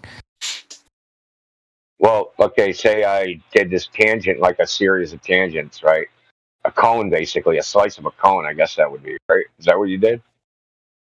Yeah, so a slice of a Well, I cone. actually did two different versions. So I did one where I drew it with a line, and then I also did one where I drew it with an actual 3D sphere with perspective, and they both were the same. So that's how I have some degree of confidence that the way that I rendered it was fine. I mean, I hooray for your confidence. I mean, what do you want me to say? Well, I mean, I work in computer graphics, so I do have some confidence. Yeah, I know, but like, you know, I mean, don't you make like 2D side scrollers or something? I thought you made like 3D phone stuff, do games. 3D stuff. I mean, the last thing I did was a AAA style 3D game. Like FPS? Do you make FPSs? Or That was one of it. It was a UGC platform, like think Roblox, but for older audience. So I have a question for you. Now I just thought of it. So so Gary's mod, you know, I'm sure you know what that is, right? Yep. Yeah. So in Gary's mod, they have a map that's a 2-scale model of the Earth. Uh-huh. So when you go high altitude on that, it turns into a fucking egg. That's what it looks like, right? So it stops being like, if you're high enough, like say, think like 200 miles from the surface. I could actually show you a video of it. It starts becoming more and more oblong, like egg, like an egg, Not right? not Like almost sphere, like a parabola. okay. Yeah, so like, and not like a flattened parabola. I mean, like a pointy parabola, like a fucking cone head. Okay. Like, do you know why that happens in a 3D game? Because I don't. I don't know why why it looks like that. And the only reason I can think of is because it must be something to do with how the software is projecting it to the image plane or something. Yeah, I think you're on the Like right. the front plane. The first thing that comes to my mind is that they're playing with the FOV. They're just making the FOV extremely wide, which will distort it that way. Yeah, but that would be if you crush the FOV, right? I mean, widening that you should make. If you crush it, it makes it more orthographic. Doesn't if you do like 45 degrees, it makes everything. Say I had a 45-degree field of view, it would make everything smush.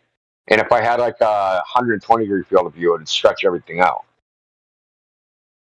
If you had a small FOV, what it would do is it would obviously you'd see less, so you'd have to go further with your camera. You'd increase the distance of your camera to see the same amount of things, but the things that you do see would be more orthographic. The smaller FOV you get. But if you go larger FOV, then you could, things get more distorted, more perspective. But you have to get a lot closer. Otherwise, you're seeing too many things. But show me a video of this. I without actually seeing a video of it, I'm not going to be able to really know. Yeah. Hold on, I'll get it.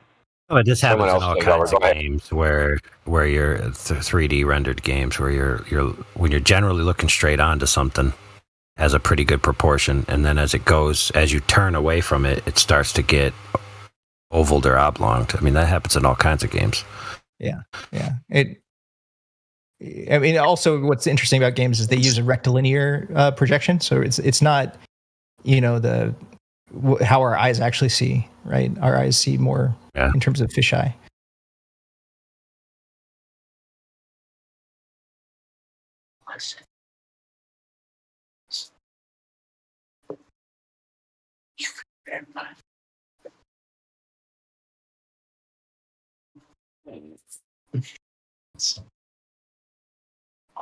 I'd be surprised if Gary's Mod actually models the terrain as a sphere. They're probably just doing some shader tricks to make it look like a sphere. No, I think they actually use like a 2-scale 3D model because the thing lags like a motherfucker. Really? Yeah, like freaking Ghost Complete slideshow.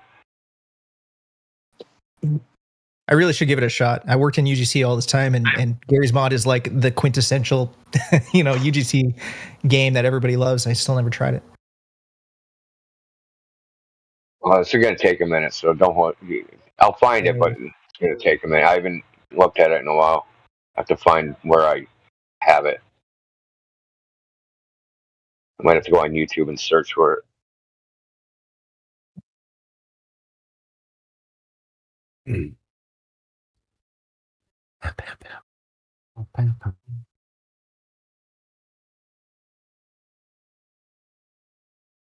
Was it a mod? I think it was just a map.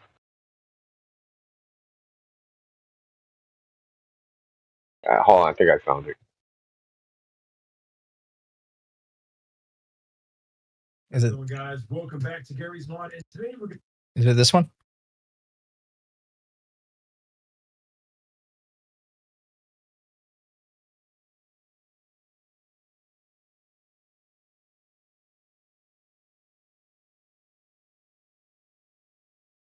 Yeah, that's the one. Yeah.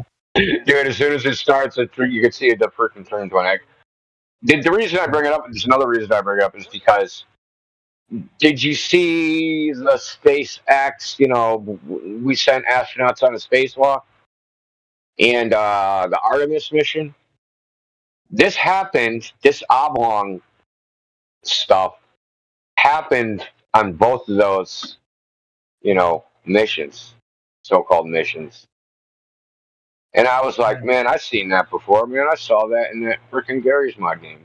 That might not be the one, though. I'm skimming through it. Oh, yeah, maybe it's. I think this is just the result of a rectilinear projection on a sphere. I could pop open 3ds Max and try it out and see.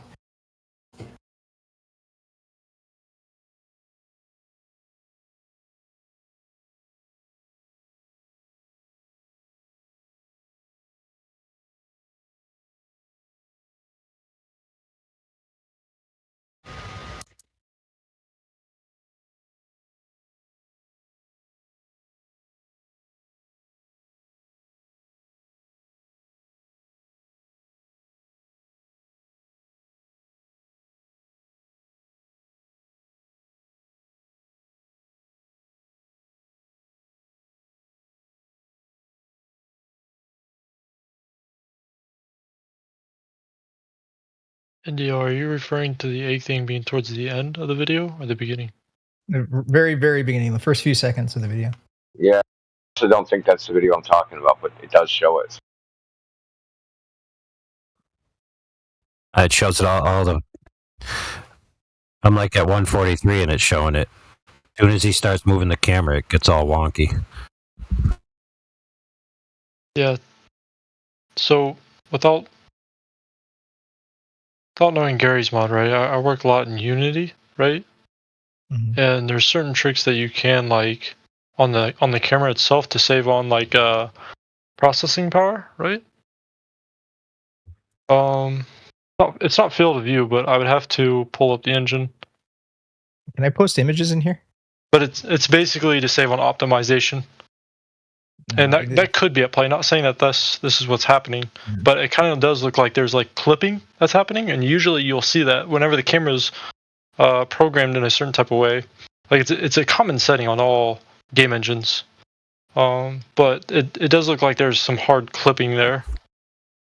Can somebody give me privileges to post an image? I just verified this in 3ds Max. I don't have the ability to do that. So Yeah, well, anyway, it's just a your distortion. Once you hang out in the server long enough, you'll get rank 2, and then you can start doing that. Yeah, and then this guy even types in no clip speed, so I believe this is what's happening. No, that's a different kind of clipping. If he's talking about that, like movement clipping. Oh, sure.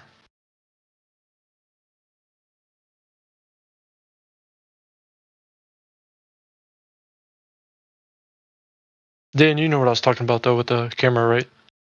Say it one more time. I was a little bit distracted. Oh, it's all right. It's all right.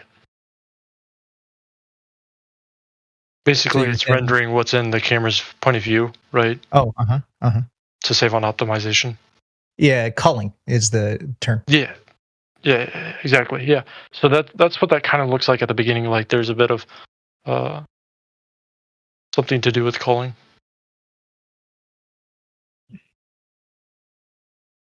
Yeah, I don't think you'll see that right whenever culling. At least not the image that I'm looking at. But yeah, sure. I don't know enough about it, so it's just that's the very first thing, right? Whenever games begin to clip, that's usually a culling issue, or hardware issue.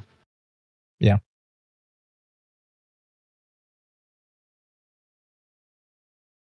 And software guys always blame it on the hardware. Yeah. Well, let's call the software our vision, and let's call the hardware the actual physical structure of the Earth.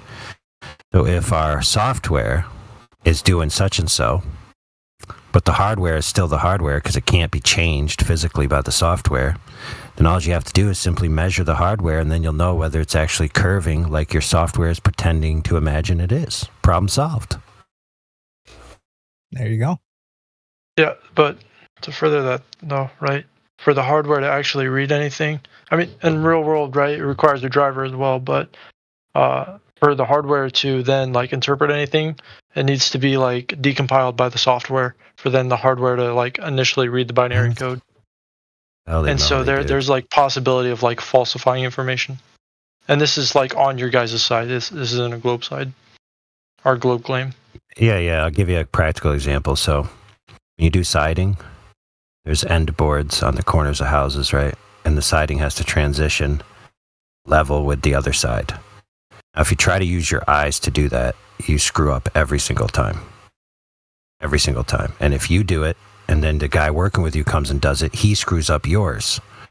So the only way to actually do it is to take your level out of your pouch, your square out of your pouch, slap that thing on there, and trace a line around to get the exact point. Otherwise, because your eyes ain't telling you the truth about the physical locations, because it's an interpretation of the physical locations, you actually have to put a physical demarcation onto the structure in order to get it right. Yeah, you just explained what I just said. By the way, Roland, my Boulder, just posted my image for me, so you can see that just a really wide FOV with rectilinear projection close to the object you're rendering, in this case a sphere, will create that oblong effect that you're talking about.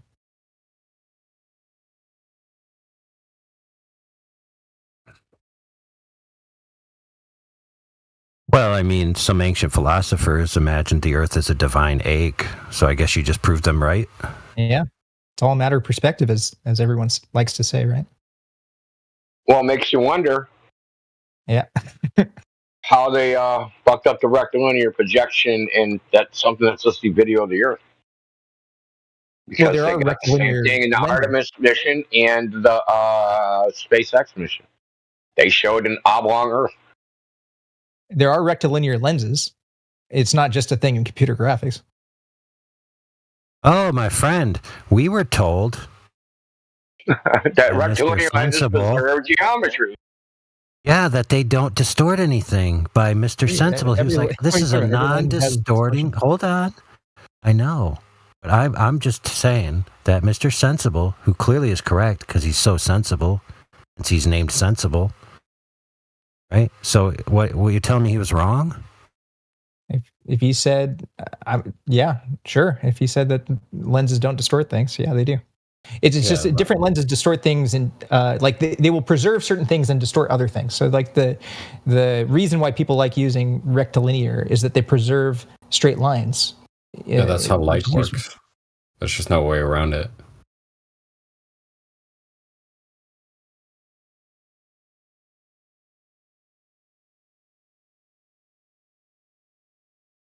Right.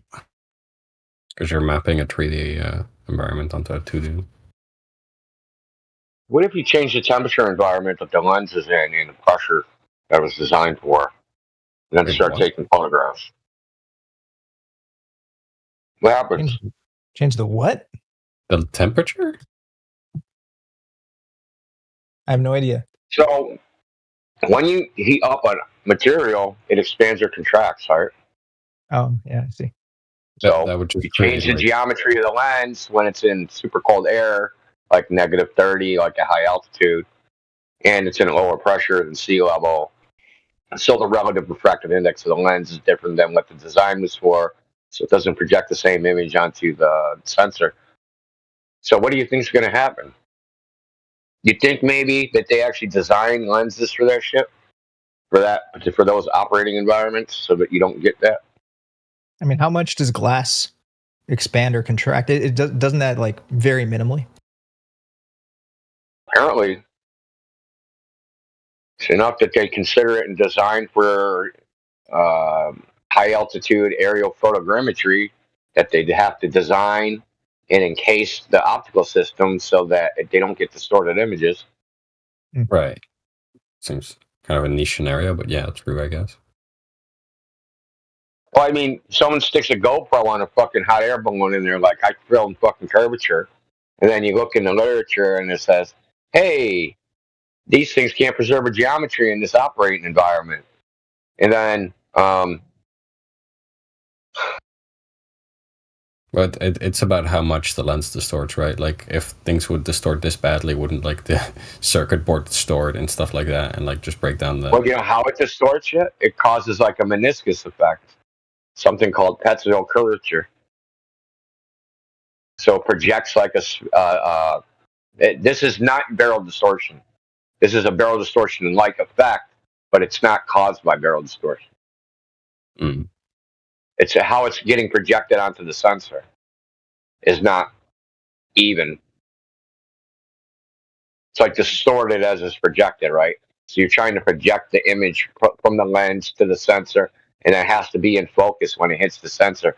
So, but the image is like different depths are in focus at different levels, so it makes it appear to be a bowl shaped. I would imagine that it would affect the focus, but not distort anything, because it would change the refraction index between the lens and the air, and then the sensor, right? Yeah, it's called defocus. So it's called a defocus effect, right? But what it ends up looking like is a meniscus or a bowl shaped effect. Interesting. Almost like, I wouldn't say it's like vignetting, but kind of like that, where where it kind of comes in from the edges, right? So maybe the edges will be in focus and the center won't be, or vice versa. Oh, interesting. Oh, interesting. I think I know. Yeah, because we're fucking nerds, dude. We got problems. Well, that's why I used to love hanging out here. Is you guys always got me thinking about stuff I never thought about before. Dude, I just rewatched that dual quaternion video, Indio, that you shared with me in the past. That was hot. And what do you know about that dual quaternion? What do I know? Dude, quaternions are fucking difficult to wrap your head around, and you're asking me to wrap my head around a dual quaternion? What the hell even is that?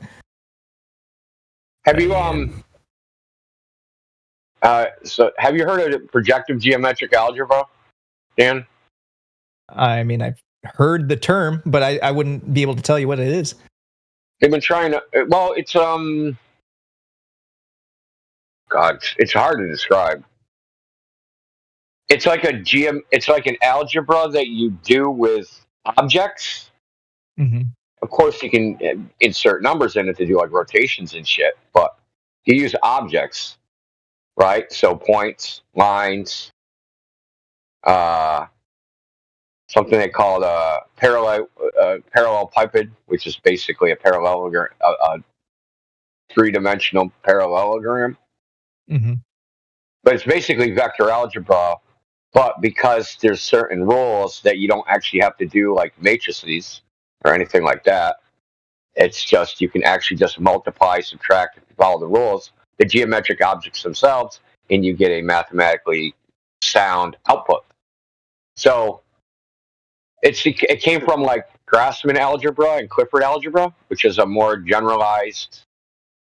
But it encapsulates. The reason I bring it up is because it encapsulates quaternions, dual quaternions, without actually having to do matrix algebra, linear algebra. Is all encapsulated inside geometric algebra.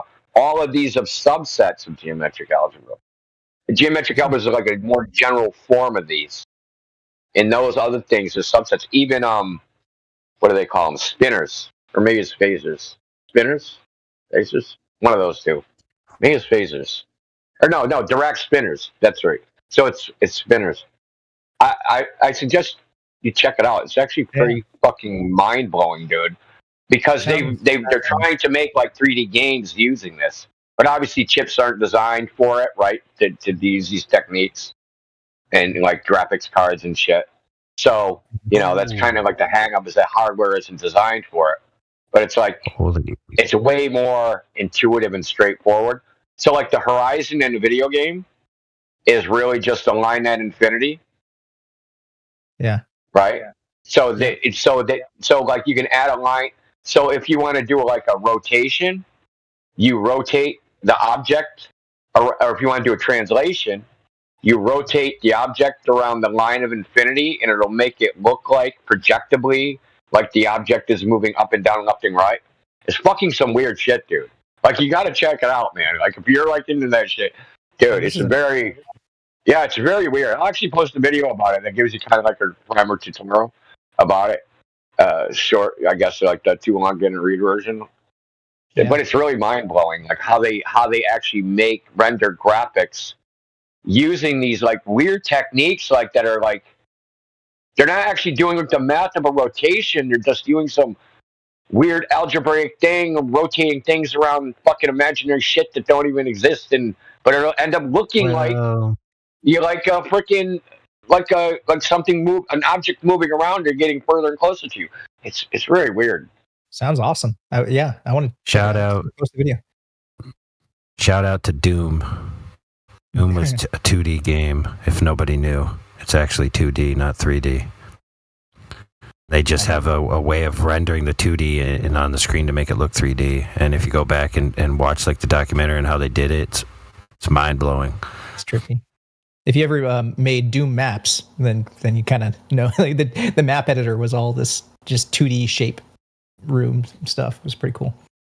They supposedly made an AI that can generatively render Doom without any even process. better than that. Yeah, that was the first one that they did. By the way, now I'm working in AI. I left my job at the UGC thing. Ooh. But not only did they make the Doom one, they made an like the Doom one was cool, but then they made Minecraft. Did you guys see that? Where you could it's completely hallucinating. I haven't seen that one Minecraft. yet. It was amazing. So here's my challenge to you, Mr. Dan. Mm-hmm.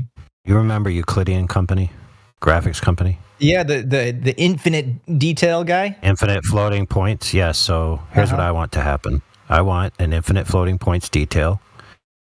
So you create your original world, right? Then you do that. Then you convert it to infinite floating points detail. You have an AI render it just like the Doom way, so that when you're having your source, your home computer, his infinite floating point didn't require a lot of processing power comparatively to other rendering techniques. But it because the way they did the math, just picking instead of rendering it, it's like picking locations. Who cares? That's neither here nor there. The point is, I think with an AI being applied to it, that you could achieve it in their dream that they had way back when. He didn't use an AI in that manner. No.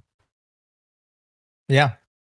I mean, the way that renders things probably would be incompatible with that infinite detail thing. But didn't freaking Nanite kind of do this the infinite detail thing, but actually in a shippable way?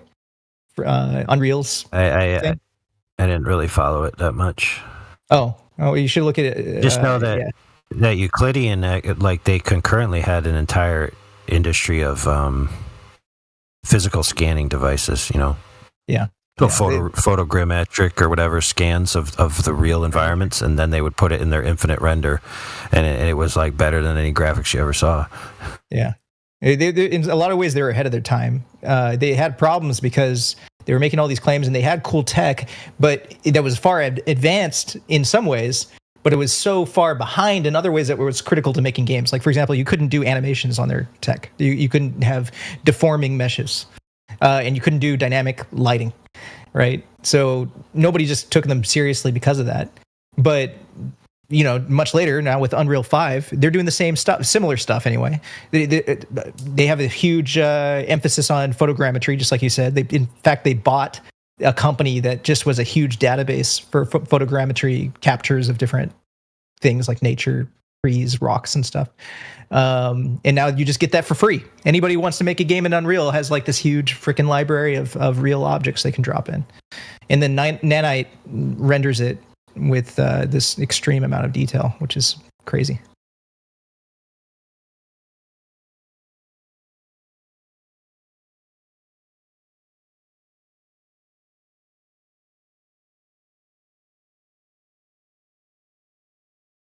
Talk on dual Quackalakians.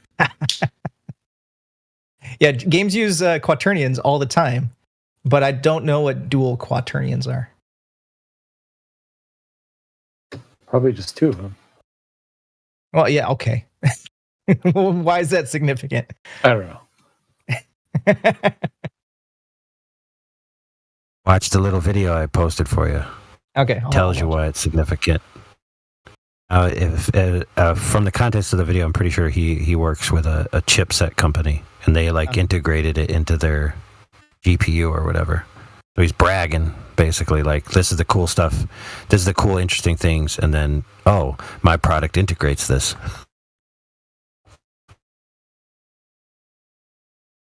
And how does that correlate to flat Earth stuff? Because this video is flat Earth specific.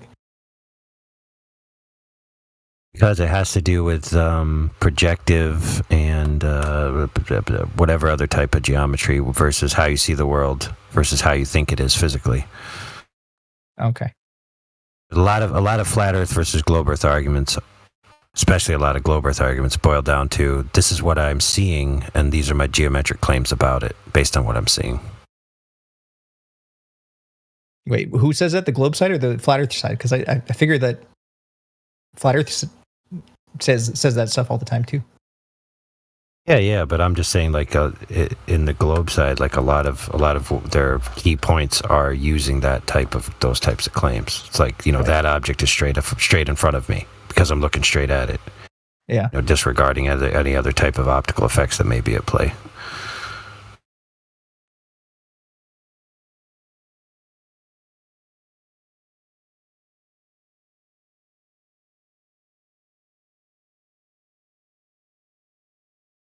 One of the big ones being like if you cast an ideal ray out from your eye, from your observer point, that it's going to intersect the object, and another person's ideal ray out from their eye will also intersect the object, and then you can use that to inform geometric claims. And a lot of times they don't add up. I mean, you're right that it won't add up, but for most cases, unless you're dealing with really weird stuff, it will be within a decent margin of error if you do that.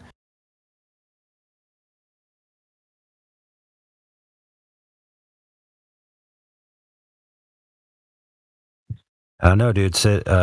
Decimal Z did got angles from sun height, sun angle calc or whatever the heck it was from different cities. Yeah. Put it into his oh man, what was it called? AutoCAD, and he couldn't get the sun to be greater than 1 million miles away from the Earth based on intersecting all the angles. Well, I did the same thing at one point.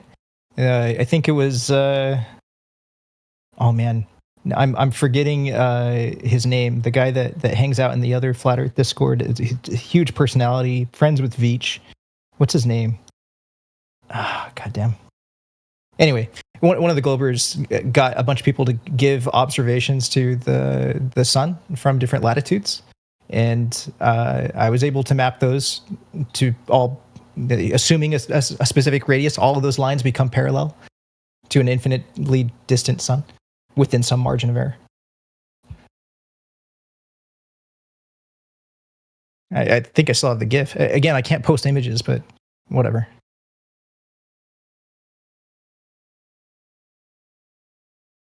So I don't know what his problem was, but I was able to. Oh, so you admit you did it wrong. I don't know what his problem was. I'm just kidding.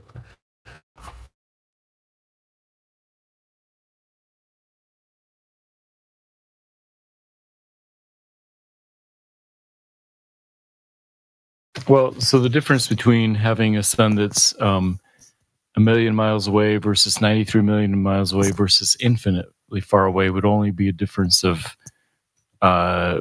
like less than 0.3 degrees. So right, that's why I said within margin of error, right? Because like the observations had more margin of error than within the range of 2 degrees.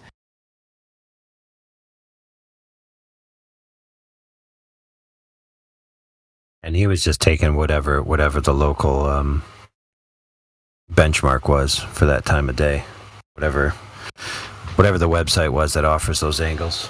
Oh yeah, this comic strip that Tactical Droid just posted, that is literally like, this is just an illustration of it, but with real observations, I was able to map this in that exact same way.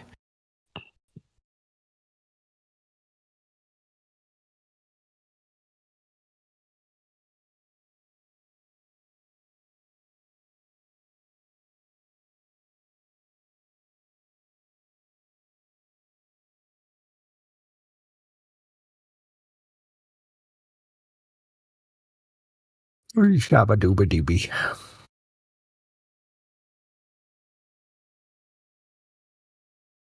Okay, I found the video. So I got a bunch of these, so I found the one out. This is the best one. It gives you the best background, in my opinion. Gives you a little bit of the history of how it came about and how you can use it. So you can actually you can integrate the physics as if they are geometric objects. So you can have gravity, inertia, masses, but it's all integrated together. You don't have any problems with things like merging objects together, right? So you don't have like meshes overlapping or clipping or anything like that, because it's all just perfect. It's just the way it all works together, because it's like, it can only work that way. It can't work. I know I'm like probably describing it like shit, but I cannot wait to watch this. This is definitely exactly up my alley. Hey, remind me again, what is your background? You have a fascination with this stuff, but why? I mean, I worked in IT, but not like as far as like computer graphics and shit like that. I mean, I did some development for the Oculus Rift. Oh, cool. But like on the hardware, software in between, because this was when it was like early, you know what I mean? So I had to deal with like both sides of the bullshit. So we had to make it work because, you know, it wasn't hardware friendly for a couple reasons. Namely, NVIDIA is a piece of crap. But other than that, that's something that's just one thing I worked on. Those early days. Back then, I was at Zynga, and I was part of an R&D division where we were playing with VR, and they were not great devices to work with, for sure. Yeah, I mean, I haven't been keeping up on it, but I think VR is dead until someone really thinks of a way to. And I said this a few years ago. It's great novelty, right? So you use it, it's fucking super cool. I had a kit, right? And I like all the kids in my neighborhoods are friends with my sons. And I'd have them come over and they'd use it and they would think it's so cool. They smash their head on the table, freaking like doing the roller coaster ride and shit. Because like in VR, like you'll like lean into the curve and shit and like go up and down. And they'd all end up smashing into the freaking table. Like, it'd be so funny. Like when you go on a drop, so they'd lean down to compensate for like the drop down the other side of the roller coaster, and they would smash freaking their face into the table. It used to be hilarious because they would all do it. Yep. So anyway, the point is that there's no killer app, right? They need like someone needs to think of a way to make it, because like people try to like either make it like a movie. Or like a video game, and like it kind of sucks at both, right? You know what I mean? It's still a mediocre video game, and it's like a mediocre like immersive movie. Someone needs to figure out like either some novel thing that no one ever thought of before, right? Because like the technology has the ability to do things that like. I don't know. I just think it's just a novelty until someone does that shit. It'll never be mainstream. I think the killer app for me personally is just replacing my monitor setup. I love multi monitors and stuff. If I don't have to ever do, but the quality isn't there yet. The closest thing is the Apple one, and that's just too super expensive. But I'll share some inside baseball with you. I almost bought one that had like they had one like during COVID. Super expensive one. It's like freaking 2 G's. I almost bought it. Yeah, it's crazy. But it had a pixel resolution. Each screen, there were OLED screens, organic LED screens. And I think the resolution on each one was like 4K. So 4K in each eye. Yep. I almost dropped the money for that. Then I was like, man, I'll just drop that shit and break it. I'm like, I'm not doing that. The only reason why I didn't do it is because it's a first gen, and it's not clear if they're going to keep on. You know, you never buy a first gen, right? You also don't know if they'll be in business anymore, right? But the great part about that one was it had a giant field of view, so that like it encompassed your peripheral vision. Yeah. So I was like, man, this would be super immersive. But like, I mean, I just didn't pull the trigger. Probably better off for it. So I never heard of that device again. So they probably don't even exist. Could have been a scam for all I know. They're still I got the one. I got the one for the Galaxy S6 when that one came out, and the resolution was so bad it literally hurt your eyeballs. So I used to think that's some of the things I used to work on, because people get headaches from the flicker and like the flicker in the game, and then like dude, I remember like where you're like so you got stereoscopic vision, so you have it at, I can't remember the term for it. But the depth at what things intersect, like if that isn't exactly right, you'll get fucking like excruciating fucking headaches. Like it's just like it does something to your brain where your brain's like, something's fucking wrong here. I'm gonna cause pain till they take this off. So it sucks if as a player, you know, when you get sick. It sucks even worse as a developer, because you have to tune those values, and if you get those values wrong, then you're out for the whole rest of the day. You just can't work on it. I hated that. But yeah, you got to get the depth right? So it's like the intersection. I can't remember the convergence. Right? The convergence point where your eyes intersect in depth, right? So you have stereoscopic vision. You got image in one eye and image in the other eye. But the way you have convergence between your eyes that signals your head how far away the objects are in space, but you're simulating it. Yeah. So sometimes that depth doesn't match the size of the objects in the images, and it will fucking give you like an excruciating headache, dude. Or it doesn't track with your head or some other thing.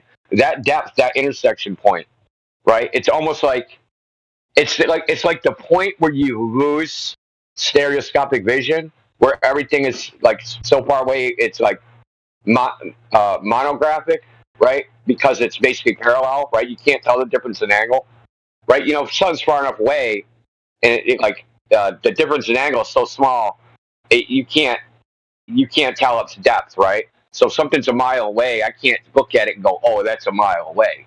But I can pretty much guesstimate something that's 3 to 6 feet away, right? Because I have parallax between the objects. It's like the distance at which the parallax ends and no parallax starts, right? Where it's just parallel. That convergence point, if that isn't exactly right, dude, it fucks with your head big time. Sorry to rant, talk shop or whatever. You're right. But you want to know something that's fascinating is I also used to think VR is pretty much dead. But recently I went, I'm doing a new startup and I went through an accelerator, and one of our batchmates, people that were going through this accelerator with us, was doing a VR company. And I learned something from them that I thought was fascinating, which is for everybody who bought the VR, basically these dads, these middle-aged men kind of a thing, they all think it's like they put it on, they tried it, they had some fun with it, and they put it away. But their kids are using them, right? So there are people making games right now for VR that are making millions upon millions of dollars just hand over fist, and it's super easy too to make money in VR because there's very so low competition there. So like one of the most popular ones it's called Gorilla Tag right now, and they're just making millions upon millions of dollars every month. It's insane. And so they were one of the few, not the developers of Gorilla Tag, but the company that was in our accelerator with us. They're one of the few companies that is already profitable compared to all of the other people that went through. They released a VR game and they're already making tons of money. So it's not dead for the young kids apparently. Now, what platform is that on? Is that like on that Quest thing? Oh, dudes. Hold on, dudes. Powwow right now. Everybody else, put your fingers in your ears and sign the NDA, okay? So here's how it's going to go down, Dan. Okay. You're in Antarctica, looking around in the VR. There's the alleged 24-hour sun zipping around. Then all of a sudden, the penguins start coming, and they got AKs. And rocket launchers and plasma casters, and it's on like Donkey Kong, and you got to move around, dodge them, shoot them, blast them, turn them into spray, and while all trying to not fall in to the crevasses. What do you think? Love it. Let's do it. I want a Witchit skin.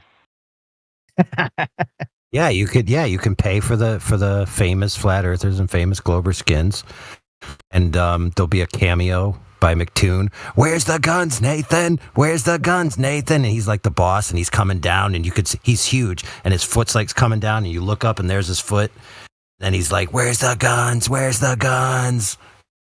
Which skin is more expensive, McToon or Witsit? It's algorithmically expensive. So we prey upon your hopes, fears, and dreams to determine which one you're likely to want to buy for the most amount of money, and then we change the price just for you.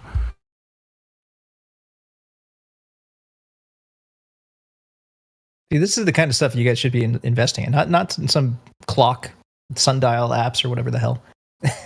We need to make first-person shooters. Dude, I've thought of that, making a Minecraft Flat Earth game. Or not Minecraft, Roblox. Nice. Someone probably already did it. They probably used penguins with machine guns in it. Well, every Roblox game is a Flat Earth game, if you really think about it. Yeah, technically, yeah.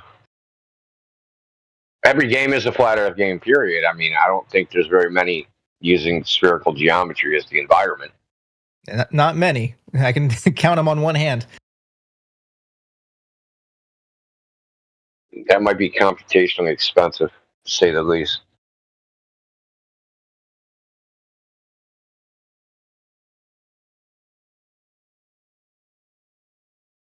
But what platform did they? So, didn't Facebook kill their VR headset or something? No. I mean, they keep on making new ones. So now they're on the Oculus Quest 2, I think. Maybe 3. I'm losing track.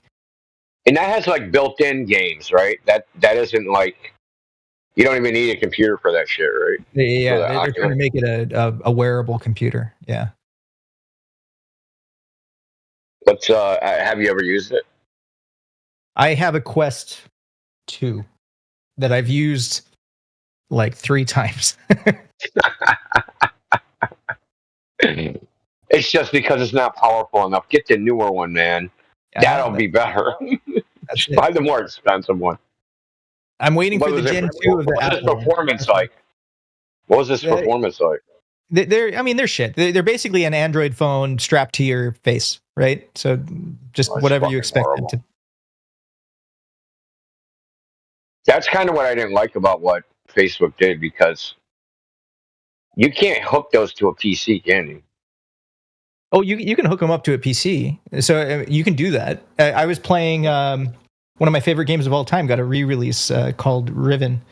It's like it used to be one of those point and click. I know what it is. Yeah. Well, if you like it, you should check out this re-release. It is worth playing in VR. It's one of the few games where it's like, hell yeah, I'm gonna bust out my VR headset for this one.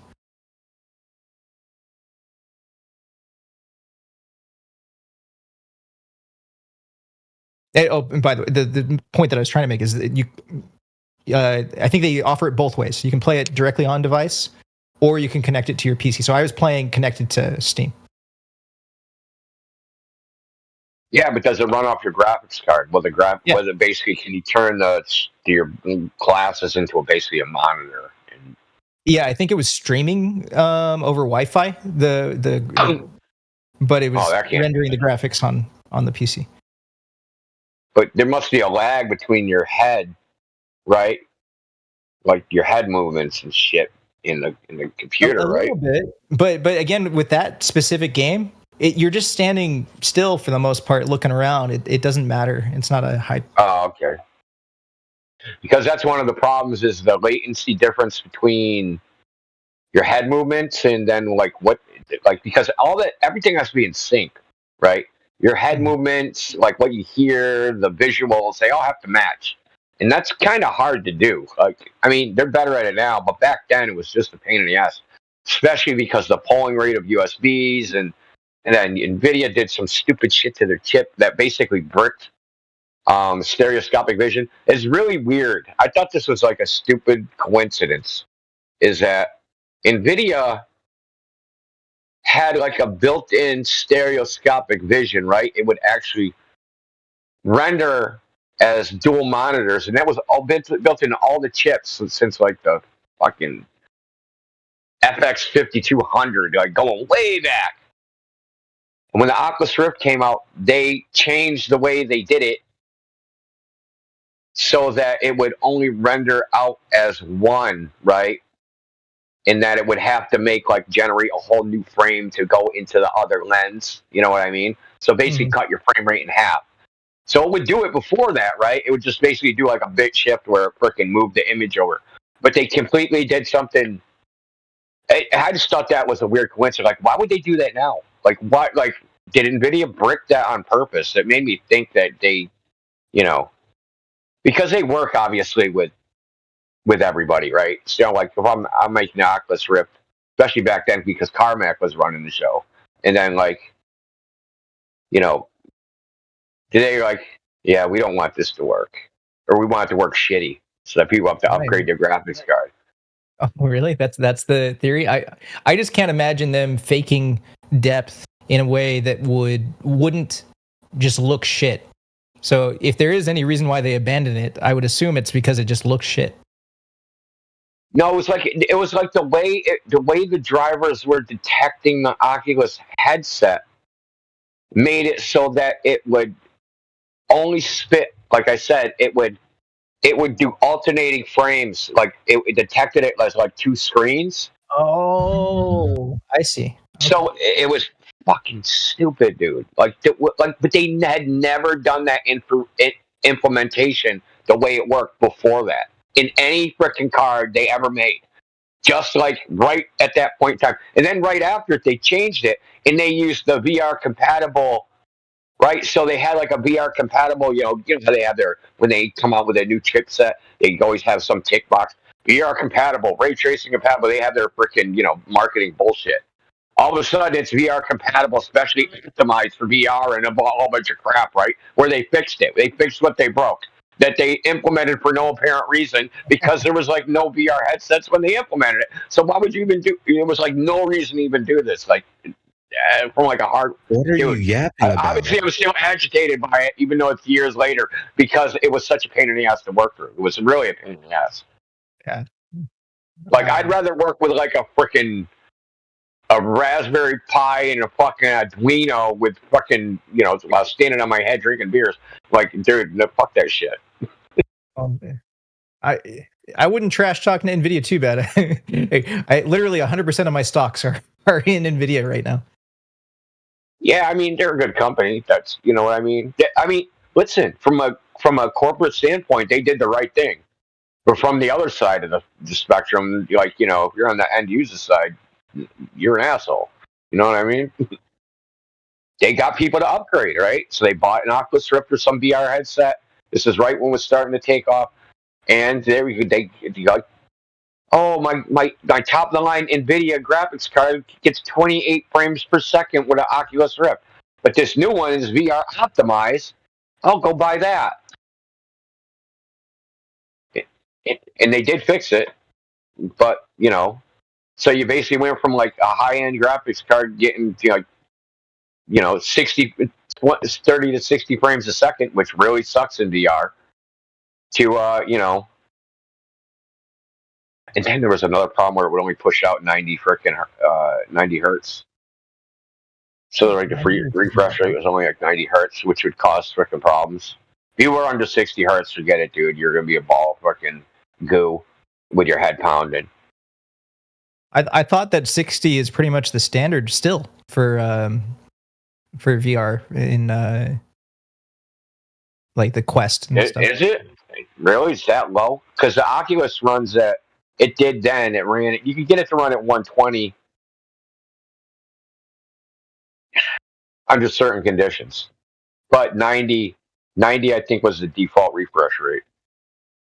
Oh, I think you're right. Yeah, the Quest one was either 72 or 90. I don't know why it's 72 or 90. Because it makes the screen more expensive if they have a higher refresh rate. You know what I mean? They need a better quality like hardware driving the screen. It's always a race to the bottom. You know that. How much? What's the cheapest hardware we can get away with? Yep.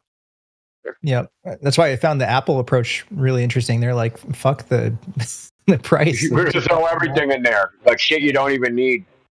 Look, there's a can opener and a coffee maker in your freaking VR headset. You can see your eyes from the outside. Why? I don't know. It's the creepiest looking thing ever, but here you go.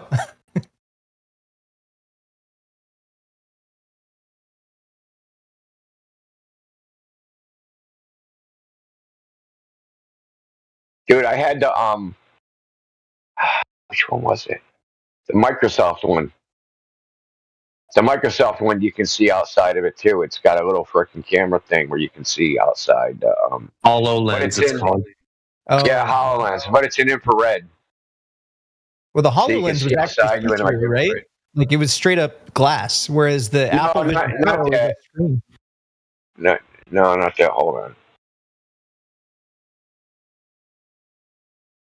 Or maybe it was. Hold on a second, dude. Man, my memory's going. VR. You're right. HoloLens is looking through lenses that are transparent that for your augmented reality, whereas the other headsets use cameras.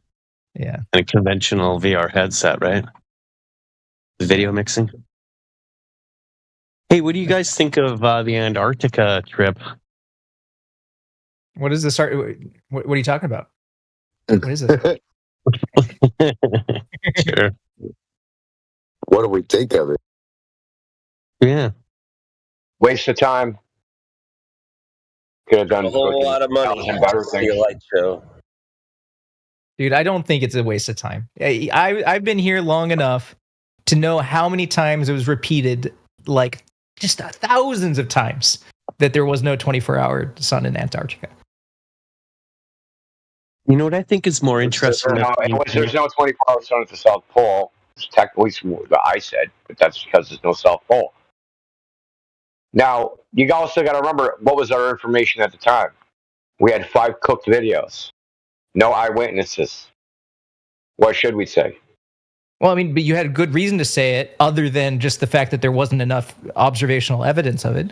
The reason why you guys said it was because it didn't make sense on the only model that you guys had.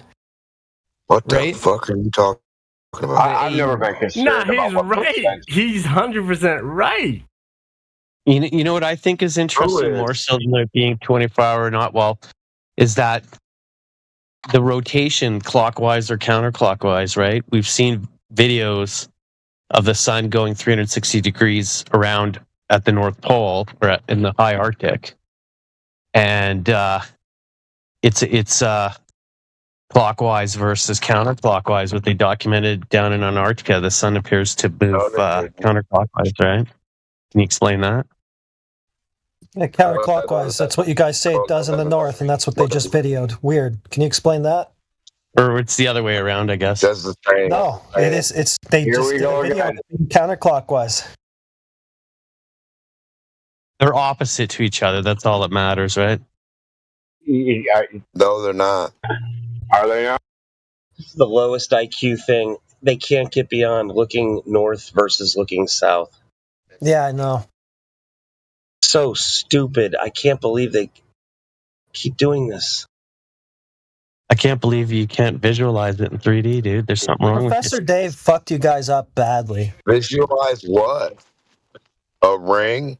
Draw a circle loop. What are we visualizing?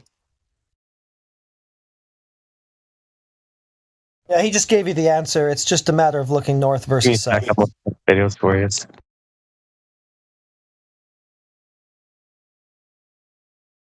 Hey, Harapro, say you take a moon, right? You tape it to your ceiling, and you go to your west wall and look at the moon. Then you go to your east wall and look at the moon. Will the moon flip over?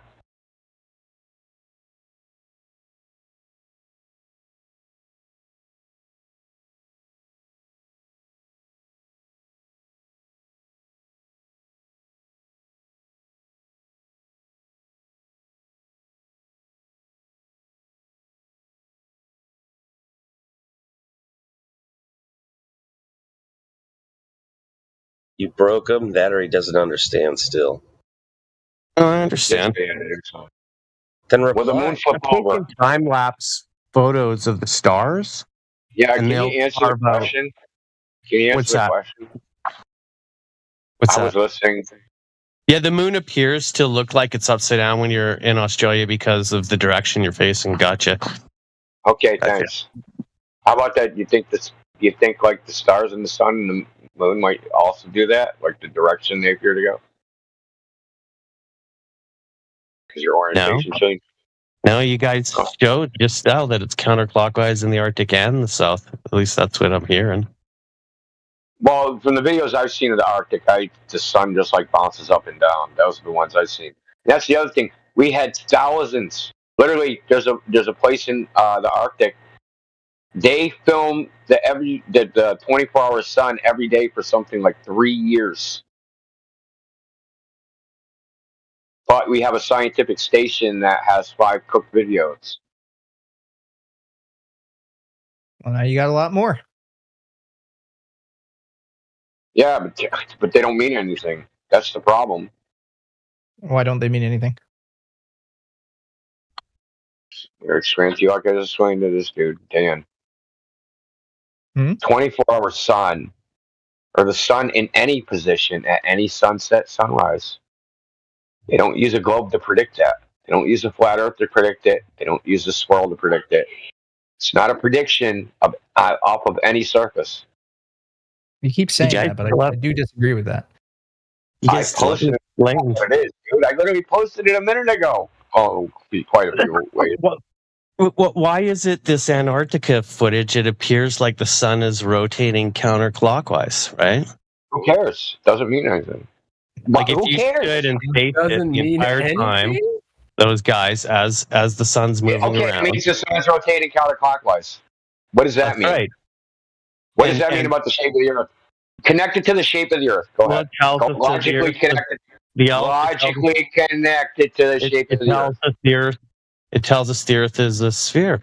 Well, I mean, I would rephrase that. I would say that it aligns with the observations that the Earth is a sphere. It doesn't say, but it sure does align with it, which is why it's significant. To say, I feel like Flat Earth has jumped the shark a little bit because all of a sudden observations don't mean shit to you guys, but it used to. No, I don't know what the observation's fine. It's the conclusions which aren't fine. People are saying it proved, disproved, right? And you objected to it. So, yeah, it's consistent with, I guess, the globe model. Even though the model doesn't use a globe, you can think that it does. It doesn't matter to me. You can think that it does. I mean, you can go look it up, right? You can go look up the equation of time and look at the math and then see if there's a globe in that math. There's going to be a radius. You're using a globe. There's no radius. And the reason why there's a radius and sphere math, radius. They're using trigonometry, right? So you're telling me, Dan, there's a radius when I know for a fact there isn't. I know for a fact that there's no radius in the mathematics. You're talking about how far the Earth drops. Trig works in short distance. We're talking about prediction of the sun path. And what it does. Okay. Yeah. Like, you guys still haven't answered, or the one guy sort of did, but you asked what we think about it. Why is it with recent footage, claimed footage from Antarctica, has the sun rotating counterclockwise, while What do you mean by why? What do you mean by why? What's the causal mechanism? What's the causal mechanism? Yeah, like on a flat Earth, how could that work? That the sun would rotate in opposite directions, no matter what spot you're at on the flat Earth, dude. I mean, I can post you a video of someone demonstrating it working by making like a physical model. I don't know the why. Sure. How many times are you going to post this? You guys are going to just keep. So this is the funny thing. What I find funny. I find lots of things funny, apparently. But one of the things that I find funny is that this video has actually been around for like 6 months or longer. It's been on. They've showed it to people on X, on what do you call it? Flat Earth Fridays, bunch of shit, right? So it's around. All the Globers, the mainstream Globers, they all know about it. They all know what it demonstrates. What demonstrates the things you guys say is impossible. It doesn't talk about it. Doesn't have a theory. It actually demonstrates that it's possible. But we don't have to demonstrate that it's possible. That's the thing. We don't have to demonstrate anything. You guys are the ones saying proves X, disproves Y. Okay, give us a syllogism. Right? If you're going to say disprove something, there's a way human beings prove and disprove things. We use logic. So give us the logical syllogism how a counterclockwise rotating fucking sun disproves a flat Earth. And no, your lack of understanding about how it works, or your lack of ignorance, or any of that, isn't a disproof. It's a flat Earth. You don't know how quantum mechanics works. You don't know how dark matter works, right? You still believe in those things, right? Your lack of understanding doesn't make it not so. So, saying, hey, this can't happen on a flat Earth, can you actually give us a logical syllogism on how that's true? And don't say, oh, you show me how it works. I don't have to show you anything. Indio, quick question. Just before you get, I don't know who you're debating, but would you say it's a shared inconceivability, or is it just our side that can't conceive of it? I mean, no, because there's been people that have been trying to like do this, right? Make a 24-hour sun on a flat Earth map. Some have succeeded, some haven't. People just don't like. People don't like.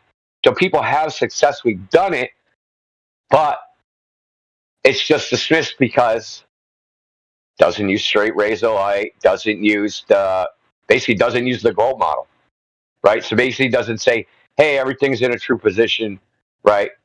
And there's a frickin' spherically symmetric atmosphere with a frickin' temperature gradient and blah, blah, blah, right? So it's not fucking the things that it doesn't use the globe assumptions, so it's dismissed. I assumptions about the Earth's relation to the sky doesn't use those assumptions. I think the only way to go about debunking it, if I was going to present the case against it, would be to only use what flat earthers would agree upon is the case, right? So, for instance, if you guys say this is how compass directions work on a flat Earth, then that must also be consistent with other things, right? Yeah, I mean, right? That's it. Like that's something I haven't even brought up, dude. I should bring it up. I haven't brought up directions because that's a whole nother fucking ball of worms you don't want to get into. Cardinal directions. That there's 3 of them. There's 3 cardinal directions. You know that, right? There's a cardinal directions as marked by the compass. There's a cardinal directions as marked by latitude and longitude coordinate system. And then there's a cardinal directions as marked by what the sun does. Namely, east is defined as where the sun rises on the equinox. Now, those easts are not the same. They're the same in some places, but they're not the same everywhere. And you can check this out. You can go on time and date. You can look up equinox sunrise times on the equinox on a single line of longitude, such as Tierra del Fuego, Puerto Arenas, wherever, same place, and Canuck, Greenland, right? So they're on the same lines of longitude within 5 minutes, right? It's a small difference. I just you want look to at the direction. Hold on, let me finish. Not 3. Okay. There's 3 different sets of cardinal directions. Yes, there is. There is. I mean, I'm giving you the proof of it. You said sets. I didn't hear the word set before. I just heard 3 cardinal directions. Oh. Yeah. I mean, I don't even know what that would be. Anyway, so if you look on time and date, right, and you look at the direction of the sunrise on the equinox, Tierra del Fuego would be 91 degrees. Okay? Then you look in Canuck, Greenland, same day, right? It would say 86 degrees. Those directions diverge. Yeah. But east is defined, if you look in the Oxford Dictionary, definition of east, the direction the sun rises on the equinox. Now, you can go on Google Maps, and if you try to draw a line east, it doesn't follow the lines of longitude. All the lines will go towards the equator. In fact, Jeranism discovered this. He just didn't understand what it meant. This is years ago. He did a stream where he was trying to draw lines east on in Google Earth. He couldn't figure out why it was doing that, why they kept converging at the equator. And it's because whoever programmed that used probably like the equation of time to get the sun direction, but then they also used the longitude lines to also define east, so they didn't match because they don't match. So if I may then, it would be in the mind of a glober when they say flat Earth has been debunked. They would be imagining a particular kind of flat Earth, right? Who knows, dude? Yeah, but who knows what goes through the mind of Globers, dude? They can't even fucking form a goddamn logical statement. But I think that's part of the reason why. Company excluded. Okay, I'll be gratuitous. I think that's partially why I think a lot of Globers do struggle with it. It's because I don't think being good at science means that you're good at logic necessarily. But besides that, I think that, good gladiator. I think that when they do it, they're obviously depicting, the AE map, right, or like something very specific to what they've seen before from flat earthers. Which is why I think the only way, if you're going to say it debunks flat Earth, is to solely do it based on claims that flat earther would commit to, right? Like, and then work from there. Just see, that's the thing. The flat Earth used to make this a number of flat earthers, including one that went down Antarctica there, did claim that it was impossible for the sun to be 24 I mean, so when I say claims that they commit to, I mean, if they, all flat earthers now say there is 24 hours. Who fucking cares? They're idiots. They also think that the fucking sun time is just like all the Globers that went down there. Nobody checked that the fucking 24-hour sun's a globe prediction when it's not. It's not a globe prediction. Yeah, what I'm saying is, like, if you're going to use the 24-hour sun to debunk flat Earth hero for you directly, all flat earthers, at least to my knowledge, except for the ones on Twitter, there's some that deny on Twitter, would agree that there's a 24-hour sun in Antarctica. Now, if you're going to try and say, well, this debunks flat Earth, wholesale, like all of them, then you'd have to, one, tailor the argument to the flat earther they're talking to because they have different beliefs, and two, find where a contradiction lies between the other commitment they have. That other guy talking believes it, but you're a put on. Sorry, that's what I think. Wait, what? Put on. Who's put on? I think that you're a put on. I think the other guy talking believes in the flat Earth, but I think that you're a put on. Like the majority of flat earthers are. I'm a globe earther. I'm just saying.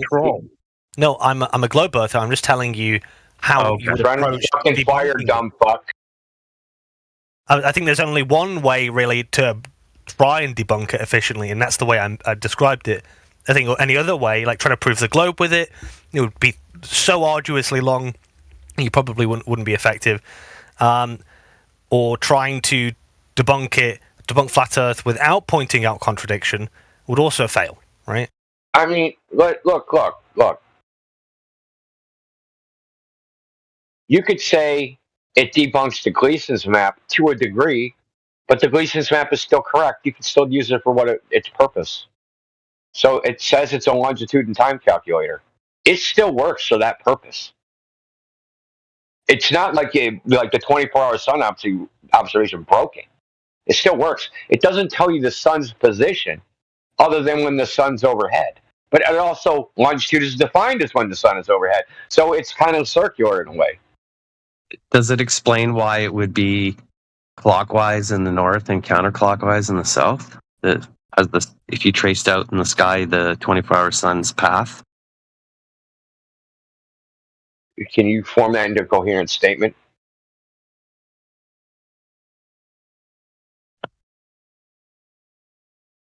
What don't you understand? That with the videos? It's actually pretty simple. I don't understand how that's relevant. What needs to be explained exactly? Why the sun rotates and a why? What does why mean? I asked you that, right? What does why mean? Up again. Okay. What do you mean by why? In a metaphysical sense? In a metaphysical sense, do you mean why? In what way do you mean why? What do you mean why? Why does it do it? Why is water wet?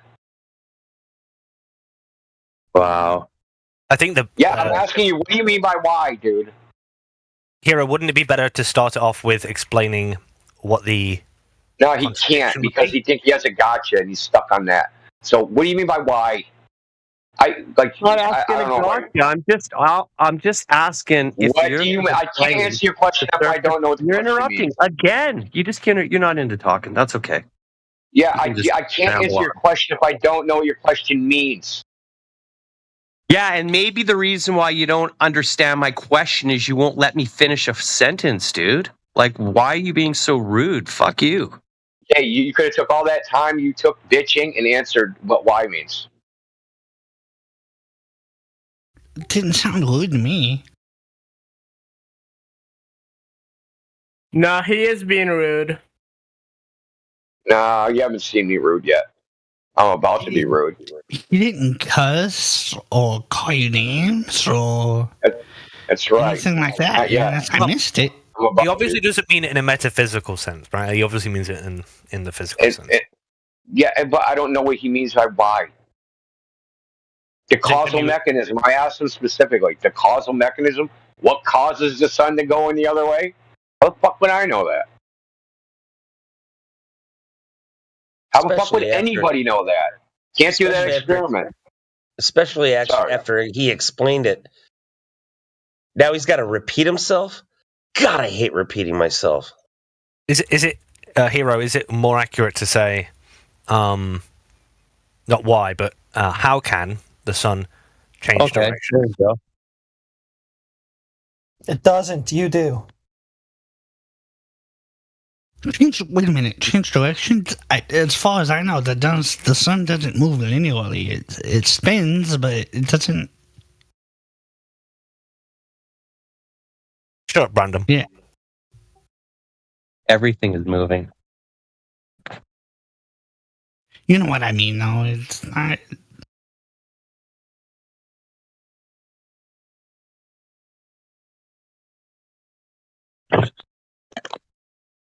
Of course, in a sense, the sun is. Let's talk about the drones. What do you guys think of all these drones? Drone sightings around New York. Apparently, radiation's gone up in New York. They probably put the globe.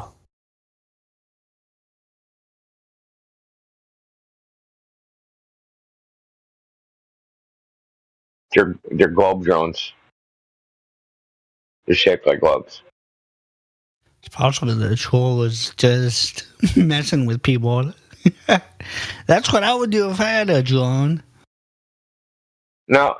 So check this out. So Barents in 1597 observed the sun in the Arctic come up 2 weeks too early, and every day after those 2 weeks, right? So spring started 2 weeks too early. Did that falsify the globe, and why not? Can you tell me why that happened? If you're gonna we can play this game too. Why did that happen? See, this is the funny thing is. This is the funny thing is. If you don't see a 24-hour sun, that cannot falsify a globe. Only flat Earth can be falsified by this so-called experiment. It's a one-way street, according to these guys, right? If you don't see a 24-hour sun, does that falsify a globe? Would that have falsified a globe? No. Of course it would have. It wouldn't. Yeah, I think it would. How? It wouldn't have falsified the globe.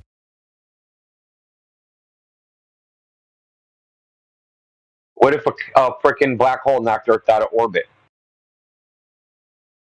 Would there be a 24-hour sun? Would you still be on a globe? Okay, so it wouldn't falsify the globe.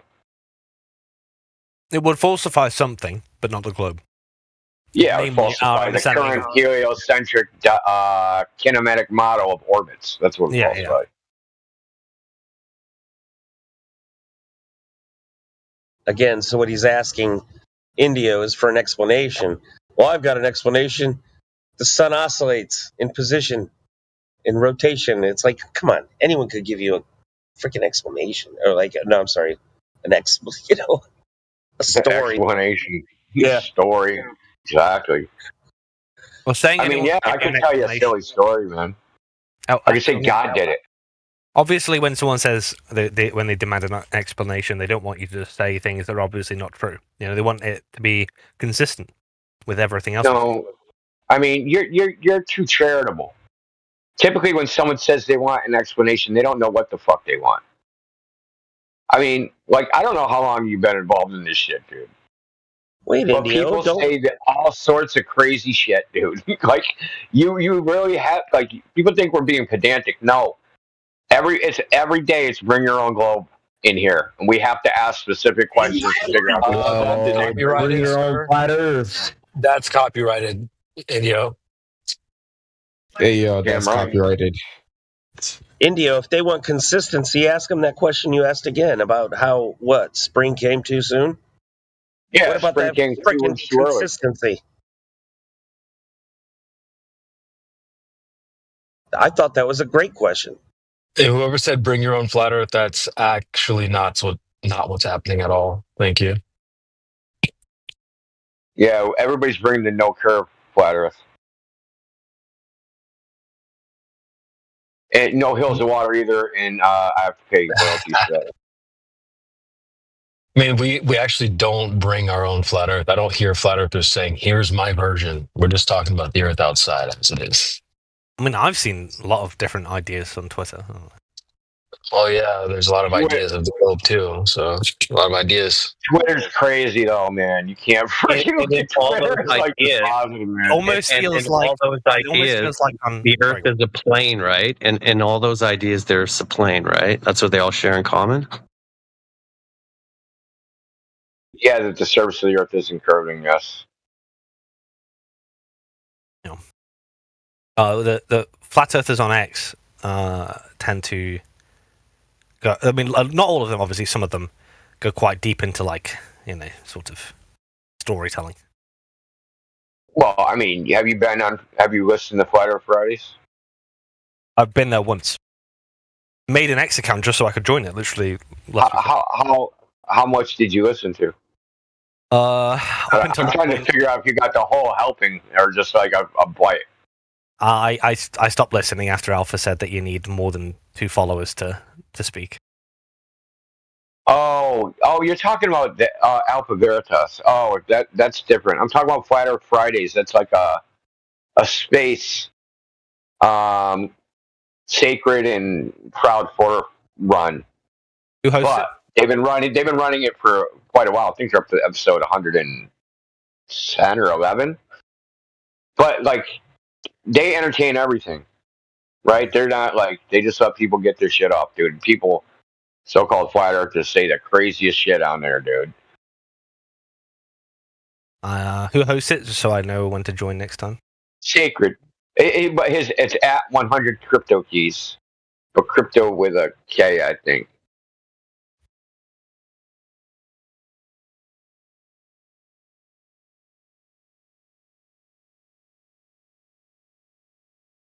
Yeah, it's pretty good. It gets better towards the end, towards like later. But like when they start off, he kind of like lets everybody talk. So people come and say, "Hey, what's up?" And then they freaking go on some freaking spiel about how they freaking stopped eating the vegan diet and started eating freaking rocks out of the bottom of the ocean, and that now their glaucoma is all fucking healed. Like, dude, it just gets stupid in there sometimes.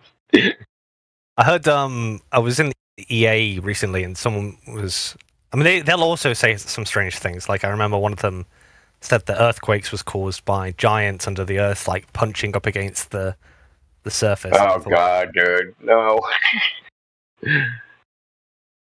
That's why I go at night, like, when those people have gone away, right? So most of the time I actually go the next day because it'll run into the next day, into Saturday morning. And that's kind of like when it gets, like, more nerdy. But I can't deal with the freaking woo-woo shit, man. It's just not my style.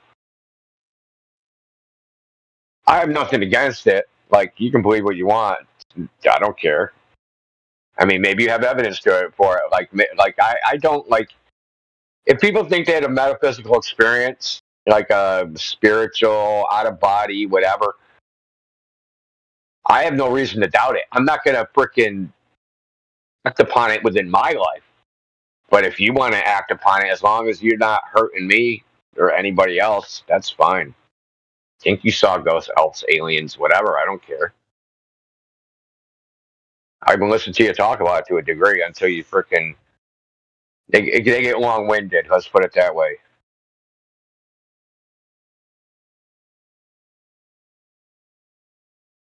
Talking about their ayahuasca trips and fucking how they ate 50 fucking scrooms and saw freaking... There's a vein with a cloud in it, man, and it's bleeding on me. Like, fuck, dude. No. You know, I've been following this final proposition thing when I first heard about it maybe a week ago. I don't know when it exactly started, but I've been listening to some of the globe earthers, and some of them know a lot about science, but you're not wrong. It is become quite apparent that many of them can't form a syllogism. And I saw even some of the celebrity globers commenting on your post on Twitter, saying things like, science doesn't prove anything. that doesn't mean you can't make a deduction, right? I mean, science still allows for deduction. It doesn't exclude it. It's just a way of organizing your thinking. Dude, McToon said, but my whole purpose is to show. First of all, this guy Duffy's a scumbag. Like that just pisses me off right there. That he roped and like he roped so many people into his freaking sham, dude. And like we've been talking about this crap and wasting our time for months now on this shit that don't prove anything. Then he called it the final experiment, said that he fucking went on record, said he was going to freaking, he talked to his friend on Facebook. He's like, I'm going to end this debate once and for all. And he was told beforehand, this isn't going to prove anything. And I even said to him, and he responded to me, I said, hey, if a 24-hour sun isn't, so check this out. You're going to like this one. So I said, will a 24-hour sun disprove the globe? Or not seeing a 24-hour sun would disprove the globe? He said yes. I said, how? He said, because the Earth is symmetrical. Fucking literally want to smack him in his head, dude, through the screen. Like, what kind of answer is that, dude? Like, what kind of answer is that? This is the guy running the show, spending, I think, his money, and we don't know what the whole financing thing is, and he lied about the whole thing in the beginning, and pretended he wasn't behind it, and pretended he didn't know McToon, even though McToon had already been in his church. Like, the whole thing was fucking grimy. He's under investigation for fucking fraud. Like, so, I mean... I feel like the fraud thing is probably common in his line of work, so I don't really mind that stuff, but you're not wrong. I do think there's a chronic problem in the... I mean, there's globers, and then there's globers. Like, you know, I'm sure there's like a philosopher that could argue better. Don't take me wrong. I'm not saying flat Earth is squeaky clean. I'm not saying that at all. I'm just saying, this person who has no fucking moral fucking backbone whatsoever, and no one should be getting behind, right? Like, how did it distract everybody for this long? It's irritating. And to call it the final experiment when he was told this shit ain't gonna be final. But it was a good marketing thing, right? Like, it's the final experiment. He's like trying to force it on anybody. I'm told you it's the final experiment, damn it! If we see a 24-hour sun, you gotta go home. No, dude, you're not running shit. I do think he probably confused the fact, because I mean, like, if you look at every major flat Earth streamer, they did all say, as far as I saw, that there is no 24-hour sun. Some of them said it like there can't be, so that you know, would maybe have led him to the opinion that it's impossible, and then proceed with the experiment, so called, right? I think it's more designed to test whether or not the people who did say it's impossible and can't be true, if they're gonna how they're gonna react when they find out that it is true. You know, I mean, that's so sidebar though. It was at all. Look, the final experiment was an experiment on flat earthers. That's what it was. That's what it was, and that's why it pisses me off. And I listen. I'm not like trying to say I'm the fucking greatest thing on earth, but I told these motherfuckers and even asked Duffy, "What's the scoreboard for? Why is the scoreboard indicating who is going or not? Why are we keeping score of that? Shouldn't we be keeping score of like what the results of the observation is? Shouldn't that be the scoreboard? Why do we care the social aspect of it? Why is that the most important thing that there's a scoreboard for? And then it's invite only. Most of the flat earthers he invited, nobody ever heard of. Jeranism fucking went and like, who the fuck is that guy? You're like, his channel was fucking dead and dying. No, like, and then he glommed on. And then once he fucking started doing it, it seemed like it took off from there as far as like notoriety. Like it seemed to me like he made that shit go. Like without Jaren, that shit would have died on the vine. And this is my opinion. It would have literally went nowhere. But Jeranism decided he was gonna like, oh, do it. Like, yeah, go ahead. But the point is that the whole thing from the first place was like a social manipulation, and I don't like that shit, dude. I just and it makes me angry. It just makes me seriously angry, dude. I don't like propagandists. I don't like any of that crap. Anyway, go ahead. Duffy admitted that 5 months ago in a video. It was that he never a published. secret. Like he said it from the very start that was the intent, that there were 2 experiments. See, I mean, it's not even subtext what you guys are saying. But to be fair to Duffy, you think that's cool? You endorse that shit? Well, only because it was fair to both sides. It was, in theory, symmetrical to both a Glober and a flat earther. It's to say if either side would change their perspective. So is it fair that he's got Globers up that saying they went on his scoreboard, but they didn't go? Is that fair? No, the scoreboard. Then he represented as the scoreboard is saying whoever participated by posting videos. No, he had a scoreboard before they went. The scoreboard was who agreed to go. No. At least from what I understand, obviously I could be wrong. That's how it started. At least from what I know, the scoreboard is just, and he listed this on his website. Hey, if you do a video about this, if you interview me about this, I'll get on the scoreboard. Yeah, that's a separate scoreboard. So they moved the goalpost, dude. The goalpost has moved lots of times, dude. Like, seriously. That's why I'm not just fucking barking up the wrong tree here. Dude, it was the whole fucking thing is slimy from top to bottom. Okay, but the scoreboard was originally. I could probably show you a tweet where I talked directly to him, and where he talks about the scoreboard marking. It's supposed to designate who's going and who's not going. This is months ago. This thing has evolved over time. Then they got supposedly duped, right? They got duped by some person who promised to pay for one person, and then the golden ticket. And then instead of the person, we can't pay them the golden ticket. Let's try and do another fundraiser. And then McToon, who wasn't supposed to fucking go, then he's trying to go on his own because Whitsitt didn't want to go because he was going because fucking McToon talking shit about him. The whole thing just stinks to high hell. And that's the point of the, Well, I'll tell you, if I were to expose that this whole thing was a bunch of fucking nothing burger. But see, that's the part I disagree with you. If I was a flat earther, I would be excited by this. I would be excited by it because I think it would be disingenuous to say anything other than the fact that the AE map is the most popular model of the flat Earth. You can say that it's not the only one, and that's fair. Whatever. I mean, I haven't seen one as developed, let's say, as the AE map, but it was by far Wrong way around. It's a globe map. Can I tell you It is something? a globe projected map. Well, can I just Antarctica I have wasn't something even to discovered. finish real quick. Yeah, but Antarctica wasn't even discovered when the AE map was made. You realize that, right? Sure, I don't. I mean, it was discovered like they knew it was there, but like there was no South Pole. They'd only been so far. Like nobody even knew the extent of the world. That's fine, but that's irrelevant to my point. My point is that how can that be anybody's map? Let me just say my point. My point is that most flat earthers, for the longest time, and I've been here for 6 years. For that. Can I finish the point, please? Yeah, but there's no basis for you saying most flat earthers, dude.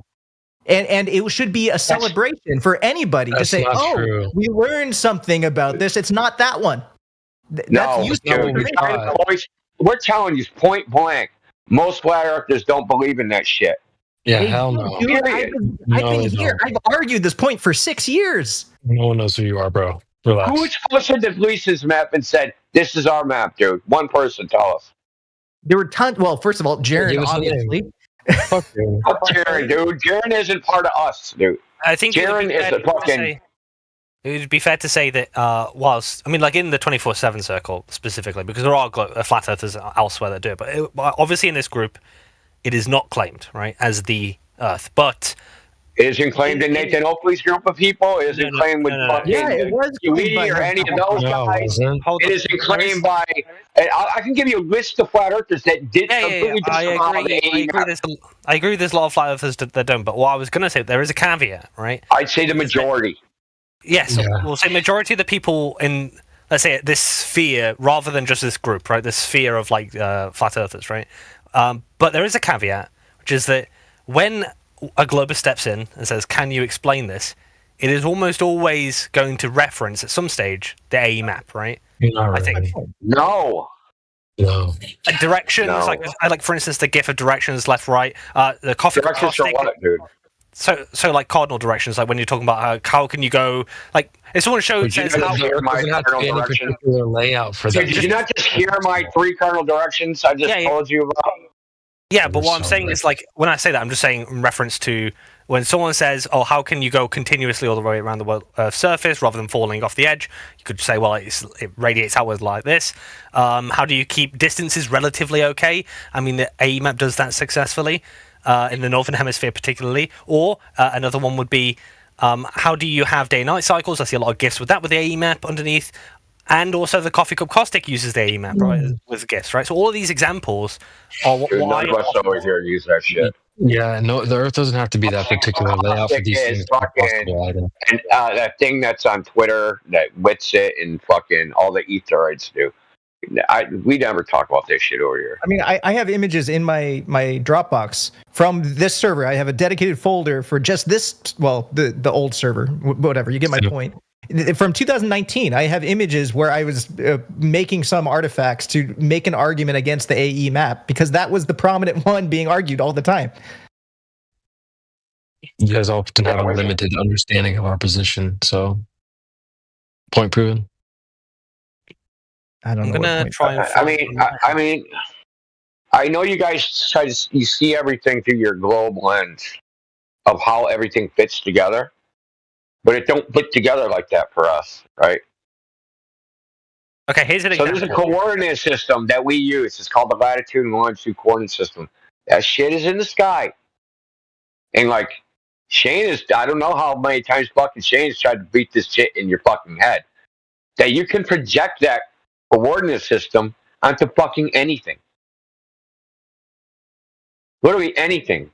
But that's not saying, hey, the coordinate system is how the world is shaped. That's something else, right? But then if you get to the details, how do I find my direction?